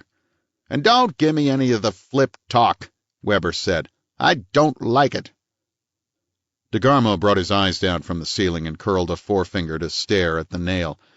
He spoke in a heavy, bored voice. Look, Chief, the fellow downstairs is called Lavery. He's dead. I knew him a little. He was a chaser. What of it? Weber snapped, not looking away from me. The whole setup indicates a dame, DeGarmo said. You know what these private eyes work at. Divorce stuff. Suppose we'd let him tie into it, instead of just trying to scare him dumb. If I'm scaring him, Weber said, I'd like to know it. I don't see any signs of it. He walked over to the front window and yanked the Venetian blind up. Light poured into the room almost dazzlingly after the long dimness. He came back, bouncing on his heels, and poked a thin, hard finger at me and said, Talk. I said, I'm working for a Los Angeles businessman who can't take a lot of loud publicity. That's why he hired me. A month ago, his wife ran off, and later a telegram came which indicated she had gone with Lavery. But my client met Lavery in town a couple of days ago, and he denied it. The client believed him enough to get worried. It seems the lady is pretty reckless. She might have taken up with some bad company and got into a jam. I came down to see Lavery, and he denied to me that he had gone with her. I half believed him, but later I got reasonable proof that he had been with her in a San Bernardino hotel the night she was believed to have left the mountain cabin where she had been staying. With that in my pocket, I came down to tackle Lavery again. No answer to the bell. The door was slightly open. I came inside, looked around, found the gun, and searched the house. I found him, just the way he is now. You had no right to search the house, Weber said coldly. Of course not, I agreed. But I wouldn't be likely to pass up the chance, either. The name of this man you're working for? Kingsley. I gave him the Beverly Hills address. He manages a cosmetic company in the Trilore building on Olive, the Giller Lane Company. Weber looked at DeGarmo. DeGarmo wrote lazily on an envelope. Weber looked back at me and said, What else? I went up to this mountain cabin where the lady had been staying. It's at a place called Little Fawn Lake near Puma Point, 46 miles into the mountains from San Bernardino. I looked at DeGarmo. He was writing slowly. His hand stopped a moment and seemed to hang in the air stiffly. Then it dropped to the envelope and wrote again. I went on. About a month ago, the wife of the caretaker at Kingsley's place up there had a fight with him and left, as everybody thought. Yesterday she was found drowned in the lake. Weber almost closed his eyes and rocked on his heels. Almost softly, he asked, Why are you telling me this? Are you implying a connection? There's a connection in time. Lavery had been up there. I don't know of any other connection, but I thought I'd better mention it. DeGarmo was sitting very still, looking at the floor in front of him. His face was tight, and he looked even more savage than usual. Weber said, This woman that was drowned, suicide? Suicide or murder. She left a goodbye note, but her husband has been arrested on suspicion. The name is Chess. Bill and Muriel Chess, his wife. I don't want any part of that, Weber said sharply. Let's confine ourselves to what went on here. Nothing went on here, I said, looking at DeGarmo. I've been down here twice. The first time I talked to Lavery and didn't get anywhere. The second time I didn't talk to him and didn't get anywhere. Weber said slowly, I'm going to ask you a question, and I want an honest answer. You won't want to give it, but now will be as good a time as later. You know I'll get it eventually. The question is this. You have looked through the house, and I imagine pretty thoroughly. Have you seen anything that suggests to you that this Kingsley woman has been here?" "That's not a fair question," I said. "It calls for a conclusion of the witness." "I want an answer to it," he said grimly. "This isn't a court of law."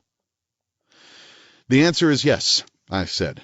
"There are women's clothes hanging in a closet downstairs that have been described to me as being worn by Mrs. Kingsley at San Bernardino the night she met Lavery there.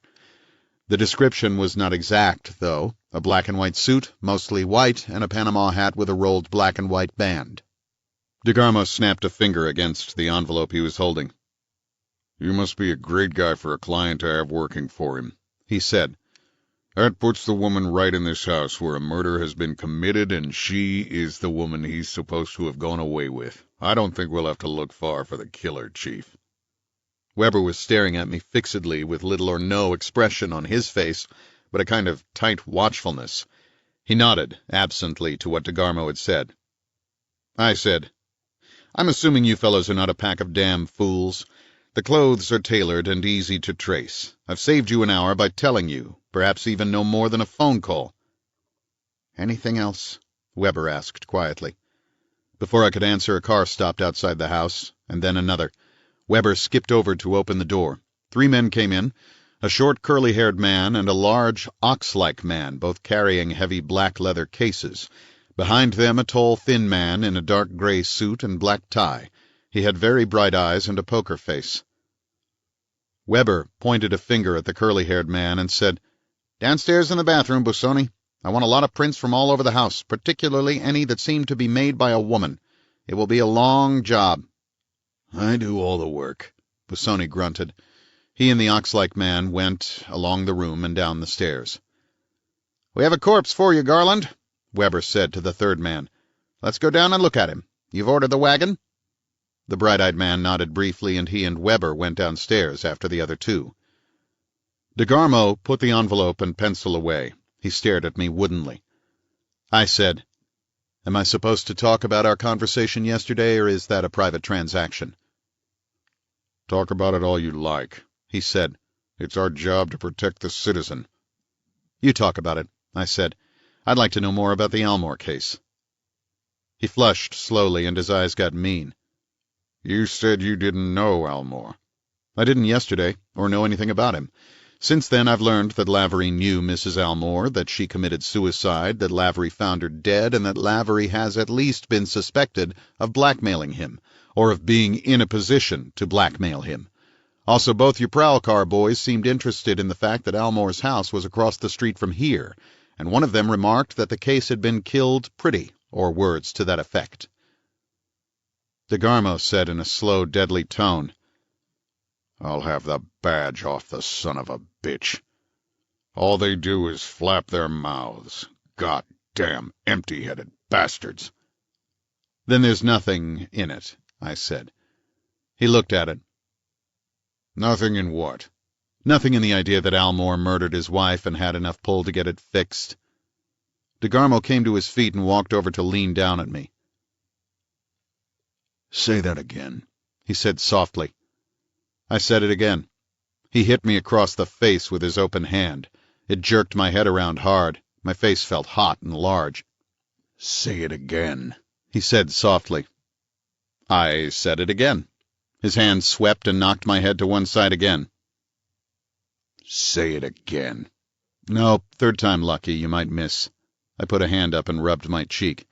He stood leaning down, his lips drawn back over his teeth, a hard animal glare in his very blue eyes. "Any time you talk like that to a cop," he said, "you know what you got coming.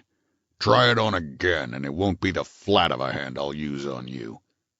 I bit hard on my lips and rubbed my cheek. "Poke your big nose into our business, and you'll wake up in an alley with the cats looking at you," he said. I didn't say anything. He went and sat down again, breathing hard. I stopped rubbing my face and held my hand out and worked the fingers slowly to get the hard clench out of them. "I'll remember that," I said. "Both ways." 22. It was early evening when I got back to Hollywood and up to the office. The building had emptied out and the corridors were silent. Doors were open and the cleaning women were inside with their vacuum cleaners and their dry mops and dusters. I unlocked the door to mine and picked up an envelope that lay in front of the mail slot and dropped it on the desk without looking at it. I ran the windows up and leaned out, looking at the early neon lights glowing, smelling the warm, foody air that drifted up from the alley ventilator of the coffee shop next door. I peeled off my coat and tie and sat down at the desk and got the office bottle out of the deep drawer and bought myself a drink. It didn't do any good. I had another with the same result. By now Weber would have seen Kingsley. There would be a general alarm out for his wife, already or very soon. The thing looked cut and dried to them, a nasty affair between two rather nasty people. Too much loving, too much drinking, too much proximity ending in a savage hatred and a murderous impulse and death. I thought this was all a little too simple. I reached for the envelope and tore it open. It had no stamp. It read, Mr. Marlowe, Florence Almore's parents are a Mr. and Mrs. Eustace Grayson, at present residing at the Rossmore Arms, 640 South Oxford Avenue. I checked this by calling the listed phone numbers. Yours, Adrian Fromset. An elegant handwriting, like the elegant hand that wrote it. I pushed it to one side and had another drink. I began to feel a little less savage. I pushed things around on the desk. My hands felt thick and hot and awkward. I ran a finger across the corner of the desk and looked at the streak made by the wiping off of the dust. I looked at the dust on my finger and wiped that off. I looked at my watch. I looked at the wall. I looked at nothing. I put the liquor bottle away and went over to the wash bowl to rinse the glass out. When I had done that, I washed my hands and bathed my face in cold water and looked at it. The flush was gone from the left cheek, but it looked a little swollen. Not very much, but enough to make me tighten up again. I brushed my hair and looked at the gray in it. There was getting to be plenty of gray in it. The face under the hair had a sick look. I didn't like the face at all. I went back to the desk and read Miss Fromset's note again. I smoothed it out on the glass and sniffed it and smoothed it out some more and folded it and put it in my coat pocket. I sat very still and listened to the evening grow quiet outside the open windows, and very slowly I grew quiet with it. 23. The Rossmore Arms was a gloomy pile of dark red brick built around a huge forecourt. It had a plush-lined lobby containing silence, tubbed plants, a bored canary in a cage as big as a doghouse, a smell of old carpet dust, and the cloying fragrance of gardenias, long ago. The Graysons were on the 5th floor, in front, in the north wing. They were sitting together in a room which seemed to be deliberately 20 years out of date. It had fat, overstuffed furniture and brass doorknobs shaped like eggs, a huge wall mirror in a gilt frame, a marble-topped table in the window, and dark red plush side drapes by the windows. It smelled of tobacco smoke, and behind that the air was telling me they had had lamb chops and broccoli for dinner. Grayson's wife was a plump woman who might once have had big baby blue eyes. They were faded out now and dimmed by glasses and slightly protuberant. She had kinky white hair. She sat darning socks with her thick ankles crossed, her feet just reaching the floor and a big wicker sewing basket in her lap. Grayson was a long, stooped, yellow-faced man with high shoulders, bristly eyebrows, and almost no chin. The upper part of his face meant business. The lower part was just saying goodbye. He wore bifocals, and he had been gnawing fretfully at the evening paper. I had looked him up in the city directory. He was a CPA, and looked it every inch. He even had ink on his fingers, and there were 4 pencils in the pocket of his open vest. He read my card carefully for the 7th time, and looked me up and down, and said slowly, "What is it you want to see us about, Mr. Marlowe?" "I'm interested in a man named Lavery. He lives across the street from Dr. Almore. Your daughter was the wife of Dr. Almore. Lavery is the man who found your daughter the night she died." They both pointed like bird dogs when I deliberately hesitated on the last word. Grayson looked at his wife, and she shook her head. "We don't care to talk about that. Grayson said promptly. It is much too painful to us. I waited a moment and looked gloomy with them. Then I said, I don't blame you. I don't want to make you. I'd like to get in touch with the man you hired to look into it, though. They looked at each other again. Mrs. Grayson didn't shake her head this time. Grayson asked, Why? I'd better tell you a little of my story. I told them what I had been hired to do, not mentioning Kingsley by name. I told them the incident with DeGarmo outside Almore's house the day before. They pointed again on that. Grayson said sharply, Am I to understand that you were unknown to Dr. Elmore, had not approached him in any way, and that he nevertheless called a police officer because you were outside his house? I said, That's right. Had been outside for at least an hour, though. That is, my car had. That's very queer, Grayson said. I'd say that was one very nervous man, I said. And DeGarmo asked me if her folks, meaning your daughter's folks, had hired me. Looks as if he didn't feel safe yet, wouldn't you say? Safe about what? He didn't look at me saying this. He relit his pipe slowly, then tamped the tobacco down with the end of a big metal pencil and lit it again. I shrugged and didn't answer. He looked at me quickly and looked away. Mrs. Grayson didn't look at me, but her nostrils quivered. How did he know who you were? Grayson asked suddenly. Made a note of the car license, called the auto club, looked up the name in the directory. At least that's what I'd have done, and I saw him through his window making some of the motions. So he has the police working for him, Grayson said. Not necessarily. If they made a mistake that time, they wouldn't want it found out now. Mistake? He laughed almost shrilly. Okay, I said. The subject is painful, but a little fresh air won't hurt it. You've always thought he murdered her, haven't you? That's why you hired this detective. Mrs. Grayson looked up with quick eyes and ducked her head down and rolled up another pair of mended socks. Grayson said nothing. I said, Was there any evidence, or was it just that you didn't like him? There was evidence, Grayson said bitterly and with a sudden clearness of voice, as if he had decided to talk about it after all. There must have been. We were told there was, but we never got it. The police took care of that. I heard they had this fellow arrested and sent up for drunk driving. You heard right. But he never told you what he had to go on? No. I don't like that, I said. That sounds a little as if this fellow hadn't made up his mind whether to use his information for your benefit or keep it and put a squeeze on the doctor. Grayson looked at his wife again. She said quietly, Mr. Talley didn't impress me that way. He was a quiet, unassuming little man. But you can't always judge, I know. I said, So Talley was his name. That was one of the things I hoped you would tell me. And what were the others? Grayson asked. How can I find Talley, and what it was that laid the groundwork of suspicion in your minds? It must have been there, or you wouldn't have hired Talley without a better showing from him that he had grounds. Grayson smiled very thinly and primly. He reached for his little chin and rubbed it with one long yellow finger.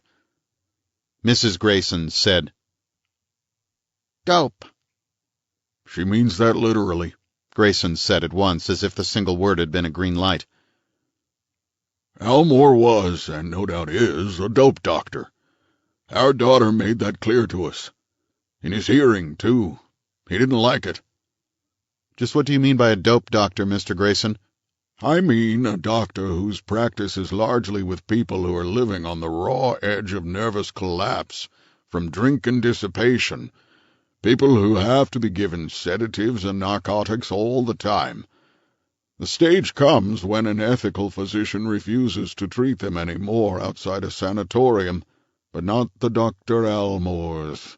They will keep on as long as the money comes in, as long as the patient remains alive and reasonably sane, even if he or she becomes a hopeless addict in the process. A lucrative practice, he said primly. And I imagine a dangerous one to the doctor. No doubt of that, I said. But there's a lot of money in it. Do you know a man named Condi? No. We know who he was. Florence suspected he was a source of Almore's narcotics supply. I said, could be. He probably wouldn't want to write himself too many prescriptions. Did you know Lavery? We never saw him. We knew who he was. Ever occur to you that Lavery might have been blackmailing Almore? It was a new idea to him. He ran his hand over the top of his head and brought it down over his face and dropped it to his bony knee. He shook his head. No. Why should it? He was first to the body, I said. Whatever looked wrong to Tally must have been equally visible to Lavery. Is Lavery that kind of man? I don't know. He has no visible means of support, no job. He gets around a lot, especially with women. It's an idea, Grayson said. And those things can be handled very discreetly. He smiled wryly. I have come across traces of them in my work. Unsecured loans, long outstanding, investments on the face of them worthless, made by men who would not be likely to make worthless investments. Bad debts that should obviously be charged off and have not been, for fear of inviting scrutiny from the income tax people. Oh, yes. Those things can easily be arranged. I looked at Mrs. Grayson. Her hands had never stopped working. She had a dozen pairs of darned socks finished. Grayson's long, bony feet would be hard on socks. What's happened to Tally? Was he framed? I don't think there's any doubt about it. His wife was very bitter. She said he had been given a doped drink in a bar, and he had been drinking with a policeman. She said a police car was waiting across the street for him to start driving, and that he was picked up at once. Also that he was given only the most perfunctory examination at the jail. That doesn't mean too much. That's what he told her after he was arrested. He'd tell her something like that automatically. Well, I hate to think the police are not honest, Grayson said. But these things are done, and everybody knows it. I said, if they made an honest mistake about your daughter's death, they would hate to have Tally show them up. It might mean several lost jobs. If they thought what he was really after was blackmail, they wouldn't be too fussy about how they took care of him.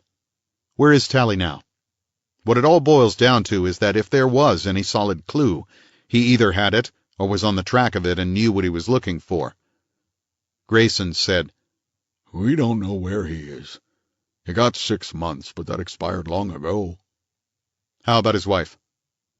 He looked at his own wife. She said briefly, 1618 and a half Westmore Street, Bay City. Eustace and I sent her a little money. She was badly off. I made a note of the address and leaned back in my chair and said, somebody shot Lavery this morning in his bathroom. Mrs. Grayson's pudgy hands became still on the edges of the basket. Grayson sat with his mouth open, holding his pipe in front of it. He made a noise of clearing his throat softly, as if in the presence of the dead. Nothing ever moved slower than his old black pipe going back between his teeth.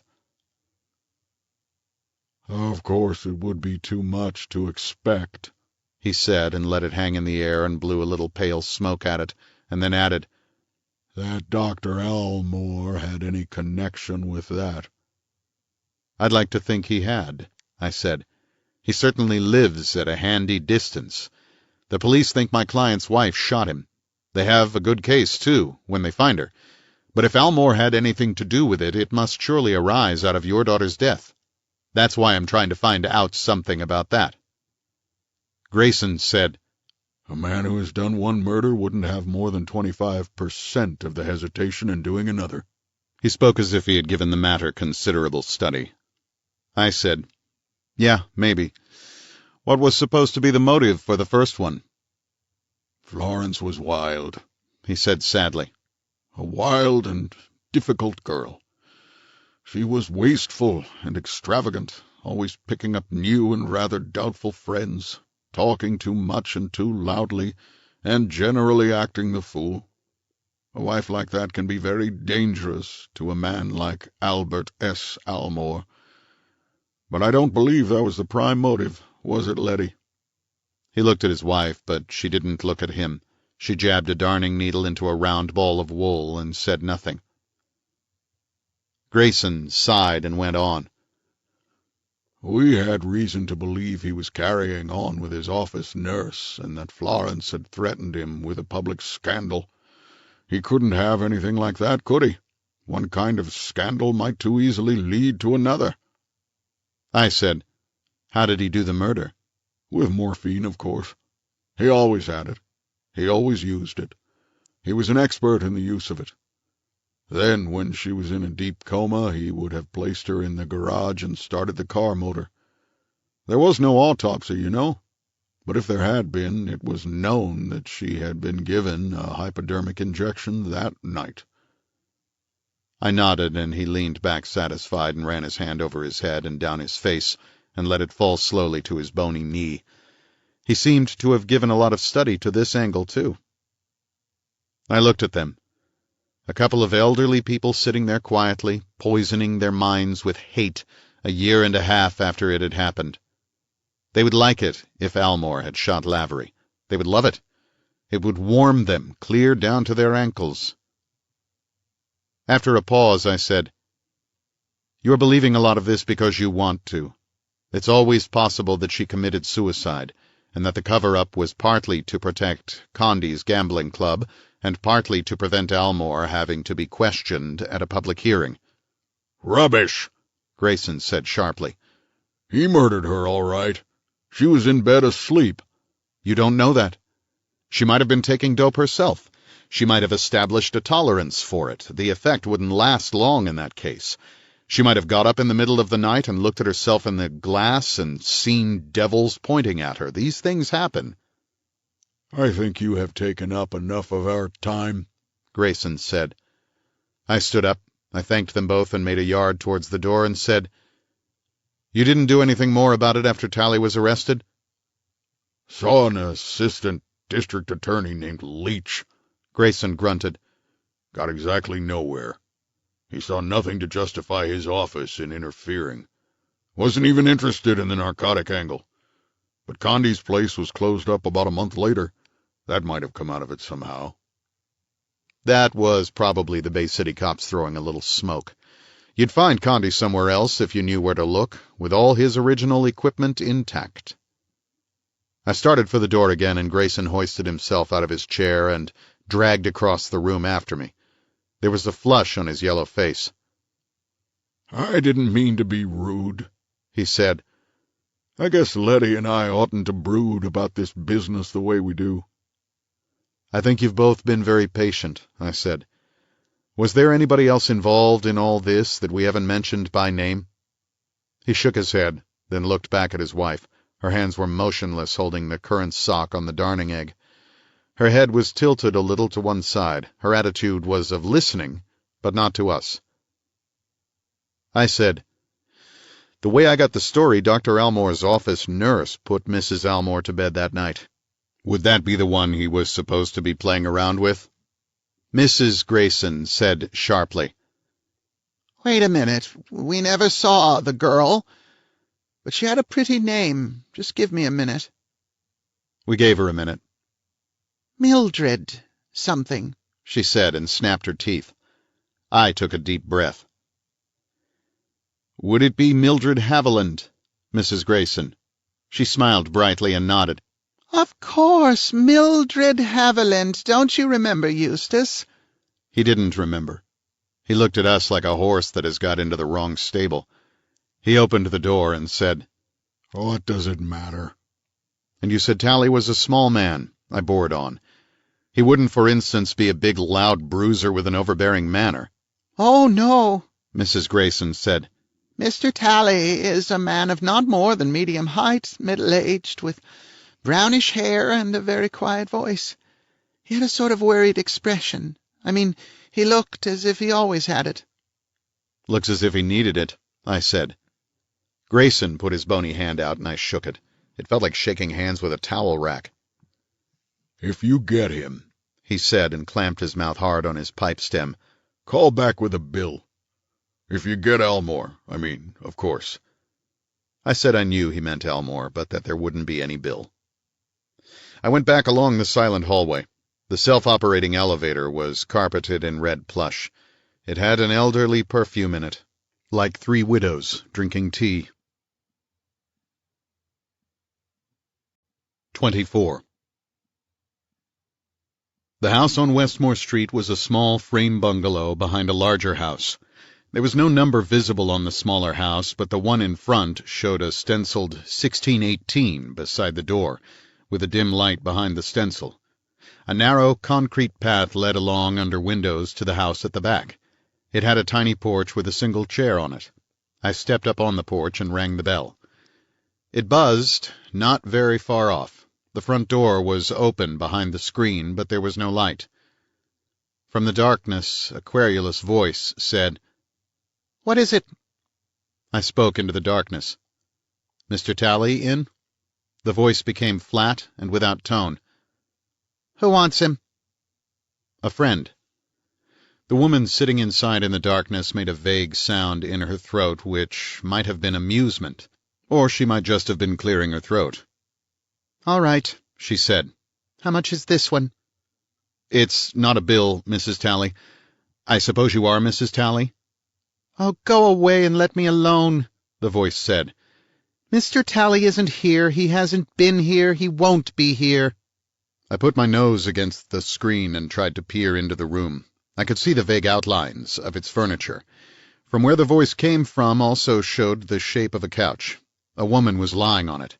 She seemed to be lying on her back and looking up at the ceiling. She was quite motionless.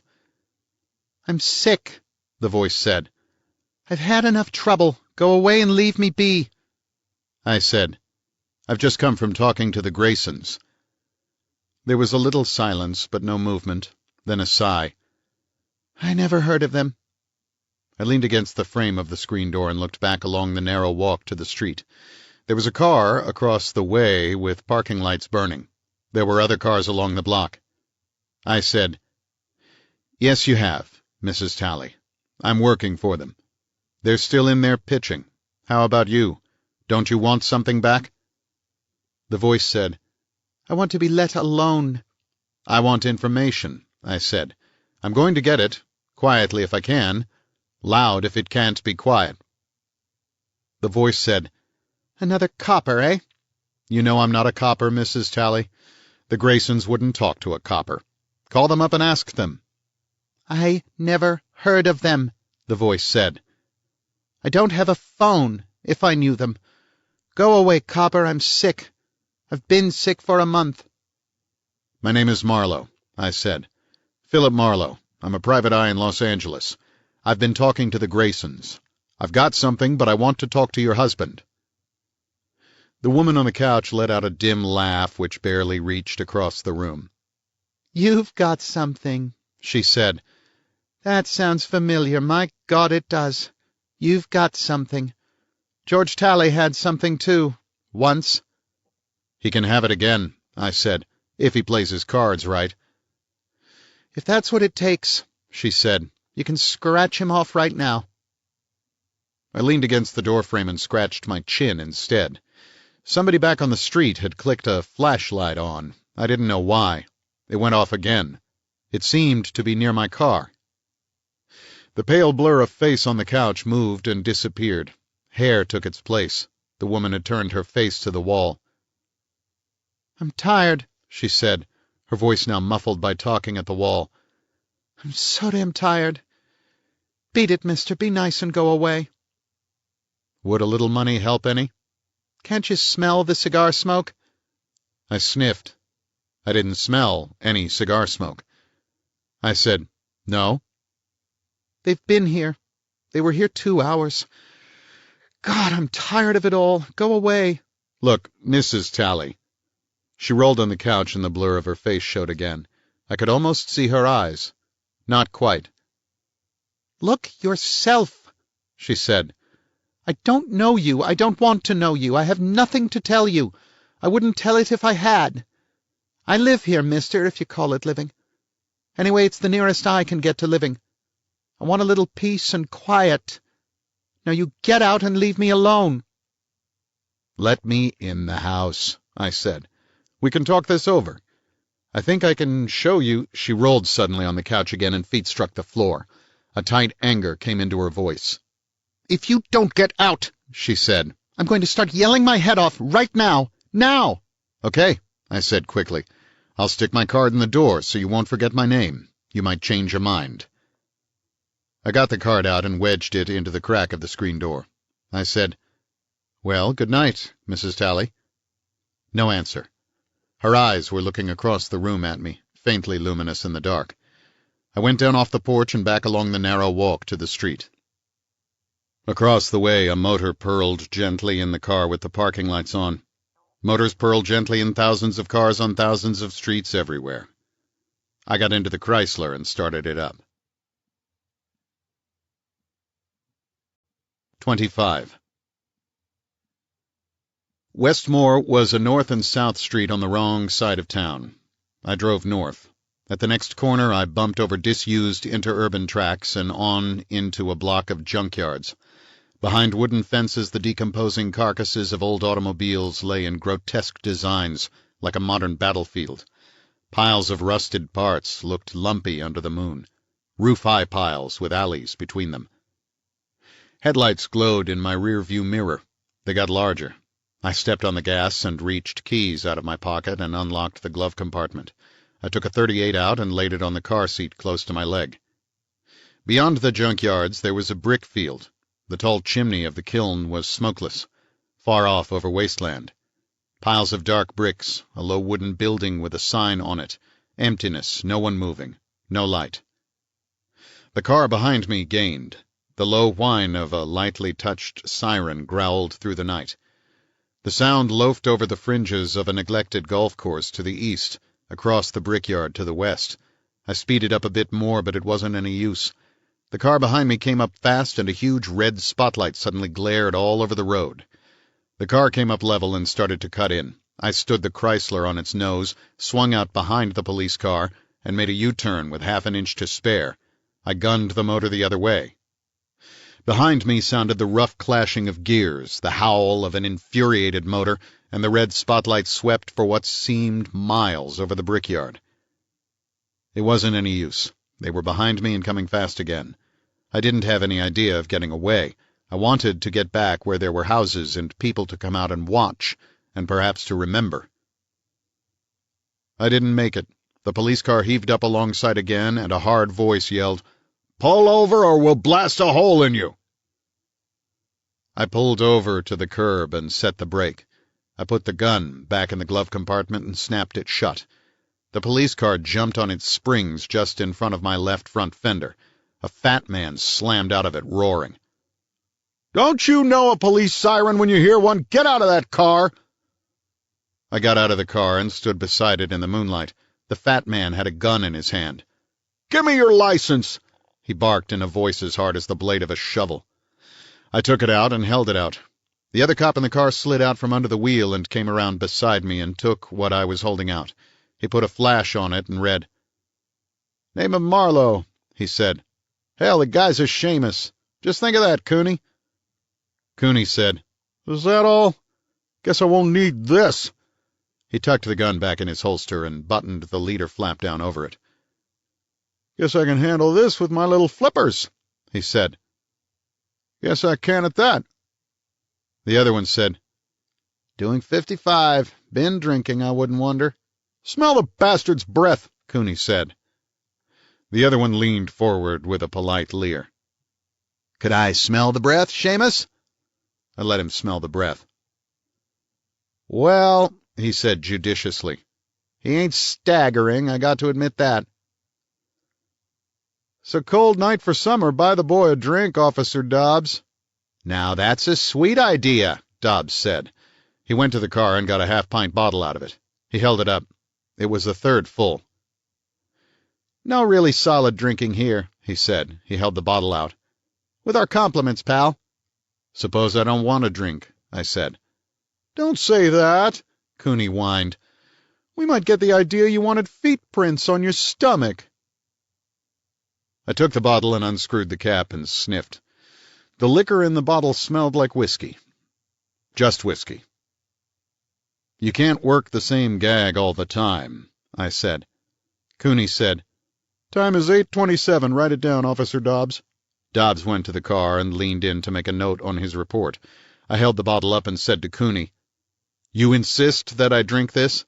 "No, you could have me jump on your belly instead." I tilted the bottle, locked my throat, and filled my mouth with whiskey. Cooney lunged forward and sank a fist in my stomach. I sprayed the whiskey and bent over choking. I dropped the bottle. I bent to get it and saw Cooney's fat knee rising at my face. I stepped to one side and straightened and slammed him on the nose with everything I had. His left hand went to his face and his voice howled, and his right hand jumped to his gun holster. Dobbs ran at me from the side and his arm swung low. The blackjack hit me behind the left knee. The leg went dead and I sat down hard on the ground, gritting my teeth and spitting whiskey. Cooney took his hand away from his face full of blood. Jesus! He cracked in a thick, horrible voice. This is blood! My blood! He let out a wild roar and swung his foot at my face. I rolled far enough to catch it on my shoulder. It was bad enough taking it there. Dobbs pushed between us and said, "We got enough, Charlie. Better not get it all gummed up." Cooney stepped backwards 3 shuffling steps and sat down on the running board of the police car and held his face. He groped for a handkerchief and used it gently on his nose. Just give me a minute, he said through the handkerchief. Just a minute, pal. Just one little minute. Dobbs said, "Pipe down. We got enough. That's the way it's going to be." He swung the blackjack slowly beside his leg. Cooney got up off the running board and staggered forward. Dobbs put a hand against his chest and pushed him gently. Cooney tried to knock the hand out of his way. "I gotta see blood," he croaked. "I gotta see more blood." Dobbs said sharply, "Nothing doing. Pipe down. We got all we wanted." Cooney turned and moved heavily away to the other side of the police car. He leaned against it, muttering through his handkerchief. Dobbs said to me, "Up on the feet, boyfriend." I got up and rubbed behind my knee. The nerve of the leg was jumping like an angry monkey. "Get in the car," Dobbs said. "Our car." I went over and climbed into the police car. Dobbs said, "You drive the other heap, Charlie." "I'll tear every goddamn fender off in it," Cooney roared.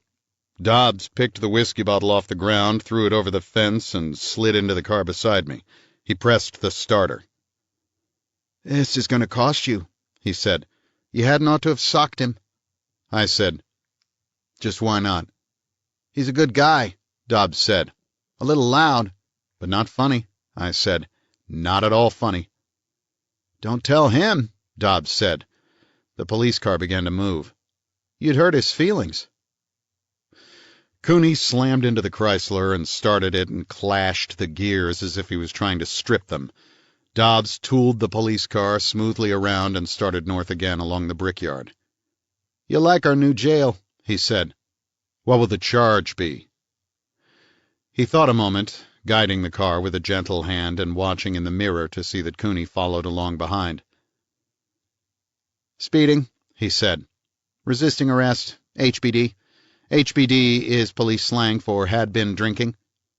How about being slammed in the belly, kicked in the shoulder, forced to drink liquor under threat of bodily harm, threatened with a gun and struck with a blackjack while unarmed? Couldn't you make a little something more out of that?" "Ah, forget it," he said wearily. "You think this sort of thing is my idea of a good time?" "I thought they cleaned this town up," I said. "I thought they had it so that a decent man could walk the streets at night without wearing a bulletproof vest." "They cleaned it up some," he said. "They wouldn't want it too clean. They might scare away a dirty dollar." "Better not talk like that," I said. "You'll lose your union card." He laughed. "The hell with them," he said. "I'll be in the Army in 2 weeks." The incident was over for him. It meant nothing. He took it as a matter of course. He wasn't even bitter about it. 26. The cell block was almost brand new. The battleship gray paint on the steel walls and doors still had the fresh gloss of newness, disfigured in 2 or 3 places by squirted tobacco juice. The overhead light was sunk in the ceiling behind a heavy frosted panel. There were 2 bunks on one side of the cell, and a man snored in the top bunk, with a dark gray blanket wrapped around him. Since he was asleep that early and didn't smell of whiskey or gin, and had chosen the top berth where he would be out of the way, I judged he was an old lodger. I sat on the lower bunk. They had tapped me for a gun, but they hadn't stripped my pockets. I got out a cigarette and rubbed the hot swelling behind my knee. The pain radiated all the way to the ankle. The whiskey I had coughed on my coat front had a rank smell. I held the cloth up and breathed smoke into it. The smoke floated up around the flat square of lighted glass in the ceiling. The jail seemed very quiet. A woman was making a shrill racket somewhere very far off in another part of the jail. My part was as peaceful as a church. The woman was screaming, wherever she was. The screaming had a thin, sharp, unreal sound, something like the screaming of coyotes in the moonlight, but it didn't have the rising, keening note of the coyote. After a while, the sound stopped. I smoked 2 cigarettes through and dropped the butts into the small toilet in the corner. The man in the upper berth still snored. All I could see of him was damp, greasy hair sticking out over the edge of the blanket. He slept on his stomach. He slept well. He was one of the best. I sat down on the bunk again. It was made of flat steel slats with a thin, hard mattress over them. 2 dark gray blankets were folded on it quite neatly. It was a very nice jail. It was on the 12th floor of the new City Hall. It was a very nice City Hall. Bay City was a very nice place. People lived there and thought so. If I lived there, I would probably think so. I would see the nice blue bay and the cliffs and the yacht harbor and the quiet streets of houses, old houses brooding under old trees and new houses with sharp green lawns and wire fences and staked saplings set into the parkway in front of them. I knew a girl who lived on 25th Street. It was a nice street. She was a nice girl. She liked Bay City. She wouldn't think about the Mexican and Negro slums stretched out on the dismal flats south of the old interurban tracks, nor of the waterfront dives along the flat shore south of the cliffs, the sweaty little dance halls on the pike, the marijuana joints, the narrow fox faces watching over the tops of newspapers in far too quiet hotel lobbies, nor the pickpockets and grifters and con men and drunk rollers and pimps and queens on the boardwalk. I went over to stand by the door. There was nobody stirring across the way. The lights in the cell block were bleak and silent. Business in the jail was rotten. I looked at my watch. 9:54. Time to go home and get your slippers on and play over a game of chess. Time for a tall, cool drink and a long, quiet pipe. Time to sit with your feet up and think of nothing. Time to start yawning over your magazine. Time to be a human being, a householder, a man with nothing to do but rest and suck in the night air and rebuild the brain for tomorrow. A man in the blue-gray jail uniform came along between the cells reading numbers. He stopped in front of mine and unlocked the door and gave me the hard stare they think they have to wear on their pans forever and forever and forever. I'm a cop, brother. I'm tough. Watch your step, brother, or we'll fix you up so you'll crawl on your hands and knees, brother. Snap out of it, brother. Let's get a load of the truth, brother. Let's go, and let's not forget we're tough guys. We're cops, and we do what we like with punks like you. Out, he said. I stepped out of the cell, and he relocked the door and jerked his thumb, and we went along to a wide steel gate, and he unlocked that, and we went through, and he relocked it, and the keys tinkled pleasantly on the big steel ring, and after a while we went through a steel door that was painted like wood on the outside and battleship gray on the inside. DeGarmo was standing there by the counter talking to the desk sergeant. He turned his metallic blue eyes on me and said, "How you doing?" "Fine. Like our jail?" "I like your jail fine." "Captain Weber wants to talk to you." "That's fine," I said. "Don't you know any words but fine?" "Not right now," I said. "Not in here." "You're limping a little." he said. "You trip over something?" "Yeah," I said. "I tripped over a blackjack. It jumped up and bit me behind the left knee." "That's too bad," DeGarmo said, blank-eyed. "Get your stuff from the property clerk." "I've got it," I said. "It wasn't taken away from me." "Well, that's fine," he said. "It sure is," I said. "It's fine." The desk sergeant lifted his shaggy head and gave us both a long stare. "You ought to see Cooney's little Irish nose," he said. "If you want to see something fine, it's spread over his face like syrup on a waffle." DeGarmo said absently, "What's the matter? He get in a fight?" "I wouldn't know," the desk sergeant said. "Maybe it was the same blackjack that jumped up and bit him." "For a desk sergeant, you talk too damn much," DeGarmo said. "A desk sergeant always talks too goddamn much," the desk sergeant said. "Maybe that's why he isn't a lieutenant on homicide." "You see how we are here," DeGarmo said. "Just one great big happy family." "With beaming smiles on our faces," the desk sergeant said, "and our arms spread wide in welcome and a rock in each hand." DeGarmo jerked his head at me, and we went out. 27. Captain Weber pushed his sharp bent nose across the desk at me and said, "Sit down." I sat down in a round-backed wooden armchair and eased my left leg away from the sharp edge of the seat. It was a large, neat corner office. DeGarmo sat at the end of the desk and crossed his legs and rubbed his ankle thoughtfully and looked out of a window. Weber went on. "You asked for trouble, and you got it. You were doing 55 miles an hour in a residential zone, and you attempted to get away from a police car that signaled you to stop with its siren and red spotlight. You were abusive when stopped, and you struck an officer in the face." I said nothing. Weber picked a match off his desk and broke it in half and threw the pieces over his shoulder. "Or are they lying, as usual?" he asked. "I didn't see their report," I said. "I was probably doing 55 in a residential district, or anyhow, within city limits. The police car was parked outside a house I visited. It followed me when I drove away, and I didn't, at that time, know it was a police car. It had no good reason to follow me, and I didn't like the look of it.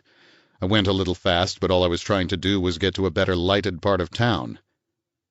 DeGarmo moved his eyes to give a bleak, meaningless stare. Weber snapped his teeth impatiently.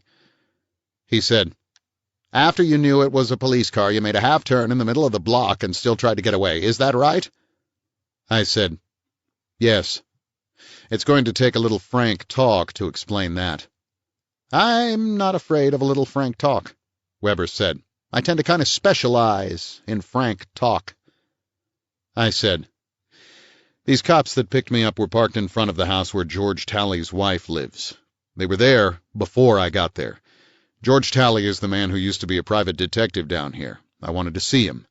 DeGarmo knows why I wanted to see him." DeGarmo picked a match out of his pocket and chewed on the soft end of it quietly. He nodded without expression. Weber didn't look at him. I said, "You are a stupid man, DeGarmo. Everything you do is stupid and done in a stupid way. When you went up against me yesterday in front of Almore's house, you had to get tough when there was nothing to get tough about. You had to make me curious when I had nothing to be curious about. You even had to drop hints which showed me how I could satisfy that curiosity if it became important. All you had to do to protect your friends was to keep your mouth shut until I made a move. I never would have made one, and you would have saved all this." Weber said, "What the devil has all this got to do with your being arrested in the 1200 block on Westmore Street?" "It has to do with the Almore case," I said. "George Talley worked on the Almore case until he was pinched for drunk driving." "Well, I never worked on the Almore case," Weber snapped. "I don't know who stuck the first knife into Julius Caesar, either. Stick to the point, can't you?" "I am sticking to the point. DeGarmo knows about the Almore case, and he doesn't like it talked about. Even your prowl car boys know about it. Cooney and Dobbs had no reason to follow me unless it was because I visited the wife of a man who had worked on the Almore case. I wasn't doing 55 miles an hour when they started to follow me. I tried to get away from them because I had a good idea I might get beaten up for going there. DeGarmo had given me that idea." Weber looked quickly at DeGarmo. DeGarmo's hard blue eyes looked across the room at the wall in front of him. I said, "And I didn't bust Cooney in the nose until after he had forced me to drink whiskey and then hit me in the stomach when I drank it, so that I would spill it down my coat front and smell of it. This can't be the first time you have heard of that trick, Captain." Weber broke another match. He leaned back and looked at his small, tight knuckles. He looked again at DeGarmo and said, "If you got made chief of police today, you might let me in on it." DeGarmo said, "Hell, the Seamus just got a couple of playful taps. Kinda kidding. If the guy can't take a joke." Weber said, "You put Cooney and Dobbs over there?" "Well, yes, I did," DeGarmo said. "I don't see why we have to put up with these snoopers coming into our town and stirring up a lot of dead leaves just to promote themselves a job and work a couple of old suckers for a big fee. Guys like that need a good sharp lesson." "Is that how it looks to you?" Weber asked. "That's exactly how it looks to me," DeGarmo said. "I wonder what fellows like you need," Weber said. "Right now I think you need a little air. Would you please take it, Lieutenant?" DeGarmo opened his mouth slowly. "You mean you want me to breeze on out?" Weber leaned forward suddenly, and his sharp little chin seemed to cut the air like the forefoot of a cruiser. "Would you be so kind?" DeGarmo stood up slowly, a dark flush staining his cheekbones. He leaned a hard hand flat on the desk and looked at Weber. There was a little charged silence. He said, "Okay, Captain, but you're playing this wrong." Weber didn't answer him. DeGarmo walked to the door and out. Weber waited for the door to close before he spoke. "Is it your line that you can tie this Almore business a year and a half ago to the shooting in Lavery's place today? Or is it just a smokescreen you're lying down because you know damn well Kingsley's wife shot Lavery?"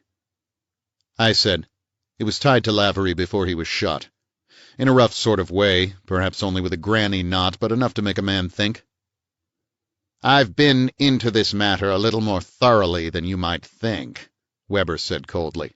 "Although I never had anything personally to do with the death of Almore's wife, and I wasn't chief of detectives at that time. If you didn't even know Almore yesterday morning, you must have heard a lot about him since." I told him exactly what I had heard, both from Miss Fromsett and from the Graysons. "Then it's your theory that Lavery may have blackmailed Dr. Almore?" he asked at the end. "And that may have something to do with the murder?" "It's not a theory. It's no more than a possibility. I wouldn't be doing a job if I ignored it.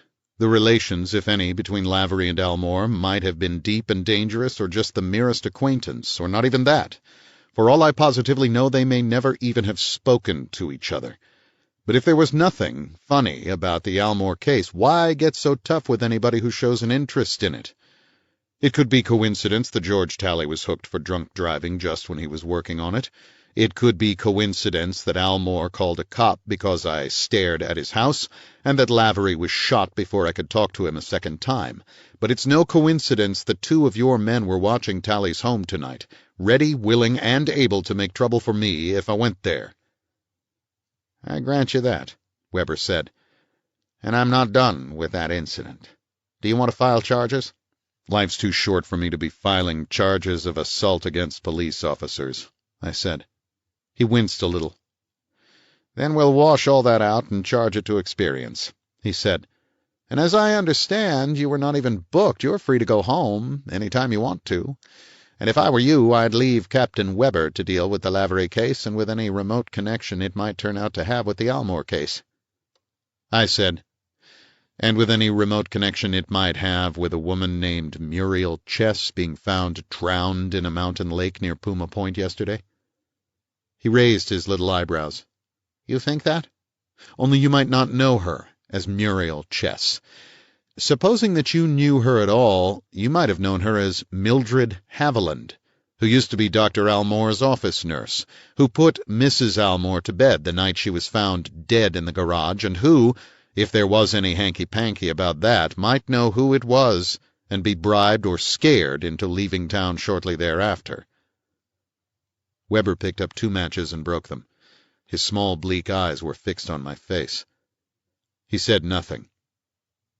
"And at that point," I said, "you run into a real basic coincidence, the only one I'm willing to admit in the whole picture. For this Mildred Haviland met a man named Bill Chess in a riverside beer parlor, and for reasons of her own married him and went to live with him at Little Fawn Lake. And Little Fawn Lake was the property of a man whose wife was intimate with Lavery, who had found Mrs. Almore's body. That's what I call a real coincidence. It can't be anything else, but it's basic, fundamental. Everything else flows from it." Weber got up from his desk and went over to the water cooler and drank 2 paper cups of water. He crushed the cups slowly in his hand and twisted them into a ball and dropped the ball into a brown metal basket under the cooler. He walked to the windows and stood looking out over the bay. This was before the dim-out went into effect and there were many lights in the yacht harbor. He came slowly back to the desk and sat down. He reached up and pinched his nose. He was making up his mind about something. He said slowly, "I can't see what the hell sense there is in trying to mix that up with something that happened 1.5 years later." "Okay," I said, "and thanks for giving me so much of your time." I got up to go. "Your leg feel pretty bad?" he asked as I leaned down to rub it. "Bad enough, but it's getting better." "Police business," he said almost gently, "is a hell of a problem. It's a good deal like politics. It asks for the highest type of men, and there's nothing in it to attract the highest type of men. So we have to work with what we get, and we get things like this." "I know," I said. "I've always known that. I'm not bitter about it. Good night, Captain Weber." "Wait a minute," he said. "Sit down a minute. If we've got to have the Almore case in this, let's drag it out into the open and look at it." "It's about time somebody did that," I said. I sat down again. 28. Weber said quietly, "I suppose some people think we're just a bunch of crooks down here. I suppose they think a fellow kills his wife and then calls me up on the phone and says, 'Hi, Cap, I got a little murder down here cluttering up the front room, and I've got 500 iron men that are not working.' And then I say, 'Fine, hold everything, and I'll be right down with a blanket.' Not quite that bad," I said. "What did you want to see Tally about when you went to his house tonight?" He had some line on Florence Almore's death. Her parents hired him to follow it up, but he never told them what it was. "And you thought he would tell you?" Weber asked sarcastically. "All I could do was try." "Or was it just that DeGarmo getting tough with you made you feel like getting tough right back at him?" "There might be a little of that in it, too," I said. "Tally was a petty blackmailer," Weber said contemptuously, "on more than one occasion. Any way to get rid of him was good enough. So I'll tell you what it was he had. He had a slipper he had stolen from Florence Almore's foot." "A slipper?" He smiled faintly. "Just a slipper. It was later found hidden in his house. It was a green velvet dancing pump with some little stones set into the heel. It was custom-made by a man in Hollywood who makes theatrical footwear and such. Now, ask me what was important about this slipper." "What was important about it, Captain?" "She had 2 pair of them, exactly alike, made on the same order. It seems that is not unusual in case one of them gets scuffed or some drunken ox tries to walk up a lady's leg." He paused and smiled thinly. "It seems that 1 pair had never been worn." "I think I'm beginning to get it," I said. He leaned back and tapped the arms of his chair. He waited. "The walk from the side door of the house to the garage is rough concrete," I said. "Fairly rough. Suppose she didn't walk it but was carried. And suppose whoever carried her put her slippers on and got one that had not been worn." "Yes." And suppose Tally noticed this while Lavery was telephoning to the doctor who was out on his rounds. So he took the unworn slipper, regarding it as evidence that Florence Almore had been murdered. Weber nodded his head. It was evidence if he left it where it was, for the police to find it. After he took it, it was just evidence that he was a rat. Was a monoxide test made of her blood? He put his hands flat on his desk and looked down at them. Yes, he said. And there was monoxide, all right. Also, the investigating officers were satisfied with appearances. There was no sign of violence. They were satisfied that Dr. Almore had not murdered his wife. Perhaps they were wrong. I think the investigation was a little superficial. And who was in charge of it? I asked. I think you know the answer to that. When the police came, didn't they notice that a slipper was missing? When the police came, there was no slipper missing. You must remember that Dr. Almore was back at his home in response to Lavery's call before the police were called. All we know about the missing shoe is from Tally himself. He might have taken the unworn shoe from the house. The side door was unlocked. The maids were asleep. The objection to that is that he wouldn't have been likely to know there was an unworn slipper to take. I wouldn't put it past him to think of it.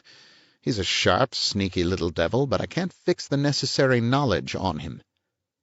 We sat there and looked at each other, thinking about it. Unless, Weber said slowly, we can suppose that this nurse of Almore's was involved with Tally in a scheme to put the bite on Almore. It's possible. There are things in favor of it. There are more things against it. What reasons have you for claiming that the girl drowned up in the mountains was this nurse? 2 reasons, neither one conclusive separately, but pretty powerful taken together. A tough guy who looked and acted like DeGarmo was up there a few weeks ago showing a photograph of Mildred Haviland that looked something like Muriel Chess. Different hair and eyebrows and so on, but a fair resemblance. Nobody helped him much. He called himself DeSoto and said he was a Los Angeles cop. There isn't any Los Angeles cop named DeSoto. When Muriel Chess heard about it, she looked scared. If it was DeGarmo, that's easily established.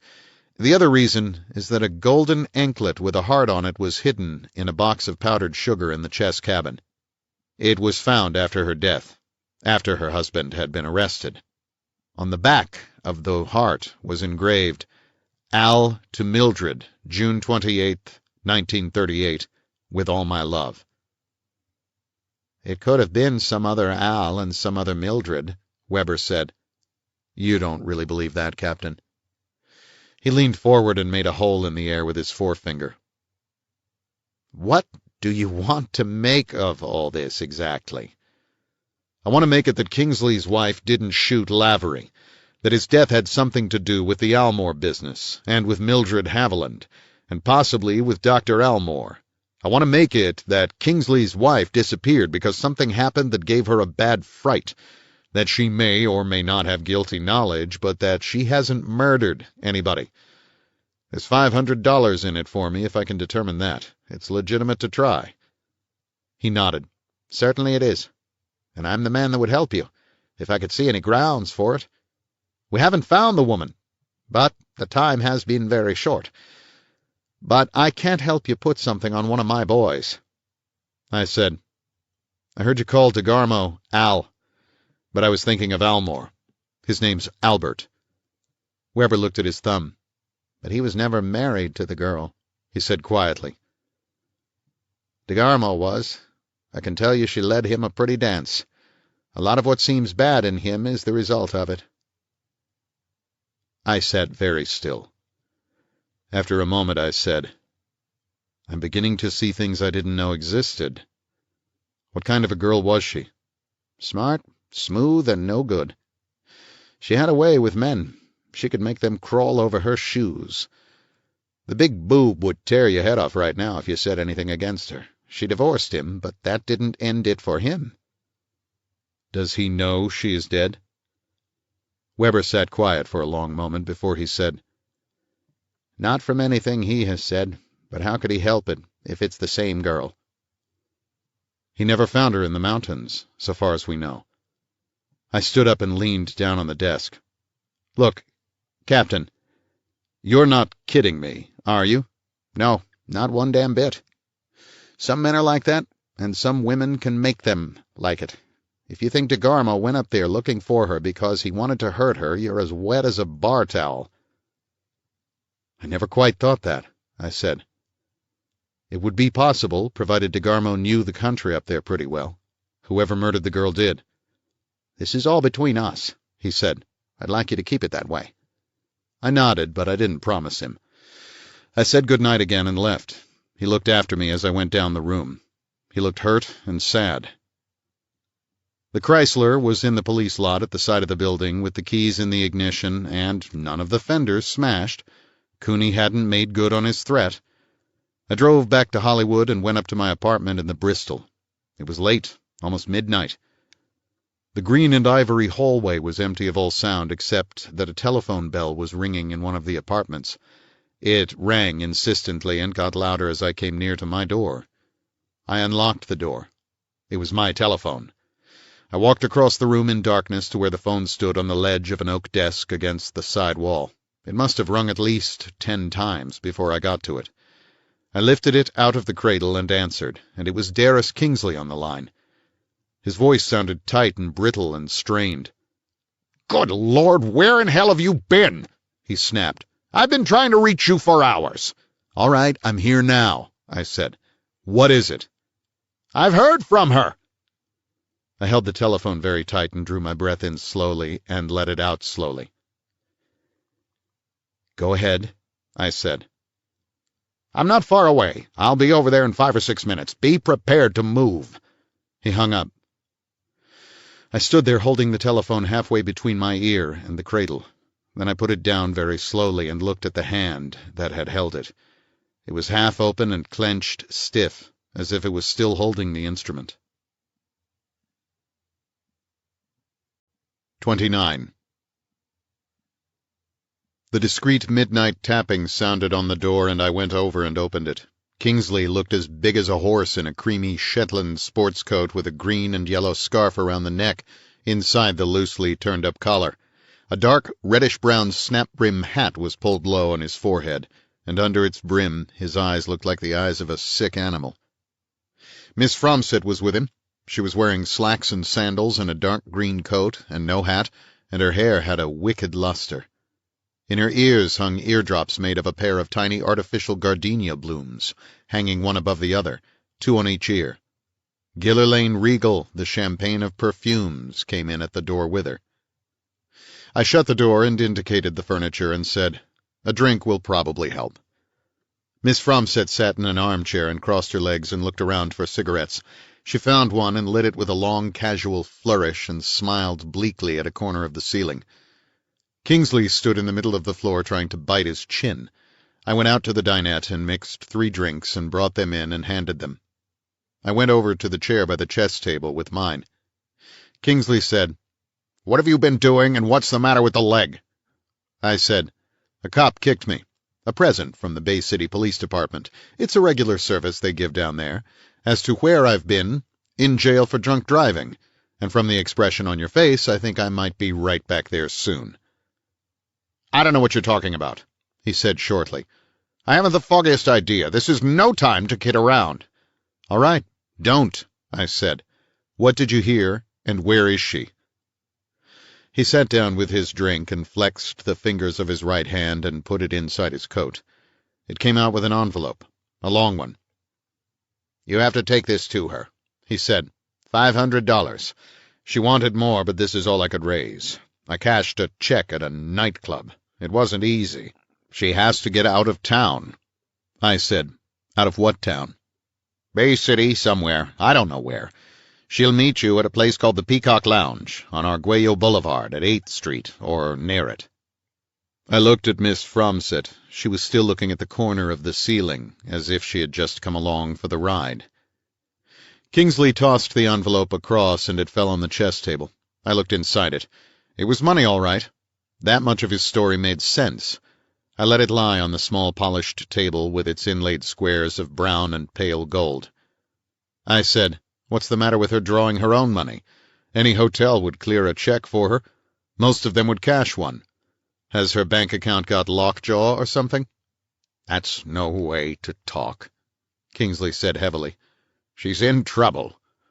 I don't know how she knows she's in trouble, unless a pickup order has been broadcast. Has it? I said I didn't know. I hadn't had much time to listen to police calls. I had been too busy listening to live policemen. Kingsley said, Well, she won't risk cashing a check now. It was all right before, but not now. He lifted his eyes slowly and gave me one of the emptiest stares I had ever seen. All right, we can't make sense where there isn't any, I said. So she's in Bay City. Did you talk to her? No. Miss Fromsett talked to her. She called the office. It was just after hours, but that cop from the beach, Captain Weber, was with me. Miss Fromsett naturally didn't want her to talk at all then. She told her to call back. She wouldn't give any number we could call. I looked at Miss Fromsett. She brought a glance down from the ceiling and pointed it at the top of my head. There was nothing in her eyes at all. They were like drawn curtains. Kingsley went on. I didn't want to talk to her. She didn't want to talk to me. I don't want to see her. I guess there's no doubt she shot Lavery. Weber seemed quite sure of it. That doesn't mean anything, I said. What he says and what he thinks don't even have to be on the same map. I don't like her knowing the cops were after her. It's a long time since anybody listened to the police shortwave for amusement. So she called back later, and then? It was almost 6:30, Kingsley said. We had to sit there in the office and wait for her to call. You tell him. He turned his head to the girl. Miss Fromsett said, I took the call in Mr. Kingsley's office. He was sitting right beside me, but he didn't speak. She said to send the money down to the Peacock place and asked who would bring it. Did she sound scared? Not in the least. Completely calm. I might say icily calm. She had it all worked out. She realized somebody would have to bring the money she might not know. She seemed to know Mr. Kingsley wouldn't bring it. Call him Derry, I said. I'll be able to guess who you mean. She smiled faintly. She will go into this Peacock Lounge every hour, about 15 minutes past the hour. I guess I assumed you would be the one to go. I described you to her. And you're to wear Derry's scarf. I described that. He keeps some clothes at the office, and this was among them. It's distinctive enough. It was all of that. It was an affair of fat green kidneys laid down on an egg yolk background. It would be almost as distinctive as if I went in there wheeling a red, white, and blue wheelbarrow. For a blimp brain, she's doing all right, I said. This is no time to fool around, Kingsley put in sharply. You said that before, I told him. You've got a hell of a crust assuming I'll go down there and take a getaway stake to somebody I know the police are looking for. He twisted a hand on his knee, and his face twisted into a crooked grin. I admit it's a bit thick, he said. Well, how about it? It makes accessories after the fact out of all three of us. That might not be too tough for her husband and his confidential secretary to talk out of, but what they would do to me would be nobody's dream of a vacation. I'm going to make it worth your while, he said, and we wouldn't be accessories if she hasn't done anything. I'm willing to suppose it, I said. Otherwise I wouldn't be talking to you. And in addition to that, if I decide she did do any murder, I'm going to turn her over to the police. She won't talk to you, he said. I reached for the envelope and put it in my pocket. She will, if she wants this. I looked at my strap watch. If I start right away, I might make the 1:15 deadline. They must know her by heart in that bar after all these hours. That makes it nice, too. She's dyed her hair dark brown, Miss Fromsett said.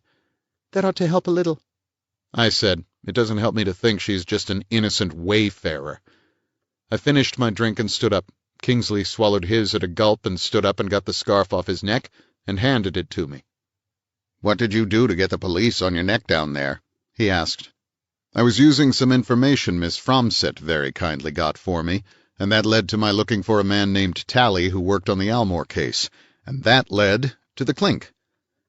They had the house staked. Tally was the dick the Graysons hired, I added, looking at the tall, dark girl. You'll probably be able to explain to him what it's all about. It doesn't matter anyway. I haven't time to go into it now. You two want to wait here?" Kingsley shook his head. "We'll go back to my place and wait for a call from you." Miss Fromsett stood up and yawned. "No, I'm tired, Derry. I'm going home and going to bed." "You'll come with me," he said sharply. "You've got to keep me from going nuts." "Where do you live, Miss Fromsett?" I asked. "Bryson Tower on Sunset Place. Apartment 716. Why?" She gave me a speculative look.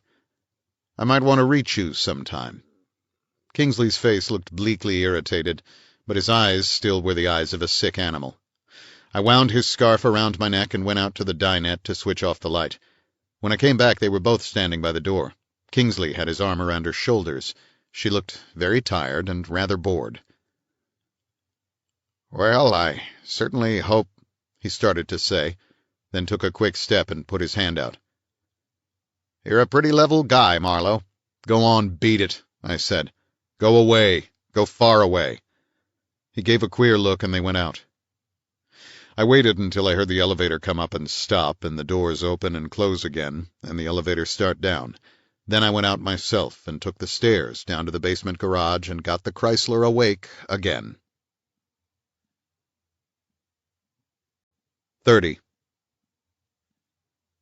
The Peacock Lounge was a narrow front next to a gift shop in whose window a tray of small crystal animals shimmered in the streetlight. The Peacock had a glass brick front, and soft light glowed out around the stained-glass peacock that was set into the brick. I went in around a Chinese screen and looked along the bar, and then sat at the outer edge of a small booth. The light was amber, the leather was Chinese red, and the booths had polished plastic tables. In one booth 4 soldiers were drinking beer moodily, a little glassy in the eyes and obviously bored even with drinking beer. Across from them, a party of 2 girls and 2 flashy-looking men were making the only noise in the place. I saw nobody that looked like my idea of Crystal Kingsley. A wizened waiter with evil eyes and a face like a gnawed bone put a napkin with a printed peacock on it down on the table in front of me and gave me a Bacardi cocktail. I sipped it and looked at the amber face of the bar clock. It was just past 1:15. One of the men with the 2 girls got up suddenly and stalked along to the door and went out. The voice of the other man said, "What did you have to insult the guy for?" A girl's tinny voice said, "Insult him? I like that. He propositioned me." The man's voice said complainingly, "Well, you didn't have to insult him, did you?" One of the soldiers suddenly laughed deep in his chest and then wiped the laugh off his face with a brown hand and drank a little more beer. I rubbed the back of my knee. It was hot and swollen still, but the paralyzed feeling had gone away. A tiny, white-faced Mexican boy with enormous black eyes came in with morning papers and scuttled along the booths trying to make a few sales before the barman threw him out. I bought a paper and looked through it to see if there were any interesting murders. There were not. I folded it and looked up as a slim, brown-haired girl in coal-black slacks and a yellow shirt and a long gray coat came out of somewhere and passed the booth without looking at me. I tried to make up my mind whether her face was familiar or just such a standard type of lean, rather hard prettiness that I must have seen it 10,000 times. She went out of the street door around the screen. 2 minutes later the little Mexican boy came back in, shot a quick look at the barman, and scuttled over to stand in front of me. "Mister," he said, his great big eyes shining with mischief. Then he made a beckoning sign and scuttled out again. I finished my drink and went after him. The girl in the gray coat and yellow shirt and black slacks was standing in front of the gift shop looking in at the window. Her eyes moved as I went out. I went and stood beside her. She looked at me again. Her face was white and tired. Her hair looked darker than dark brown. She looked away and spoke to the window. "Give me the money, please." A little mist formed on the plate glass from her breath. I said, "I'd have to know who you are."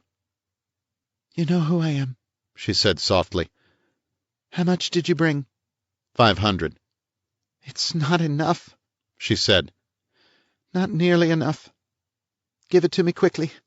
I've been waiting half of eternity for somebody to get here." "Where can we talk?" "We don't have to talk. Just give me the money and go the other way." "It's not that simple. I'm doing this at quite a risk. I'm at least going to have the satisfaction of knowing what goes on and where I stand." "Damn you," she said acidly. "Why couldn't he come himself? I don't want to talk. I want to get away as soon as I can." "You didn't want him to come himself. He understood that you didn't even want to talk to him on the phone." "That's right," she said quickly and tossed her head. "But you've got to talk to me," I said. "I'm not as easy as he is, either to me or to the law. There's no way out of it. I'm a private detective, and I have to have some protection, too." "Well, isn't he charming?" she said. "Private detective and all." Her voice held a low sneer. He did the best he knew how. It wasn't easy for him to know what to do. "What do you want to talk about?" "You. And what you've been doing, and where you've been, and what you expect to do. Things like that. Little things, but important." She breathed on the glass of the shop window and waited while the mist of her breath disappeared. "I think it would be much better," she said in the same cool, empty voice, "for you to give me the money and let me work things out for myself." "No." She gave me another sharp sideways glance. She shrugged the shoulders of the gray coat impatiently. "Very well, if it has to be that way. I'm at the Granada, 2 blocks north on 8th, apartment 618. Give me 10 minutes. I'd rather go in alone." "I have a car." "I'd rather go alone." She turned quickly and walked away. She walked back to the corner and crossed the boulevard and disappeared along the block under a line of pepper trees. I went and sat in the Chrysler and gave her the 10 minutes before I started it. The Granada was an ugly gray building on a corner. The plate-glass entrance door was level with the street. I drove around the corner and saw a milky globe with "Garage" painted on it. The entrance to the garage was down a ramp into the hard, rubber-smelling silence of parked cars in rows. A lanky Negro came out of a glassed-in office and looked the Chrysler over. "How much to leave this here a short time? I'm going upstairs." He gave me a shady leer. "Kinda late, boss. She needs a good dusting, too. Be $1. "What goes on here?" "Be $1, he said woodenly. I got out. He gave me a ticket. I gave him the $1. Without my asking him, he said the elevator was in back of the office by the men's room. I rode up to the 6th floor and looked at numbers on doors and listened to stillness and smelled beach air coming in at the ends of corridors. The place seemed decent enough. There would be a few happy ladies in any apartment house. That would explain the lanky Negro's $1. A great judge of character, that boy. I came to the door of apartment 618 and stood outside it a moment, and then knocked softly. 31. She still had the gray coat on. She stood back from the door, and I went past her into a square room with twin wall beds and a minimum of uninteresting furniture. A small lamp on a window table made a dim yellowish light. The window behind it was open. The girl said, "Sit down and talk, then." She closed the door and went to sit in a gloomy Boston rocker across the room. I sat down on a thick davenport. There was a dull green curtain hanging across an open door space at one end of the davenport. That would lead to dressing room and bathroom. There was a closed door at the other end. That would be the kitchenette. That would be all there was. The girl crossed her ankles and leaned her head back against the chair and looked at me under long, beaded lashes. Her eyebrows were thin and arched and as brown as her hair. It was a quiet, secret face. It didn't look like the face of a woman who would waste a lot of motion. "I got a rather different idea of you," I said, "from Kingsley." Her lips twisted a little. She said nothing. "From Lavery, too," I said. "It just goes to show that we talk different languages to different people." "I haven't time for this sort of talk," she said. "What is it you have to know?" "He hired me to find you. I've been working on it. I supposed you would know that." "Yes. His office sweetie told me that over the phone. She told me you would be a man named Marlowe. She told me about the scarf." I took the scarf off my neck and folded it up and slipped it into a pocket. I said, "So I know a little about your movements. Not very much. I know you left your car at the Prescott Hotel in San Bernardino and that you met Lavery there. I know you sent a wire from El Paso. What did you do then?" "All I want from you is the money he sent. I don't see that my movements are any of your business." "I don't have to argue about that," I said. It's a question of whether you want the money. Well, we went to El Paso, She said in a tired voice. I thought of marrying him then, so I sent that wire. You saw the wire? Yes. Well, I changed my mind. I asked him to go home and leave me. He made a scene. Did he go home and leave you? Yes, why not? What did you do then? I went to Santa Barbara and stayed there a few days. Over a week, in fact. Then to Pasadena, same thing. Then to Hollywood. Then I came down here. That's all. You were alone all this time. She hesitated a little and then said, Yes. Not with Lavery, any part of it. Not after he went home. What was the idea? Idea of what? Her voice was a little sharp. Idea of going these places and not sending any word. Didn't you know he would be very anxious? Oh, you mean my husband, she said coolly. I don't think I worried much about him. He'd think I was in Mexico, wouldn't he? As for the idea of it all, well, I just had to think things out. My life had got to be a hopeless tangle. I had to be somewhere quite alone and try to straighten myself out. Before that, I said, you spent a month at Little Fawn Lake trying to straighten it out and not getting anywhere. Is that it? She looked down at her shoes and then up at me and nodded earnestly. The wavy brown hair surged forward along her cheeks.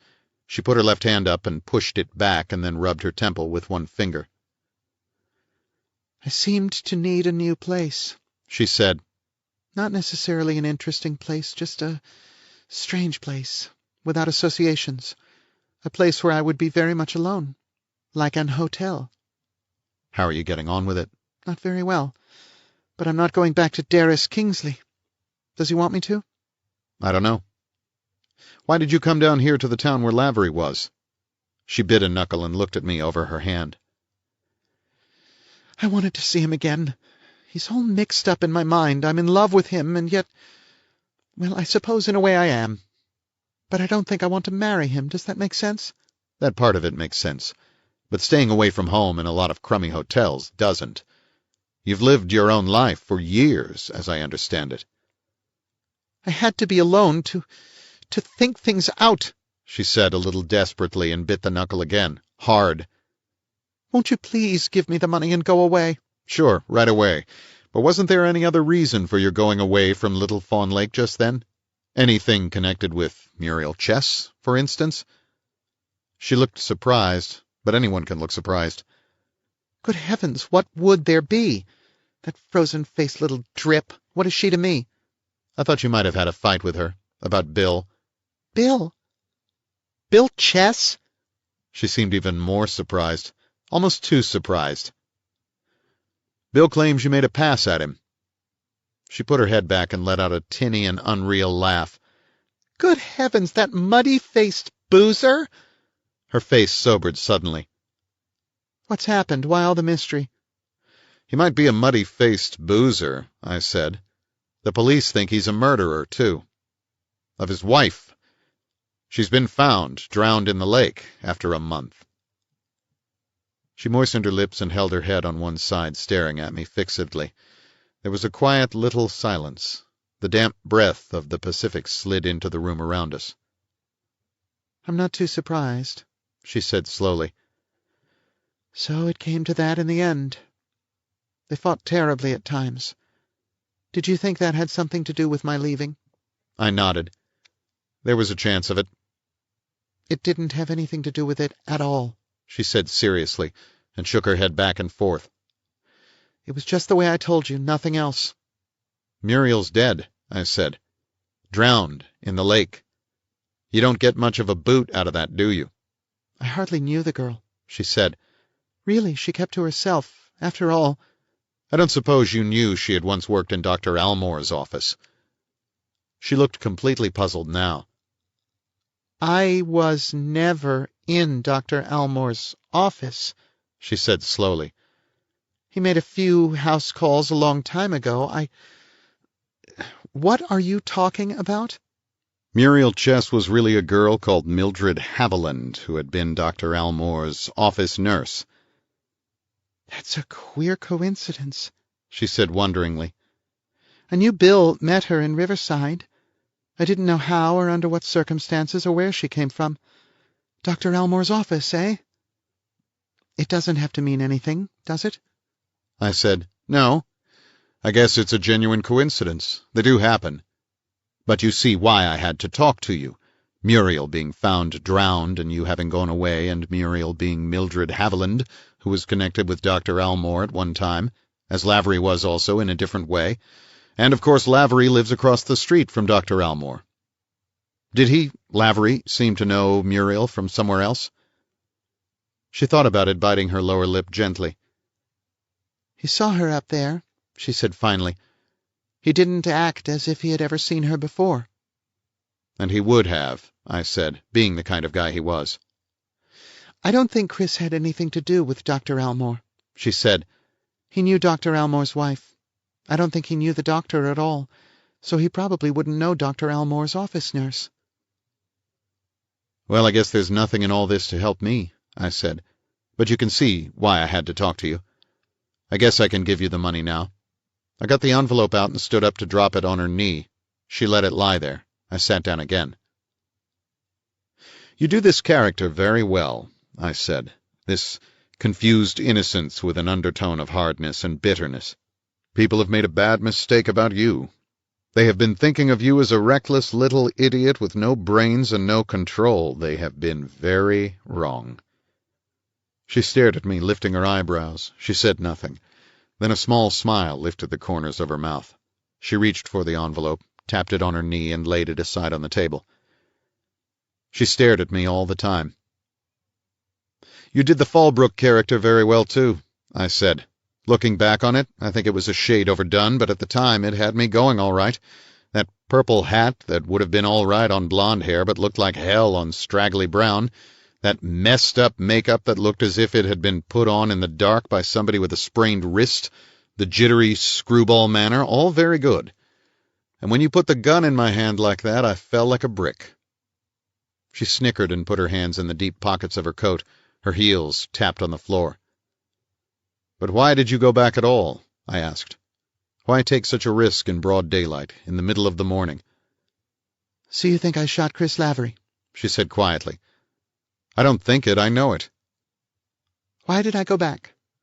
Is that what you want to know? I don't really care, I said.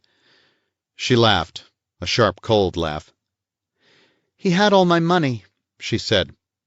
He had stripped my purse. He had it all, even silver. That's why I went back. There wasn't any risk at all. I know how he lived. It was really safer to go back, to take in the milk and the newspaper, for instance. People lose their heads in these situations. I don't. I didn't see why I should. It's so very much safer not to. I see, I said. Then, of course, you shot him the night before. I ought to have thought of that. Not that it matters.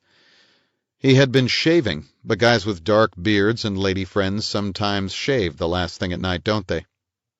It has been heard of, she said almost gaily. And just what are you going to do about it?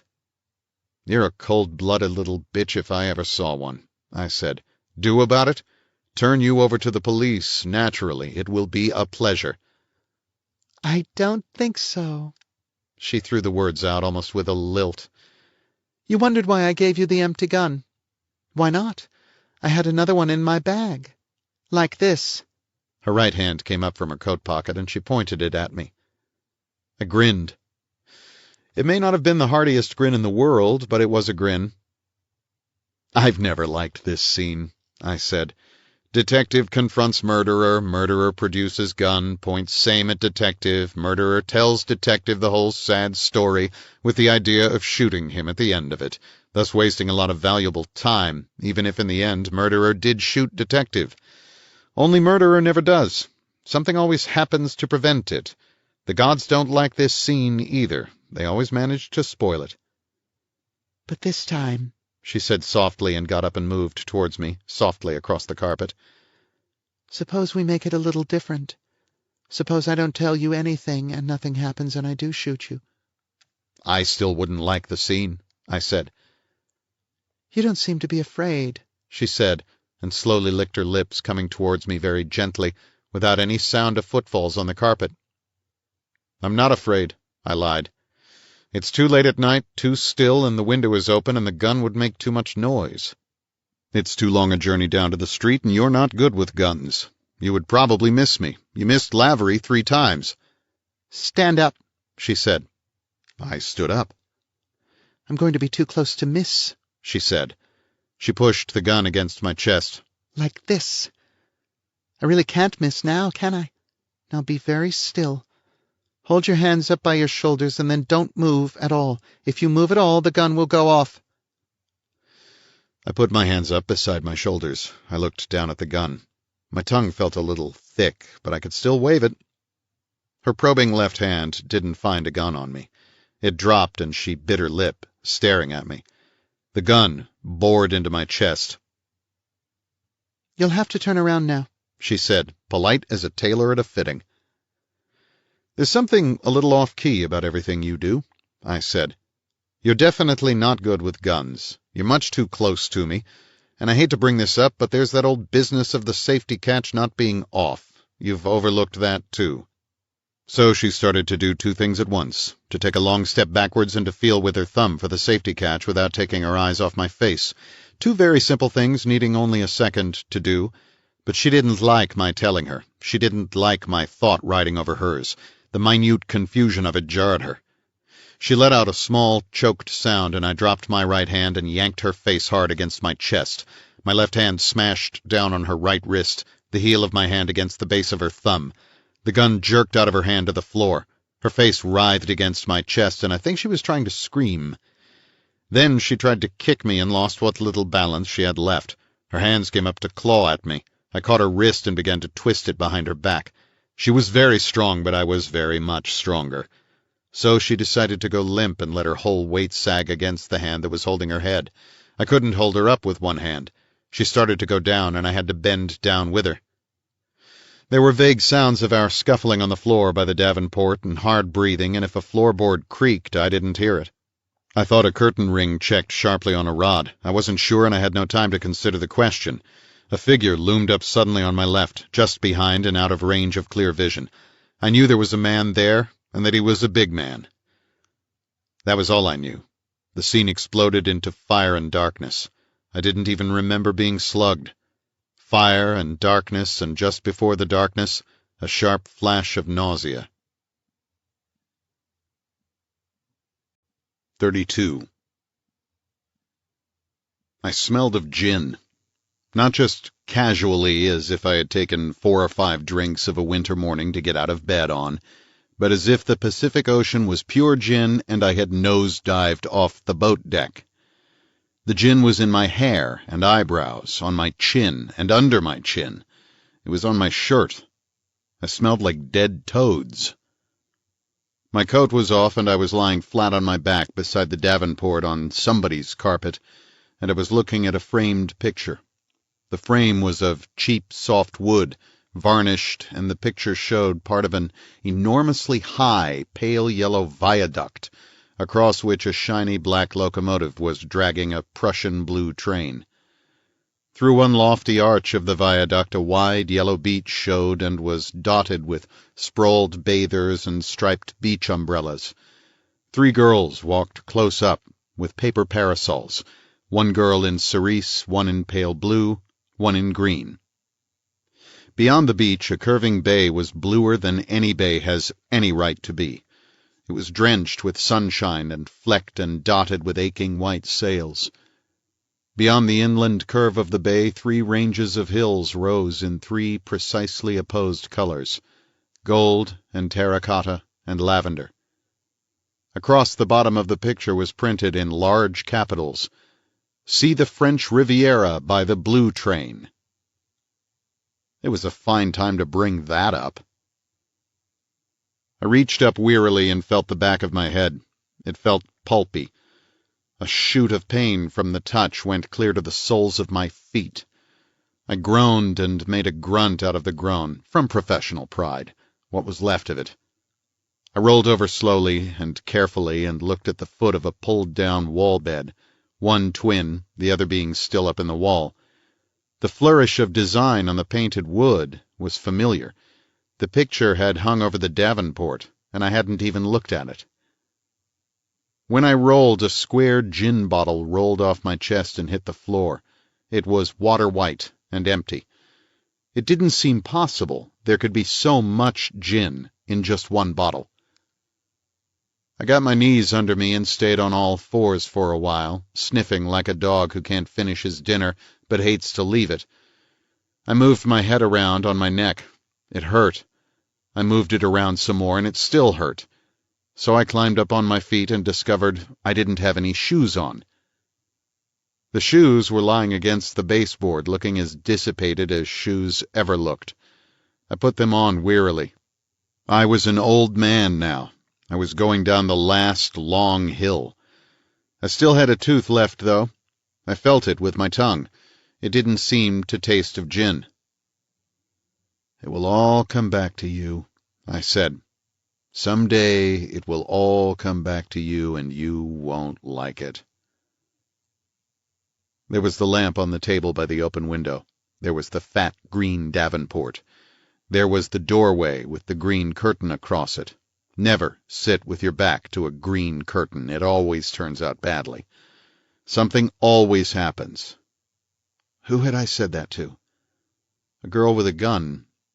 A girl with a clear, empty face and dark brown hair that had been blonde. I looked around for her. She was still there.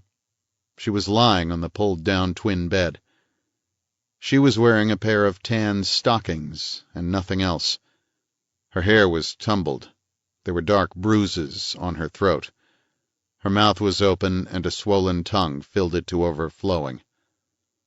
Her eyes bulged, and the whites of them were not white. Across her naked belly 4 angry scratches leered crimson-red against the whiteness of the flesh. Deep, angry scratches, gouged out by 4 bitter fingernails.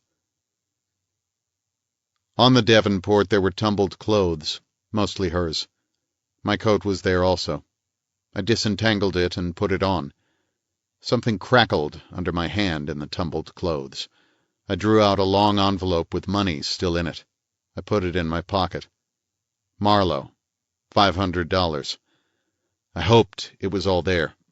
There didn't seem much else to hope for. I stepped on the balls of my feet, slowly, as if walking on very thin ice.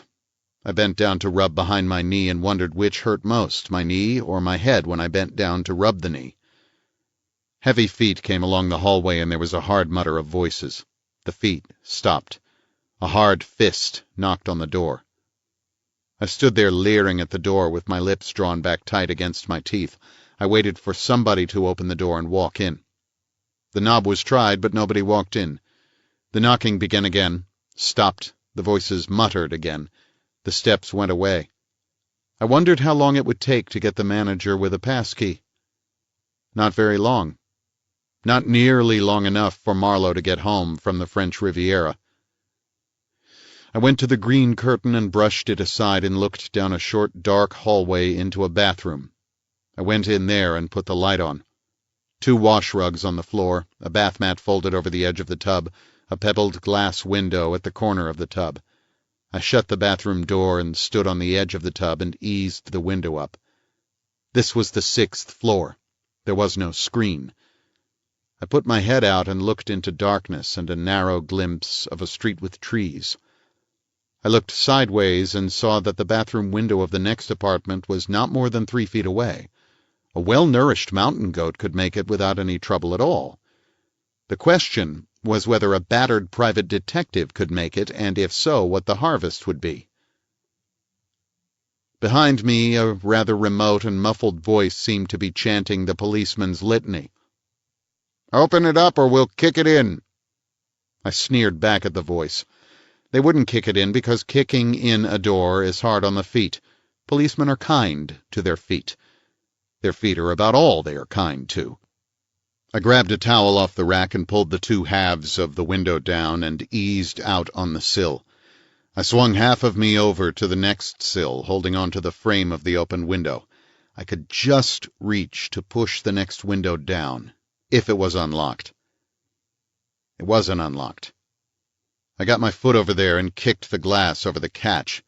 It made a noise that ought to have been heard in Reno. I wrapped the towel around my left hand and reached in to turn the catch.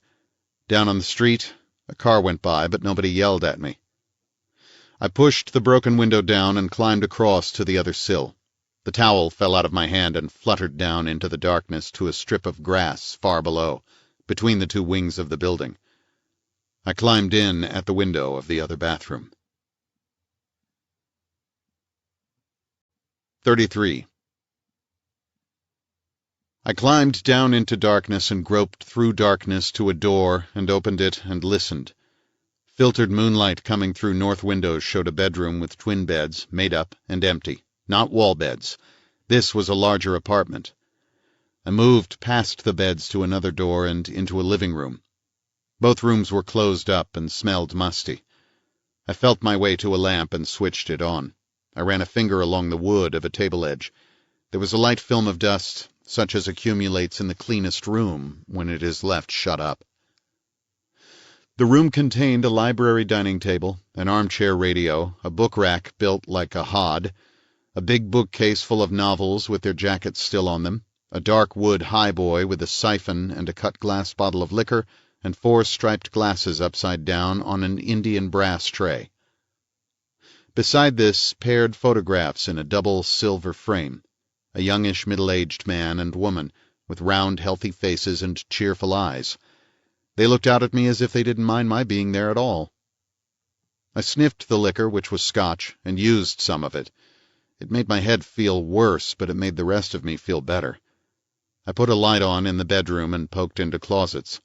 One of them had a man's clothes, tailor-made, plenty of them.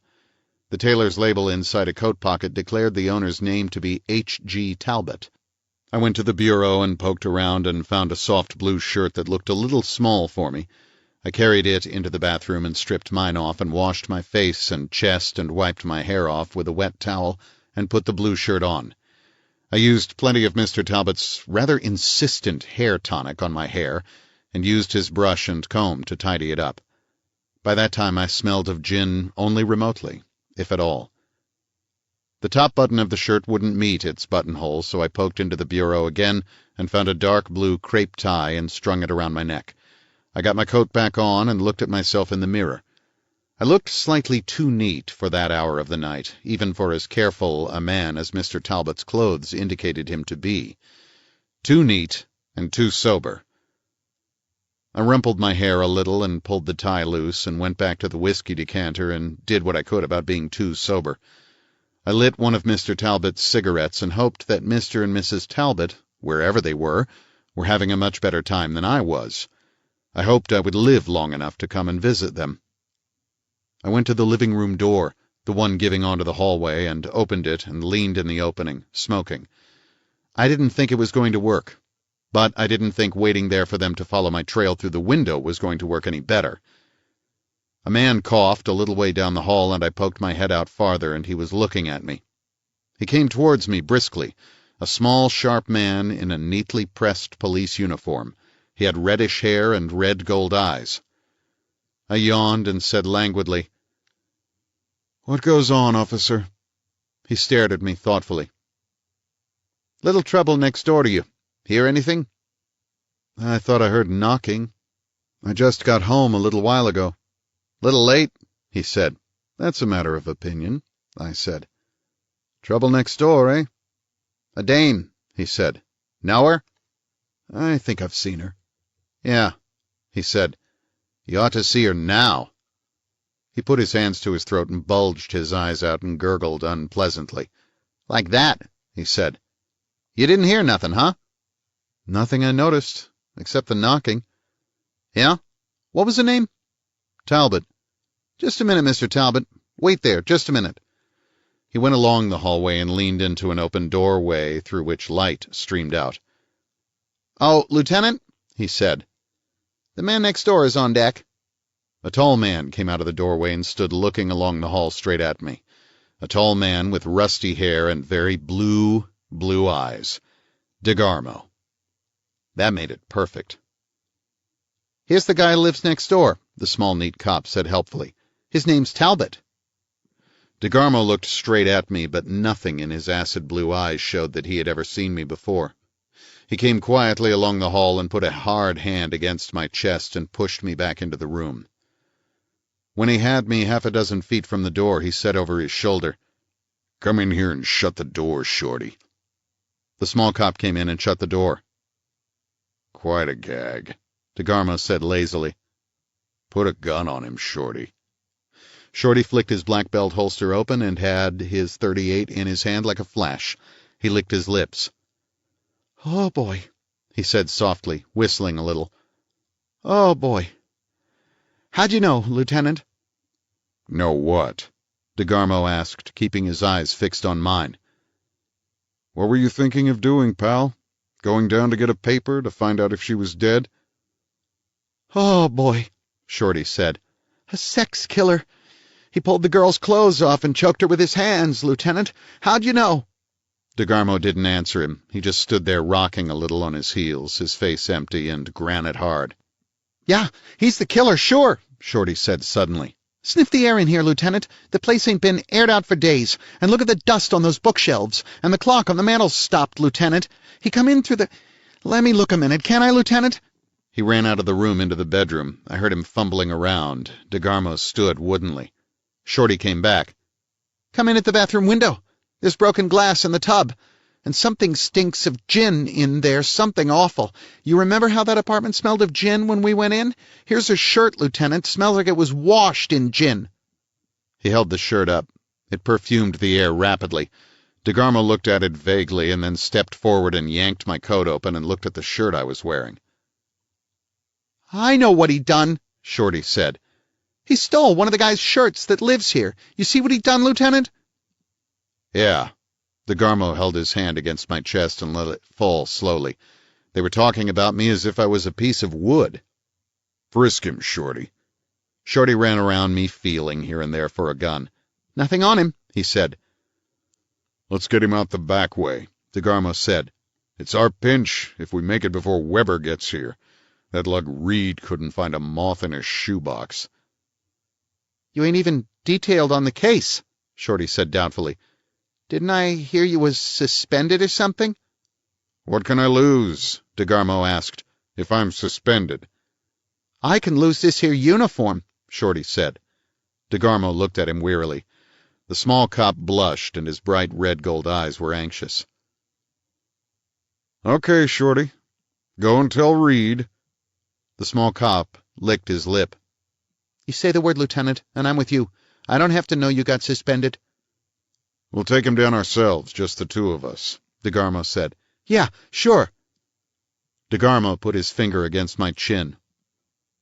"A sex killer," he said quietly. "Well, I'll be damned." He smiled at me thinly, moving only the extreme corners of his wide, brutal mouth. 34. We went out of the apartment and along the hall the other way from apartment 618. Light streamed from the still open door. Two men in plain clothes now stood outside it smoking cigarettes inside their cupped hands, as if a wind was blowing. There was a sound of wrangling voices from the apartment. We went around the bend of the hall and came to the elevator.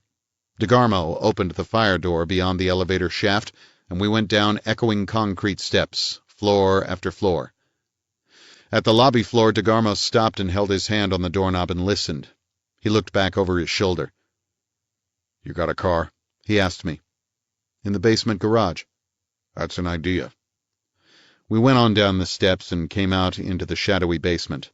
The lanky Negro came out of the little office and I gave him my car check. He looked furtively at the police uniform on Shorty. He said nothing. He pointed to the Chrysler. DeGarmo climbed under the wheel of the Chrysler. I got in beside him and Shorty got into the back seat. We went up the ramp and out into the damp, cool night air. A big car with twin red spotlights was charging towards us from a couple of blocks away. DeGarmo spat out of the car window and yanked the Chrysler the other way. "That will be Weber," he said.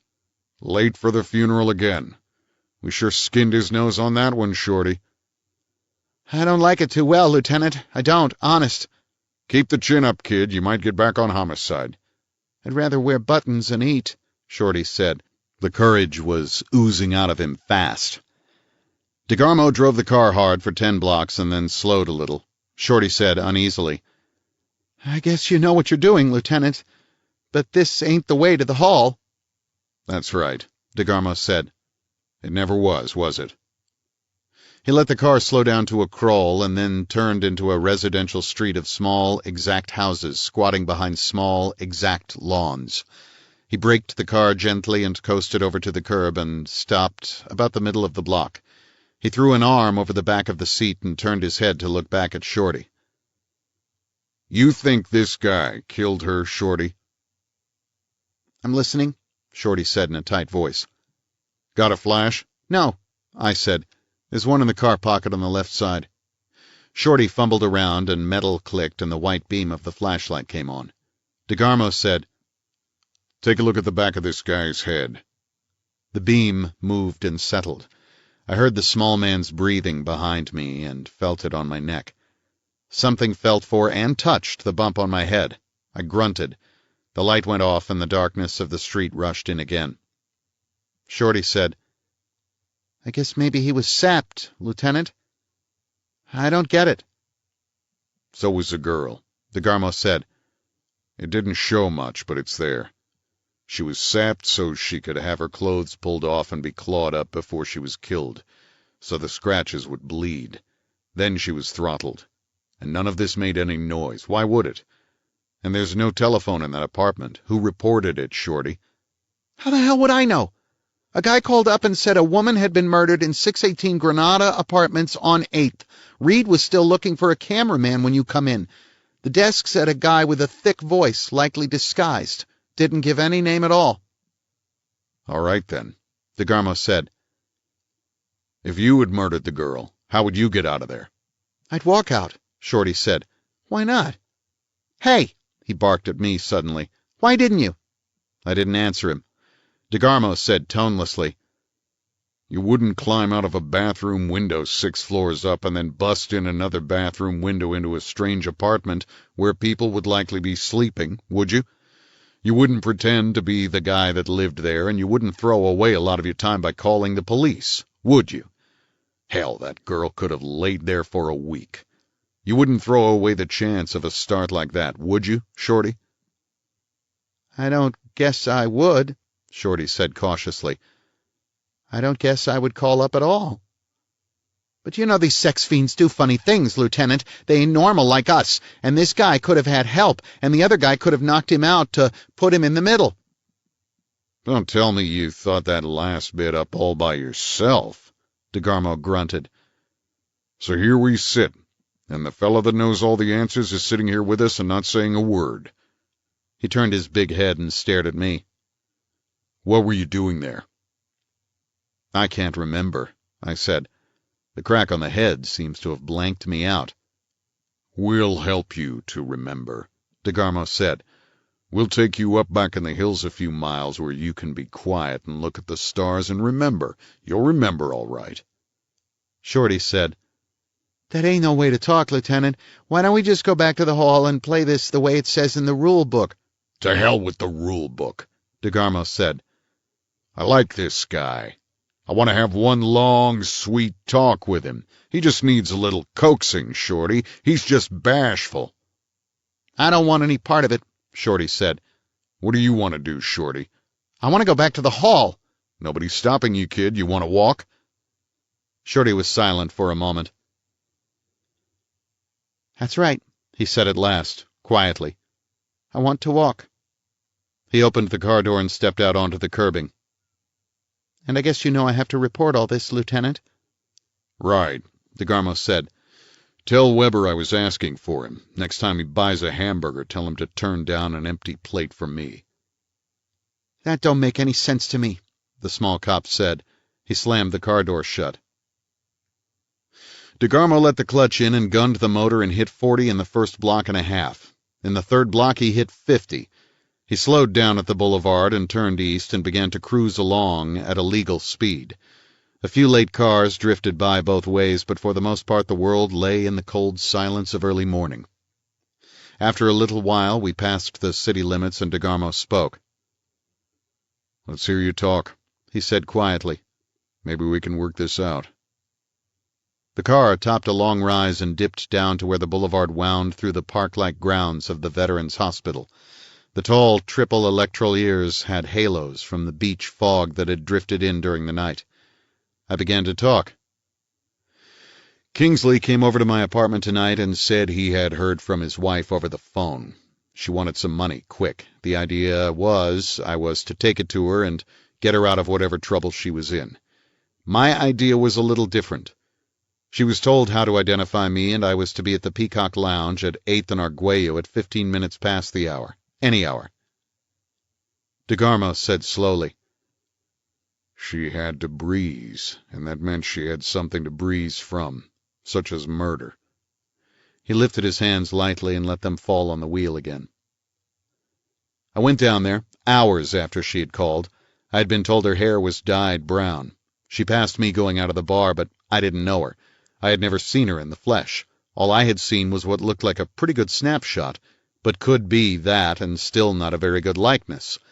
She sent a Mexican kid in to call me out. She wanted the money and no conversation. I wanted her story. Finally she saw she would have to talk a little and told me she was at the Granada. She made me wait 10 minutes before I followed her over."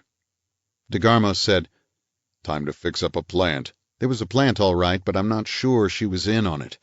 She didn't want me to come up there, didn't want to talk. Yet she ought to have known I would insist on some explanation before I gave up the money, so her reluctance could have been just an act, to make me feel that I was controlling the situation. She could act all right.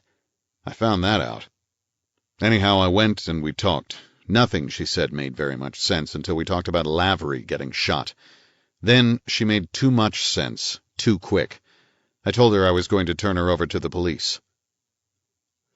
Westwood Village, dark except for one all-night service station and a few distant windows in apartment houses slid away to the north of us. "So she pulled a gun," I said. "I think she meant to use it, but she got too close to me and I got a headlock on her. While we were wrestling around, somebody came out from behind a green curtain and slugged me. When I came out of that, the murder was done." DeGarmo said slowly, "You get any kind of a look at who slugged you?" "No. I felt or half saw he was a man, and a big one, and this lying on the Davenport mixed in with clothes." I reached Kingsley's yellow and green scarf out of my pocket and draped it over his knee. "I saw Kingsley wearing this earlier this evening," I said. DeGarmo looked down at the scarf. He lifted it under the dashlight. "You wouldn't forget that too quick," he said. "It steps right up and smacks you in the eye. Kingsley, huh? Well, I'm damned. What happened then?" Knocking on the door, me still woozy in the head, not too bright and a bit panicked. I had been flooded with gin and my shoes and coat stripped off, and maybe I looked and smelled a little like somebody who would yank a woman's clothes off and strangle her. So I got out through the bathroom window, cleaned myself up as well as I could, and the rest you know. DeGarmo said, "Why didn't you lie dormy in the place you climbed into?" "What was the use? I guess even a Bay City cop would have found the way I had gone in a little while. If I had any chance at all, it was to walk out before that was discovered. If nobody was there who knew me, I had a fair chance of getting out of the building." "I don't think so," DeGarmo said, "but I can see where you didn't lose much trying. What's your idea of the motivation here?" Why did Kingsley kill her, if he did? That's not hard. She had been cheating on him, making him a lot of trouble, endangering his job, and now she had killed a man. Also, she had money, and Kingsley wanted to marry another woman. He might have been afraid that with money to spend she could beat the rap and be left laughing at him. If she didn't beat the rap and got sent up, her money would be just as thoroughly beyond his reach. He'd have to divorce her to get rid of her. There's plenty of motive for murder in all that. Also, he saw a chance to make me the goat. It wouldn't stick, but it would make confusion and delay. If murderers didn't think they could get away with their murders, very few would be committed. DeGarmo said, "All the same, it could be somebody else, somebody who isn't in the picture at all. Even if he went down there to see her, it could still be somebody else. Somebody else could have killed Lavery, too. If you like it that way. He turned his head. I don't like it any way at all, but if I crack the case, I'll get by with a reprimand from the police board. If I don't crack it, I'll be thumbing a ride out of town. You said I was dumb. Okay, I'm dumb. Where does Kingsley live? One thing I know is how to make people talk. 965 Carson Drive, Beverly Hills. About 5 blocks on, you turn north to the foothills. It's on the left side, just below Sunset. I've never been there, but I know how the block numbers run. He handed me the green and yellow scarf. Tuck that back into your pocket until we want to spring it on him. 35. It was a 2-storied white house with a dark roof. Bright moonlight lay against its wall like a fresh coat of paint. There were wrought iron grills against the lower halves of the front windows. A level lawn swept up to the front door, which was set diagonally into the angle of a jutting wall. All the visible windows were dark. DeGarmo got out of the car and walked along the parkway and looked back along the drive to the garage. He moved down the driveway, and the corner of the house hid him. I heard the sound of a garage door going up, then the thud as it was lowered again. He reappeared at the corner of the house, shook his head at me, and walked across the grass to the front door. He leaned his thumb on the bell and juggled a cigarette out of his pocket with one hand and put it between his lips. He turned away from the door to light it, and the flare of the match cut deep lines into his face. After a while, there was light on the fan over the door. The peephole in the door swung back. I saw DeGarmo holding up his shield. Slowly, and as if unwillingly, the door was opened. He went in. He was gone 4 or 5 minutes. Light went on behind various windows, then off again.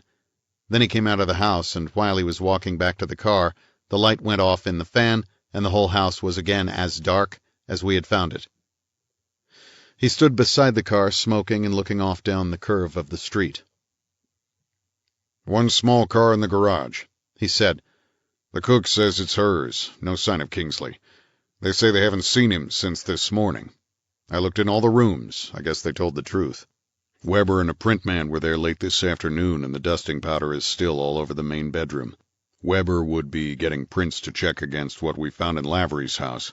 He didn't tell me what he got. Where would he be? Kingsley?" "Anywhere," I said. "On the road, in an hotel, in a Turkish bath getting the kinks out of his nerves. But we'll have to try his girlfriend first. Her name is Fromset, and she lives at the Bryson Tower on Sunset Place. That's away downtown, near Bullock's, Wilshire." "She does what?" DeGarmo asked, getting in under the wheel. "She holds the fort in his office and holds his hand out of office hours. She's no office cutie, though. She has brains and style." "This situation is going to use all she has," DeGarmo said. He drove down to Wilshire, and we turned east again. 25 minutes brought us to the Bryson Tower, a white stucco palace with fretted lanterns in the forecourt and tall date palms. The entrance was in an L, up marble steps, through a Moorish archway, and over a lobby that was too big, and a carpet that was too blue. Blue Alibaba oil jars were dotted around, big enough to keep tigers in.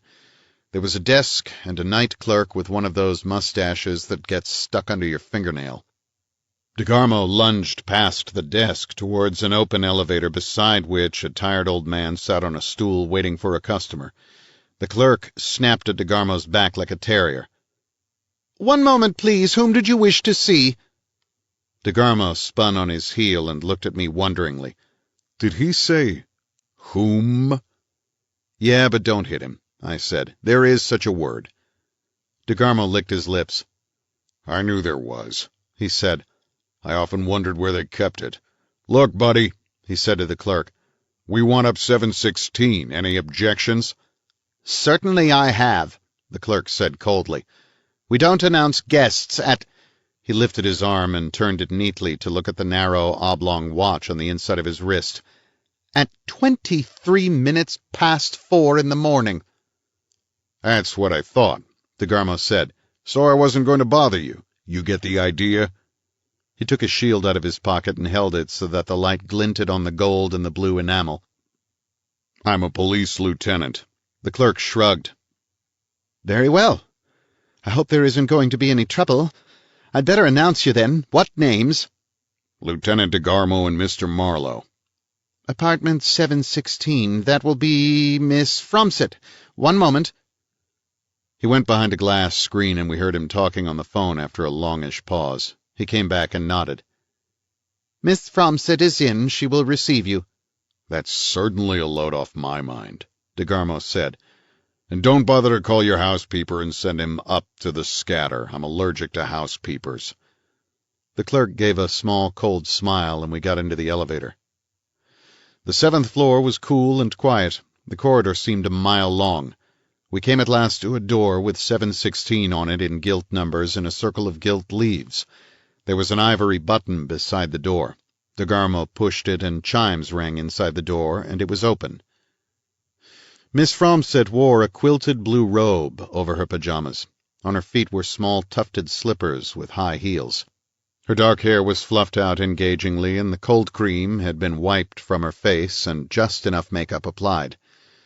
We went past her into a rather narrow room with several handsome oval mirrors and gray period furniture upholstered in blue damask.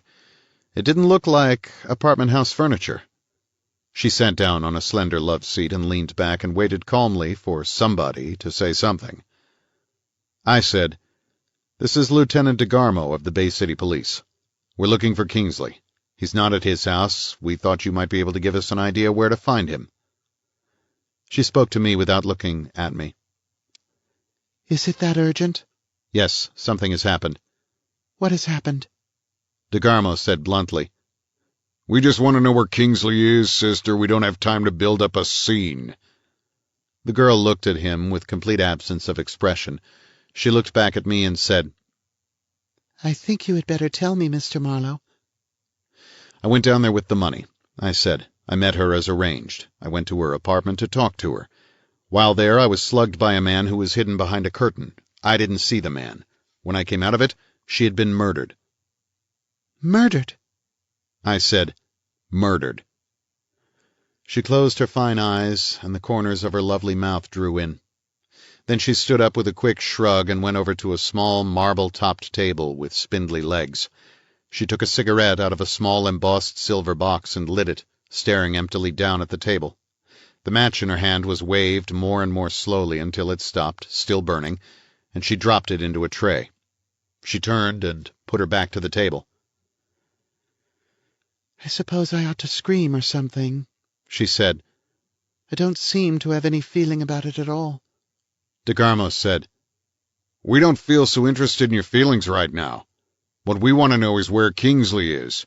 You can tell us or not tell us. Either way, you can skip the attitudes. Just make your mind up. She said to me quietly, The lieutenant here is a Bay City officer? I nodded. She turned at him slowly, with a lovely, contemptuous dignity. In that case, she said, he has no more right in my apartment than any other loud-mouthed bum that might try to toss his weight around. DeGarmo looked at her bleakly. He grinned and walked across the room and stretched his long legs from a deep, downy chair. He waved his hand at me. Okay, you work on her. I can get all the cooperation I need from the L.A. boys, but by the time I had things explained to them, it would be a week from next Tuesday. I started. Miss Fromsett, if you know where he is, or where he started to go, please tell us. You can understand that he has to be found. She said calmly, Why? DeGarmo put his head back and laughed. This babe is good, he said. Maybe she thinks we should keep it a secret from him that his wife has been knocked off. She's better than you think, I told him. His face sobered, and he bit his thumb. He looked her up and down insolently. She said, Is it just because he has to be told? I took the yellow and green scarf out of my pocket and shook it out loose and held it in front of her. This was found in the apartment where she was murdered. I think you have seen it. She looked at the scarf, and she looked at me, and in neither of the glances was there any meaning. She said, You ask for a great deal of confidence, Mr. Marlowe, considering that you haven't been such a very smart detective after all. I ask for it, I said, and I expect to get it. And how smart I've been is something you don't really know anything about." "This is cute," DeGarmo put in. "You two make a nice team. All you need is acrobats to follow you. But right now—" She cut through his voice as if he didn't exist. "How was she murdered?" "She was strangled and stripped naked and scratched up." "Derry wouldn't have done anything like that," she said quietly. DeGarmo made a noise with his lips. "Nobody ever knows what anybody else will do, sister. A cop knows that much." She still didn't look at him. In the same level tone, she asked, "Do you want to know where we went after we left your apartment and whether he brought me home, things like that?" "Yes." "Because if he did, he wouldn't have had time to go down to the beach and kill her? Is that it?" I said, "That's a good part of it." "He didn't bring me home," she said slowly. "I took a taxi on Hollywood Boulevard not more than 5 minutes after we left your place. I didn't see him again. I supposed he went home." DeGarmo said, "Usually the bim tries to give her boyfriend a bit more alibi than that, but it takes all kinds, don't it?" Miss Fromset said to me, "He wanted to bring me home, but it was a long way out of his way, and we were both tired. The reason I was telling you this is because I know it doesn't matter in the least. If I thought it did, I wouldn't tell you." "So he did have time," I said. She shook her head. "I don't know. I don't know how much time was needed. I don't know how he could have known where to go. Not from me, not from her, through me. She didn't tell me." Her dark eyes were on mine, searching, probing. "Is this the kind of confidence you ask for?" I folded the scarf up and put it back in my pocket. "We want to know where he is now." "I can't tell you because I have no idea." Her eyes had followed the scarf down to my pocket. They stayed there. "You say you were slugged. You mean knocked unconscious?" "Yes, by somebody who was hidden out behind a curtain. We still fall for it. She pulled a gun on me, and I was busy trying to take it away from her. There's no doubt she shot Lavery." DeGarmo stood up suddenly. "You're making yourself a nice, smooth scene, fellow," he growled. "But you're not getting anywhere. Let's blow." I said, "Wait a minute, I'm not finished." "Suppose he had something on his mind," Miss Fromset, "something that was eating pretty deep into him. That was how he looked tonight. Suppose he knew more about all this than we realized, or than I realized, and knew things were coming to a head.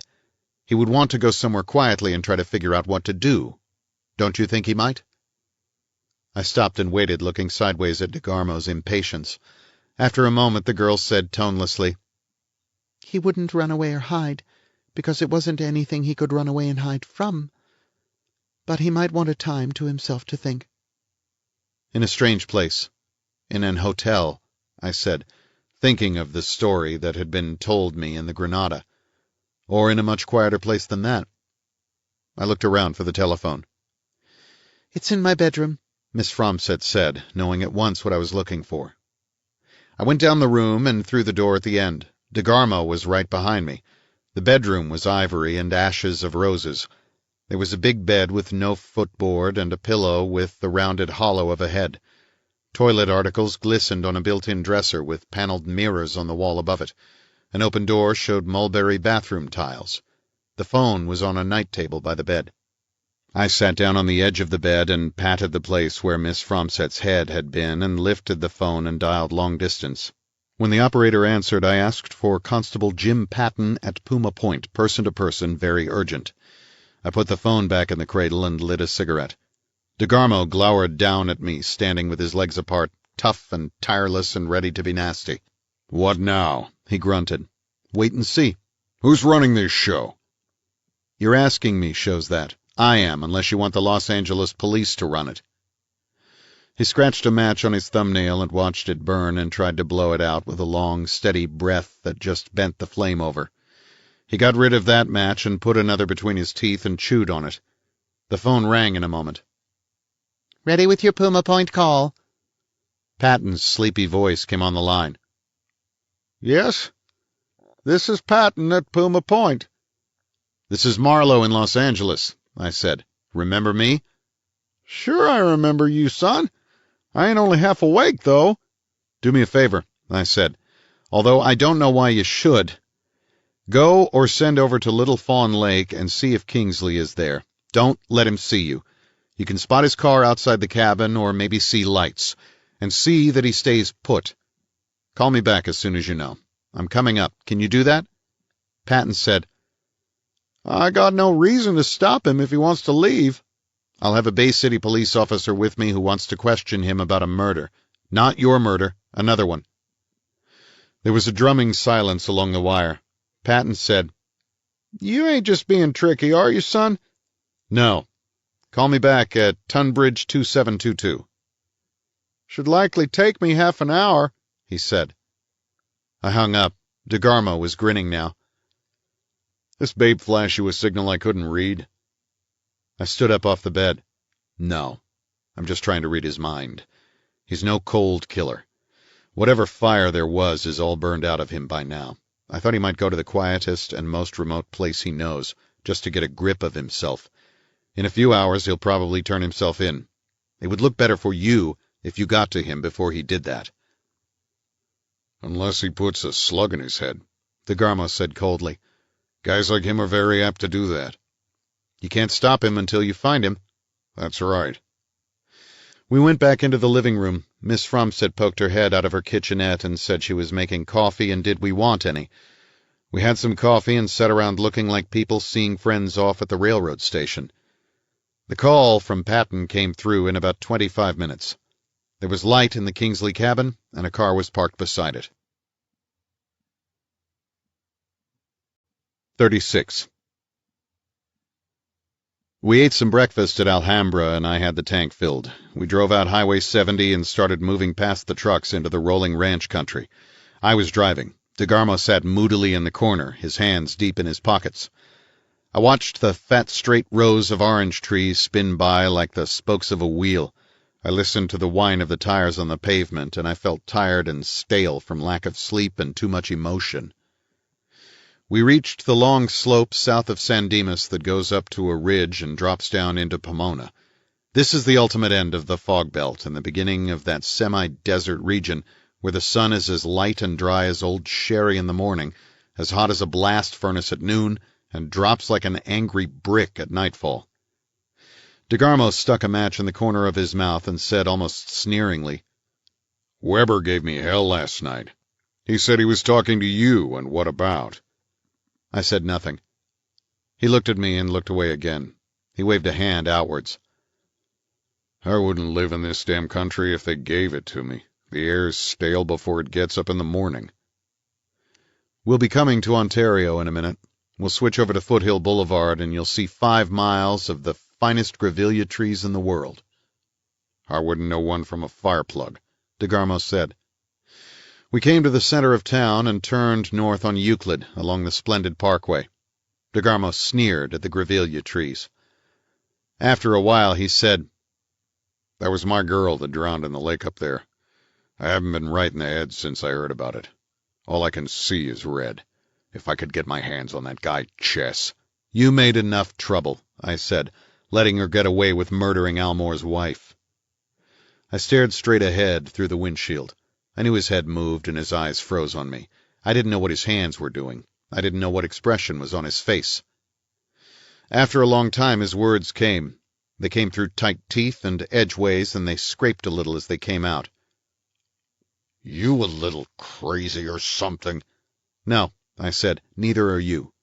You know as well as anybody could know anything that Florence Almore didn't get up out of bed and walk down to that garage. You know she was carried. You know that was why Tally stole her slipper, the slipper that had never walked on a concrete path. You knew that Almore gave his wife a shot in the arm at Condy's place, and that it was just enough and not any too much. He knew his shots in the arm the way you know how to rough up a bum that hasn't any money or any place to sleep.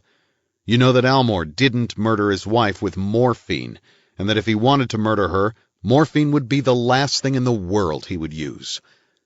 But you know that somebody else did, and that Almore carried her down to the garage and put her there, technically still alive to breathe in some monoxide, but medically just as dead as though she had stopped breathing.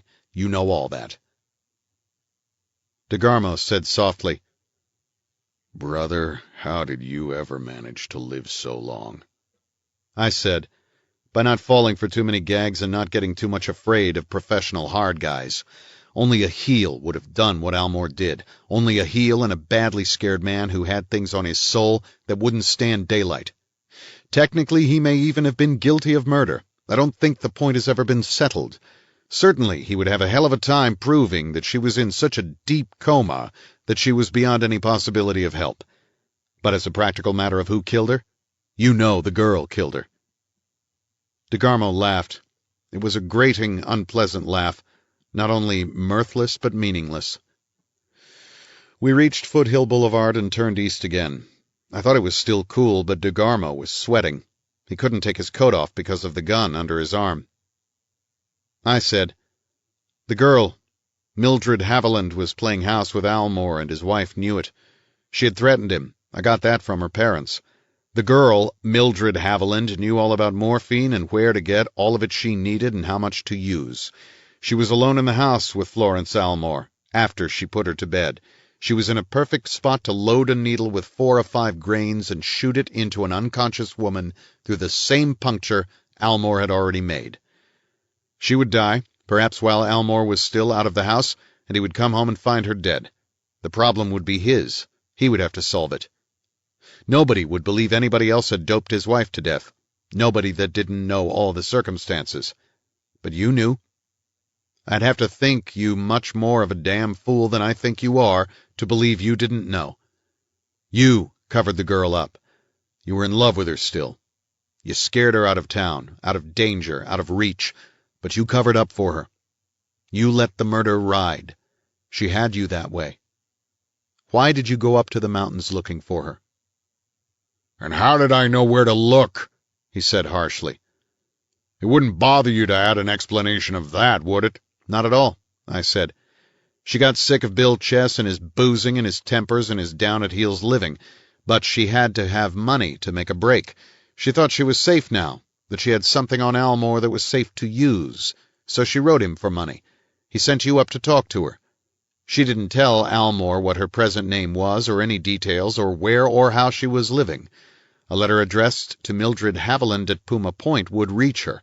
All she had to do was ask for it. But no letter came and nobody connected her with Mildred Haviland. All you had was an old photo and your usual bad manners, and they didn't get you anywhere with those people." DeGarmo said gratingly, "Who told you she tried to get money from Almore?" "Nobody. I had to think of something to fit what happened. If Lavery or Mrs. Kingsley had known who Muriel Chess had been and had tipped it off, you wouldn't have known where to find her and what name she was using. You didn't know those things.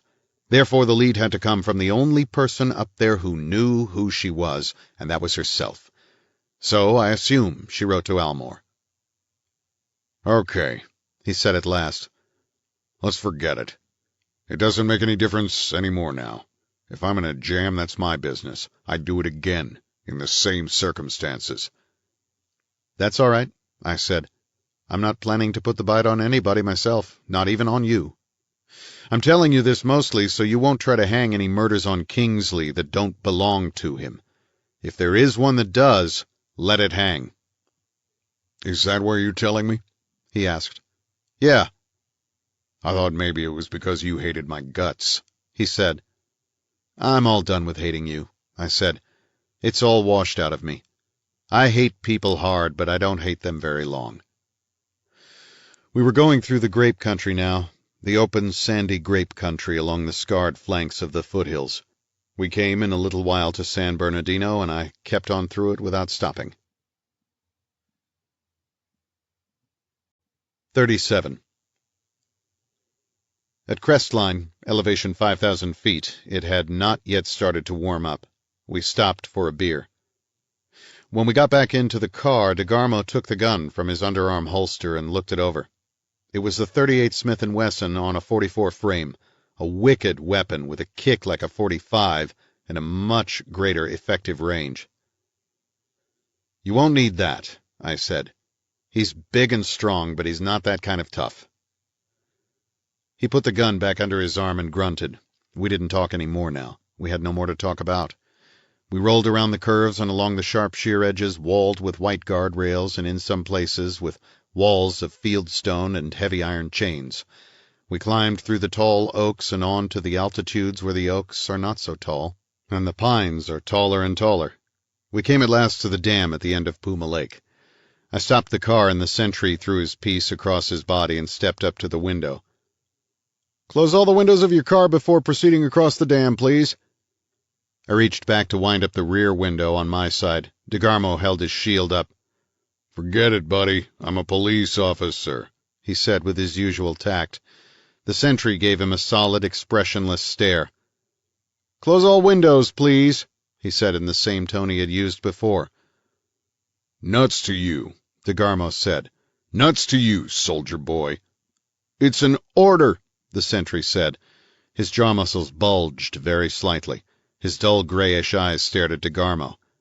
"And I didn't write the order, mister. Up with the windows." "Suppose I told you to go jump in the lake," DeGarmo sneered. The sentry said, "I might do it. I scare easily." He patted the breech of his rifle with a leathery hand. DeGarmo turned and closed the windows on his side. We drove across the dam. There was a sentry in the middle and one at the far end. The first one must have flashed them some kind of signal. They looked at us with steady, watchful eyes, without friendliness. I drove on through the piled masses of granite and down through the meadows of coarse grass where cows grazed. The same gaudy slacks and short shorts and peasant handkerchiefs as yesterday, the same light breeze and golden sun and clear blue sky, the same smell of pine needles, the same cool softness of a mountain summer. But yesterday was 100 years ago. Something crystallized in time, like a fly in amber. I turned off on the road to Little Fawn Lake and wound around the huge rocks and past the little gurgling waterfall. The gate into Kingsley's property was open and Patton's car was standing in the road pointing towards the lake, which was invisible from that point. There was nobody in it. The card sign on the windshield still read, "Keep Jim Patton constable. He is too old to go to work." Close to it, and pointed the other way, was a small, battered coupe. Inside the coupe a lion hunter's hat. I stopped my car behind Patton's and locked it and got out. Andy got out of the coupe and stood staring at us, woodenly. I said, "This is Lieutenant DeGarmo of the Bay City Police." Andy said, "Jim's just over the ridge. He's waiting for you. He ain't had any breakfast." We walked up the road to the ridge as Andy got back into his coupe. Beyond it the road dropped to the tiny blue lake. Kingsley's cabin across the water seemed to be without life. "That's the lake," I said. DeGarmo looked down at it silently. His shoulders moved in a heavy shrug. "Let's go get the bastard," was all he said. We went on, and Patton stood up from behind a rock. He was wearing the same old Stetson and khaki pants and shirt buttoned to his thick neck. The star on his left breast still had a bent point. His jaws moved slowly, munching. "Nice to see you again," he said, not looking at me, but at DeGarmo. He put his hand out and shook DeGarmo's hard paw.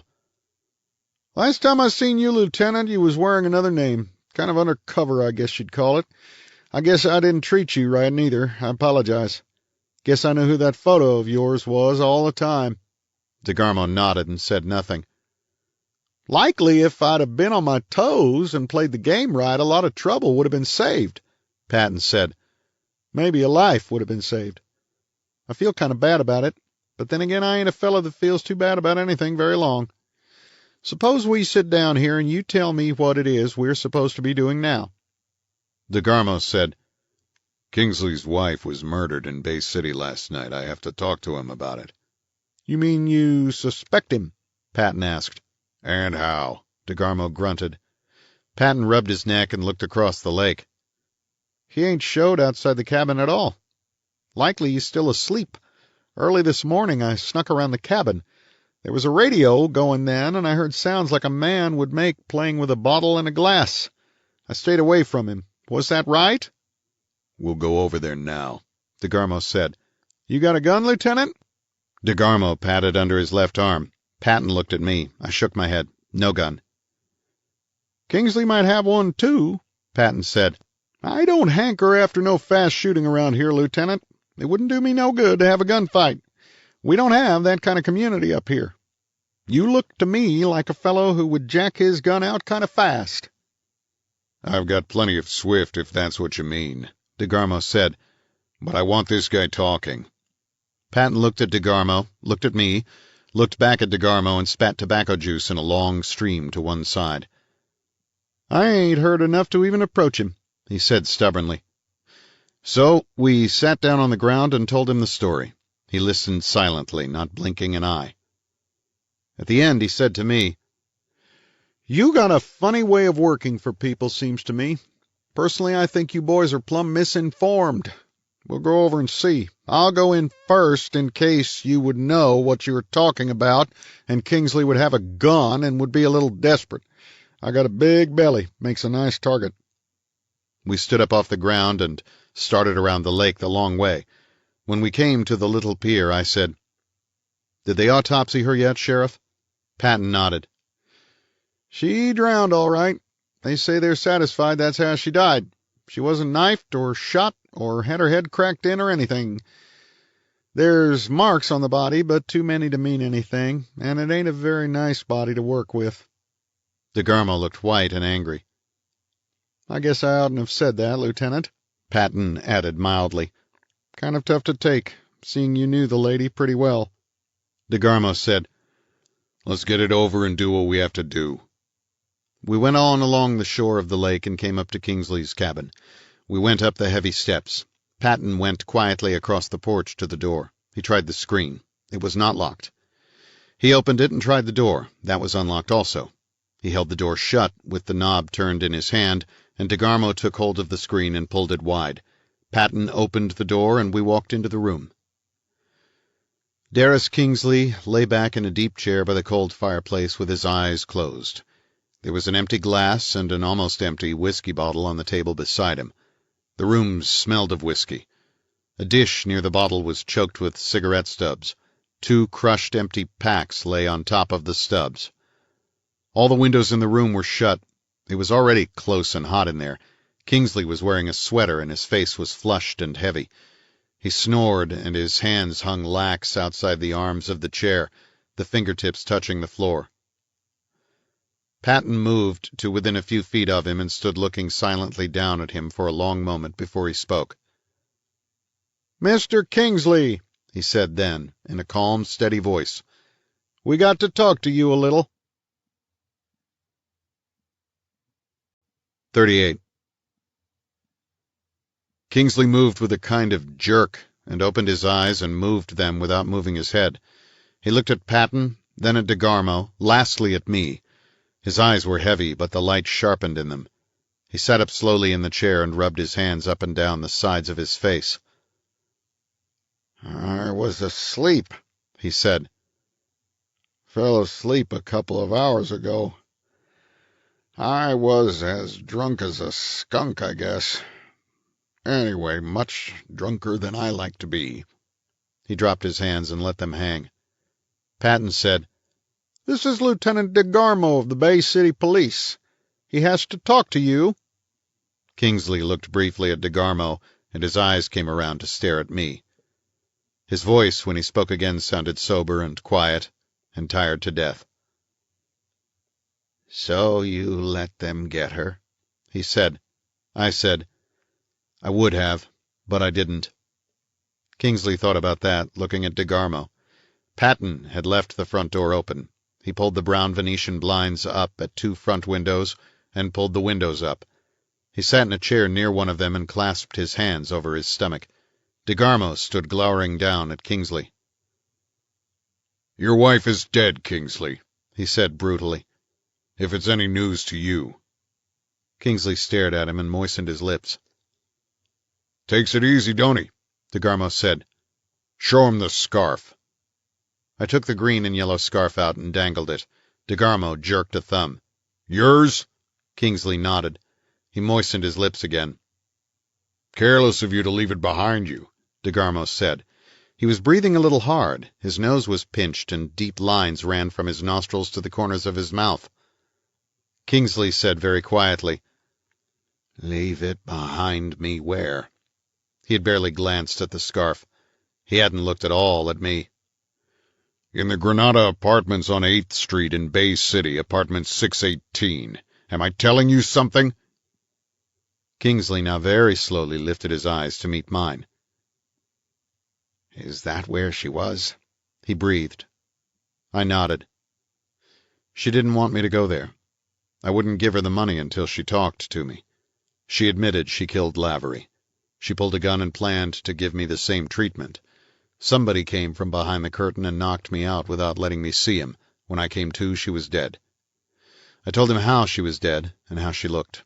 I told him what I had done and what had been done to me. He listened without moving a muscle of his face. When I had done talking, he made a vague gesture towards the scarf. "What has that got to do with it?" "The lieutenant regards it as evidence that you were the party hidden out in the apartment." Kingsley thought that over. He didn't seem to get the implications of it very quickly. He leaned back in the chair and rested his head against the back. "Go on," he said at length. "I suppose you know what you're talking about. I'm quite sure I don't." DeGarmo said, "All right, play dumb. See what it gets you. You could begin by accounting for your time last night after you dropped your biddy at her apartment house." Kingsley said evenly, "If you mean Miss Fromm said, I didn't. She went home in a taxi. I was going home myself, but I didn't. I came up here instead. I thought the trip and the night air and the quiet might help me to get straightened out." "Just think of that," DeGarmo jeered. "Straightened out from what, if I might ask?" "Straightened out from all the worry I had been having." "Hell," DeGarmo said. "A little thing like strangling your wife and clawing her belly wouldn't worry you that much, would it?" "Son, you hadn't ought to say things like that," Patton put in from the background. "That ain't no way to talk. You ain't produced anything yet that sounds like evidence." "No?" DeGarmo swung his hard head at him. "What about this scarf, fatty? Isn't that evidence?" "You didn't fit it into anything, not that I heard," Patton said peacefully. "And I ain't fat either, just well covered." DeGarmo swung away from him disgustedly. He jabbed his finger at Kingsley. "I suppose you didn't go down to Bay City at all," he said harshly. "No, why should I? Marlowe was taking care of that. And I don't see why you were making a point of the scarf. Marlowe was wearing it." DeGarmo stood rooted and savage. He turned very slowly and gave me his bleak, angry stare. "I don't get this," he said. "Honest, I don't. It wouldn't be that somebody is kidding me, would it? Somebody like you?" I said, "All I told you about the scarf was that it was in the apartment and that I had seen Kingsley wearing it earlier in the evening. That seemed to be all you wanted. I might have added that I had later worn the scarf myself, so the girl I was to meet could identify me that much easier." DeGarmo backed away from Kingsley and leaned against the wall at the end of the fireplace. He pulled his lower lip out with thumb and forefinger of his left hand. His right hand hung lax at his side, the fingers slightly curved. I said, "I told you all I had ever seen of Mrs. Kingsley was a snapshot. One of us had to be sure of being able to identify the other. The scarf seemed obvious enough for identification. As a matter of fact, I had seen her once before, although I didn't know it when I went to meet her. But I didn't recognize her at once." I turned to Kingsley. "Mrs. Fallbrook," I said. "I thought you said Mrs. Fallbrook was the owner of the house," he answered slowly. "That's what she said at the time. That's what I believed at the time. Why wouldn't I?" DeGarmo made a sound in his throat. His eyes were a little crazy. I told him about Mrs. Fallbrook and her purple hat and her fluttery manner and the empty gun she had been holding and how she gave it to me. When I stopped, he said very carefully, "I didn't hear you tell Weber any of that." I didn't tell him. I didn't want to admit I had already been in the house 3 hours before, that I had gone to talk it over with Kingsley before I reported it to the police. "That's something we're going to love you for," DeGarmo said with a cold grin. "Jesus, what a sucker I've been. How much you paying this Seamus to cover up your murders for you, Kingsley? His usual rates, Kingsley told him emptily, and a $500 bonus if he can prove my wife didn't murder Lavery. Too bad he can't earn that, DeGarmo sneered. Don't be silly, I said. I've already earned it. There was a silence in the room, one of those charged silences which seem about to split apart with a peal of thunder. It didn't. It remained, hung heavy and solid like a wall. Kingsley moved a little in his chair, and after a long moment he nodded his head. Nobody could possibly know that better than you know it, DeGarmo, I said. Patton had as much expression on his face as a chunk of wood. He watched DeGarmo quietly. He didn't look at Kingsley at all. DeGarmo looked at a point between my eyes, but not as if that was anything in the room with him. Rather, as if he was looking at something very far away, like a mountain across a valley. After what seemed a very long time, DeGarmo said quietly, I don't see why. I don't know anything about Kingsley's wife. To the best of my knowledge, I never laid eyes on her until last night. He lowered his eyelids a little and watched me broodingly. He knew perfectly well what I was going to say. I said it anyway. And you never saw her last night, because she had already been dead for over a month. Because she had been drowned in Little Fawn Lake. Because the woman you saw dead in the Granada apartments was Mildred Haviland, and Mildred Haviland was Muriel Chess. And since Mrs. Kingsley was dead long before Lavery was shot, it follows that Mrs. Kingsley did not shoot him. Kingsley clenched his fists on the arms of his chair, but he made no sound. No sound at all. 39. There was another heavy silence. Patton broke it by saying, in his careful, slow voice, That's kind of a wild statement, ain't it? Don't you kind of think Bill Chess would know his own wife? I said, after a month in the water, with his wife's clothes on her and some of his wife's trinkets, with water-soaked blonde hair like his wife's hair and almost no recognizable face. Why would he even have a doubt about it? She left a note that might be a suicide note. She was gone away. They had quarreled. Her clothes and car had gone away. During the month she was gone, he had heard nothing from her. He had no idea where she had gone. And then this corpse comes up out of the water with Muriel's clothes on it. A blonde woman, about his wife's size. Of course there would be differences, and if any substitution had been suspected, they would have been found and checked. But there was no reason to suspect any such thing. Crystal Kingsley was still alive. She had gone off with Lavery.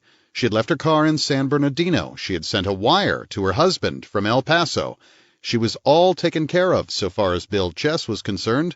He had no thoughts about her at all. She didn't enter the picture anywhere for him. Why should she? Patton said, I ought to have thought of it myself, but if I had, it would be one of those ideas a fellow would throw away almost as quick as he thought of it. It would look too kind of far-fetched. Superficially, yes, I said, but only superficially. Suppose the body had not come up out of the lake for a year, or not at all, unless the lake was dragged for it. Muriel Chess was gone, and nobody was going to spend much time looking for her. We might never have heard of her again. Mrs. Kingsley was a different proposition. She had money and connections and an anxious husband. She would be searched for, as she was eventually, but not very soon, unless something happened to start suspicion. It might have been a matter of months before anything was found out. The lake might have been dragged. But if a search along her trail seemed to indicate that she had actually left the lake and gone down the hill, even as far as San Bernardino, and the train from there east, then the lake might never have been dragged. And even if it was, and the body was found, there was rather better than an even chance that the body would not be correctly identified. Bill Chess was arrested for his wife's murder.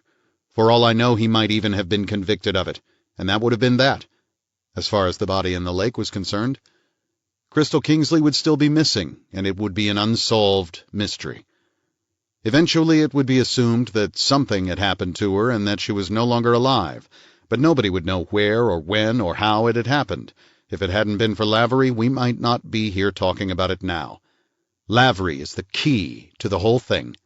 He was in the Prescott Hotel in San Bernardino the night Crystal Kingsley was supposed to have left here. He saw a woman there who had Crystal Kingsley's car, who was wearing Crystal Kingsley's clothes.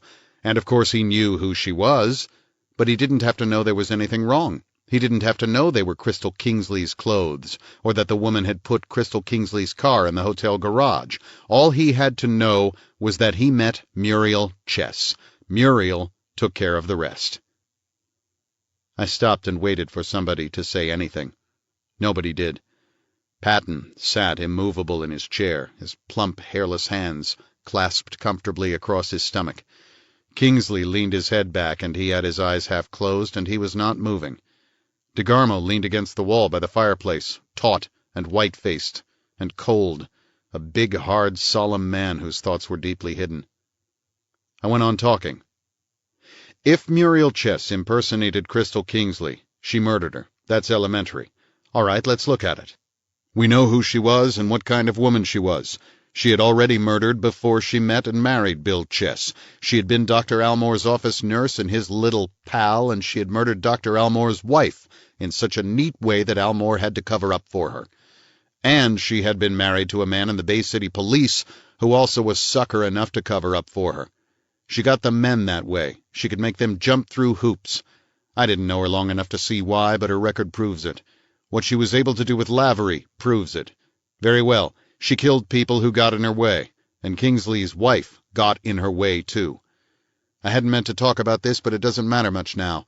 Crystal Kingsley could make the men do a little jumping through hoops, too. She made Bill Chess jump, and Bill Chess's wife wasn't the girl to take that and smile. Also, she was sick to death of her life up here. She must have been, and she wanted to get away. But she needed money. She had tried to get it from Almore, and that sent DeGarmo up here looking for her. That scared her a little. DeGarmo is the sort of fellow you are never quite sure of. She was right not to be sure of him, wasn't she, DeGarmo? DeGarmo moved his foot on the ground. "The sands are running against you, fellow," he said grimly. "Speak your little piece while you can." Mildred didn't positively have to have Crystal Kingsley's car and clothes and credentials and whatnot, but they helped. What money she had must have helped a great deal, and Kingsley says she liked to have a good deal of money with her. Also, she must have had jewelry which could eventually be turned into money. All this made killing her a rational as well as an agreeable thing to do. That disposes of motive. And we come to means and opportunity. The opportunity was made to order for her. She had quarreled with Bill, and he had gone off to get drunk. She knew her Bill and how drunk he could get and how long he would stay away. She needed time. Time was of the essence. She had to assume that there was time, otherwise the whole thing flopped. She had to pack her own clothes and take them in her car to Coon Lake and hide them there, because they had to be gone. She had to walk back. She had to murder Crystal Kingsley and dress her in Muriel's clothes and get her down in the lake. All that took time. As to the murder itself, I imagine she got her drunk or knocked her on the head or drowned her in the bathtub in this cabin. That would be logic and simple, too. She was a nurse. She knew how to handle things like bodies. She knew how to swim. We have it from Bill that she was a fine swimmer, and a drowned body will sink. All she had to do was guide it down into the deep water where she wanted it. There is nothing in all this beyond the powers of one woman who could swim. She did it. She dressed in Crystal Kingsley's clothes, packed what else of her she wanted, got into Crystal Kingsley's car and departed. And at San Bernardino she ran into her first snag. Lavery. Lavery knew her as Muriel Chess. We have no evidence and no reason whatever to assume that he knew her as anything else. He had seen her up here, and he was probably on his way up here again when he met her. She wouldn't want that. All he would find would be a locked-up cabin. But he might get talking to Bill, and it was part of her plan that Bill should not know positively that she had ever left Little Fawn Lake, so that when and if the body was found, he would identify it. So she put her hooks into Lavery at once, and that wouldn't be too hard. If there is one thing we know for certain about Lavery, it is that he couldn't keep his hands off the women. The more of them, the better. He would be easy for a smart girl like Mildred Haviland. So she played him, and took him away with her. She took him to El Paso and there sent a wire he knew nothing about. Finally, she played him back to Bay City. She probably couldn't help that. He wanted to go home, and she couldn't let him get too far from her because Lavery was dangerous to her. Lavery alone could destroy all the indications that Crystal Kingsley had actually left Little Fawn Lake. When the search for Crystal Kingsley eventually began, it had to come to Lavery, and at that moment Lavery's life wasn't worth a plugged nickel. His first denials might not be believed, as they were not. But when he opened up with the whole story, that would be believed, because it could be checked. So the search began, and immediately Lavery was shot dead in his bathroom, the very night after I went down to talk to him. That's about all there is to it, except why she went back to the house the next morning. That's just one of those things that murderers seem to do. She said he had taken her money, but I don't believe it.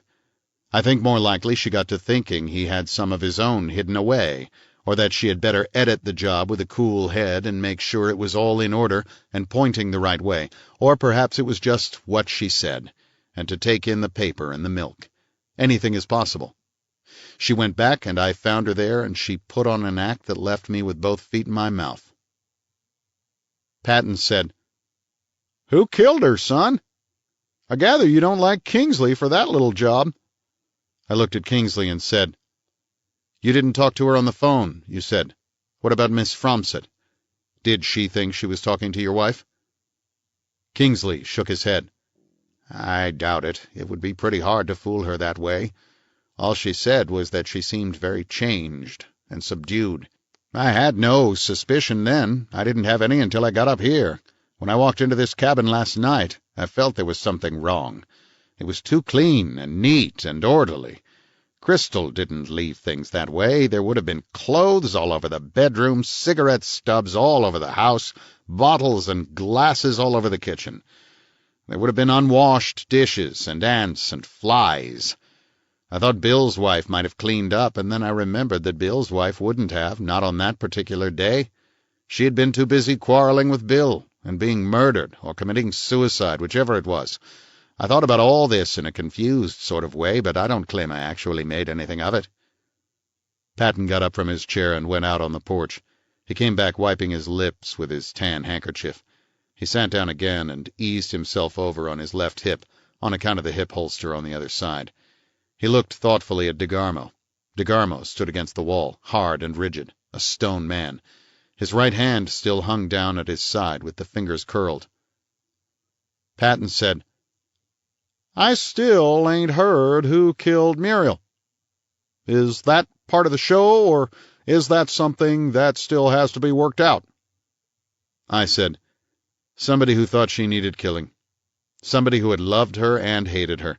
Somebody who was too much of a cop to let her get away with any more murders, but not enough of a cop to pull her in and let the whole story come out. Somebody like DeGarmo." 40. DeGarmo straightened away from the wall and smiled bleakly. His right hand made a hard, clean movement and was holding a gun. He held it with a lax wrist so that it pointed down at the floor in front of him. He spoke to me without looking at me. "I don't think you have a gun," he said.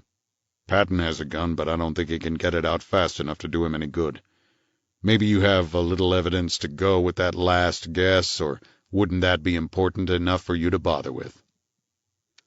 "A little evidence," I said. "Not very much, but it will grow."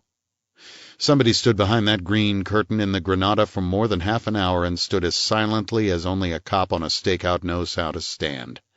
Somebody who had a blackjack. Somebody who knew I had been hit with one without looking at the back of my head. You told Shorty, remember? Somebody who knew the dead girl had been hit with one too, although it wouldn't have showed, and he wouldn't have been likely at that time to have handled the body enough to find out. Somebody who stripped her and raked her body with scratches in the kind of sadistic hate a man like you might feel for a woman who had made a small private hell for him. Somebody who has blood and cuticle under his fingernails right now, plenty enough for a chemist to work on. I bet you won't let Patton look at the fingernails of your right hand, DeGarmo." DeGarmo lifted the gun a little and smiled, a wide white smile. "And just how did I know where to find her?" he asked. "Almore saw her, coming out of or going into Lavery's house. That's what made him so nervous. That's why he called you when he saw me hanging around. As to how exactly you trailed her to the apartment, I don't know. I don't see anything difficult about it. You could have hid out in Almore's house and followed her, or followed Lavery. All that would be routine work for a copper." DeGarmo nodded and stood silent for a moment, thinking. His face was grim, but his metallic blue eyes held a light that was almost amusement. The room was hot and heavy with a disaster that could no longer be mended. He seemed to feel it less than any of us. "I want to get out of here," he said at last. "Not very far, maybe, but no hick cop is going to put the arm on me. Any objections?" Patton said quietly, "Can't be done, son. You know I got to take you. None of this ain't proved, but I can't just let you walk out." "You have a nice fat belly, Patton. I'm a good shot. How do you figure to take me?" "I've been trying to figure," Patton said, and rumpled his hair under his pushed-back hat. "I ain't got very far with it. I don't want no holes in my belly. But I can't let you make a monkey of me in my own territory either." "Let him go," I said. "He can't get out of these mountains. That's why I brought him up here." Patton said soberly, "Somebody might get hurt taking him. That wouldn't be right. If it's anybody, it's got to be me." DeGarmo grinned. "You're a nice boy, Patton," he said. "Look, I'll put the gun back under my arm, and we'll start from scratch. I'm good enough for that, too." He tucked the gun under his arm. He stood with his arms hanging, his chin pushed forward a little, watching. Patton chewed softly, with his pale eyes on DeGarmo's vivid eyes. "I'm sitting down," he complained. "I ain't as fast as you anyways.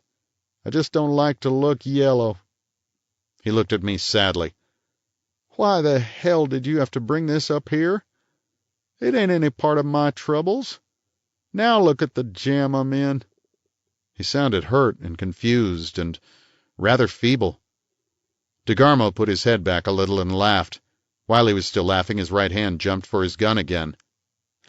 I didn't see Patton move at all.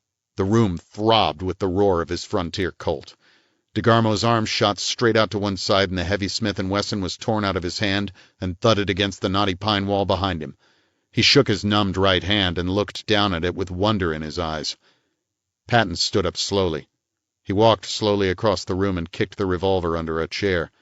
He looked at DeGarmo sadly. DeGarmo was sucking a little blood off his knuckles.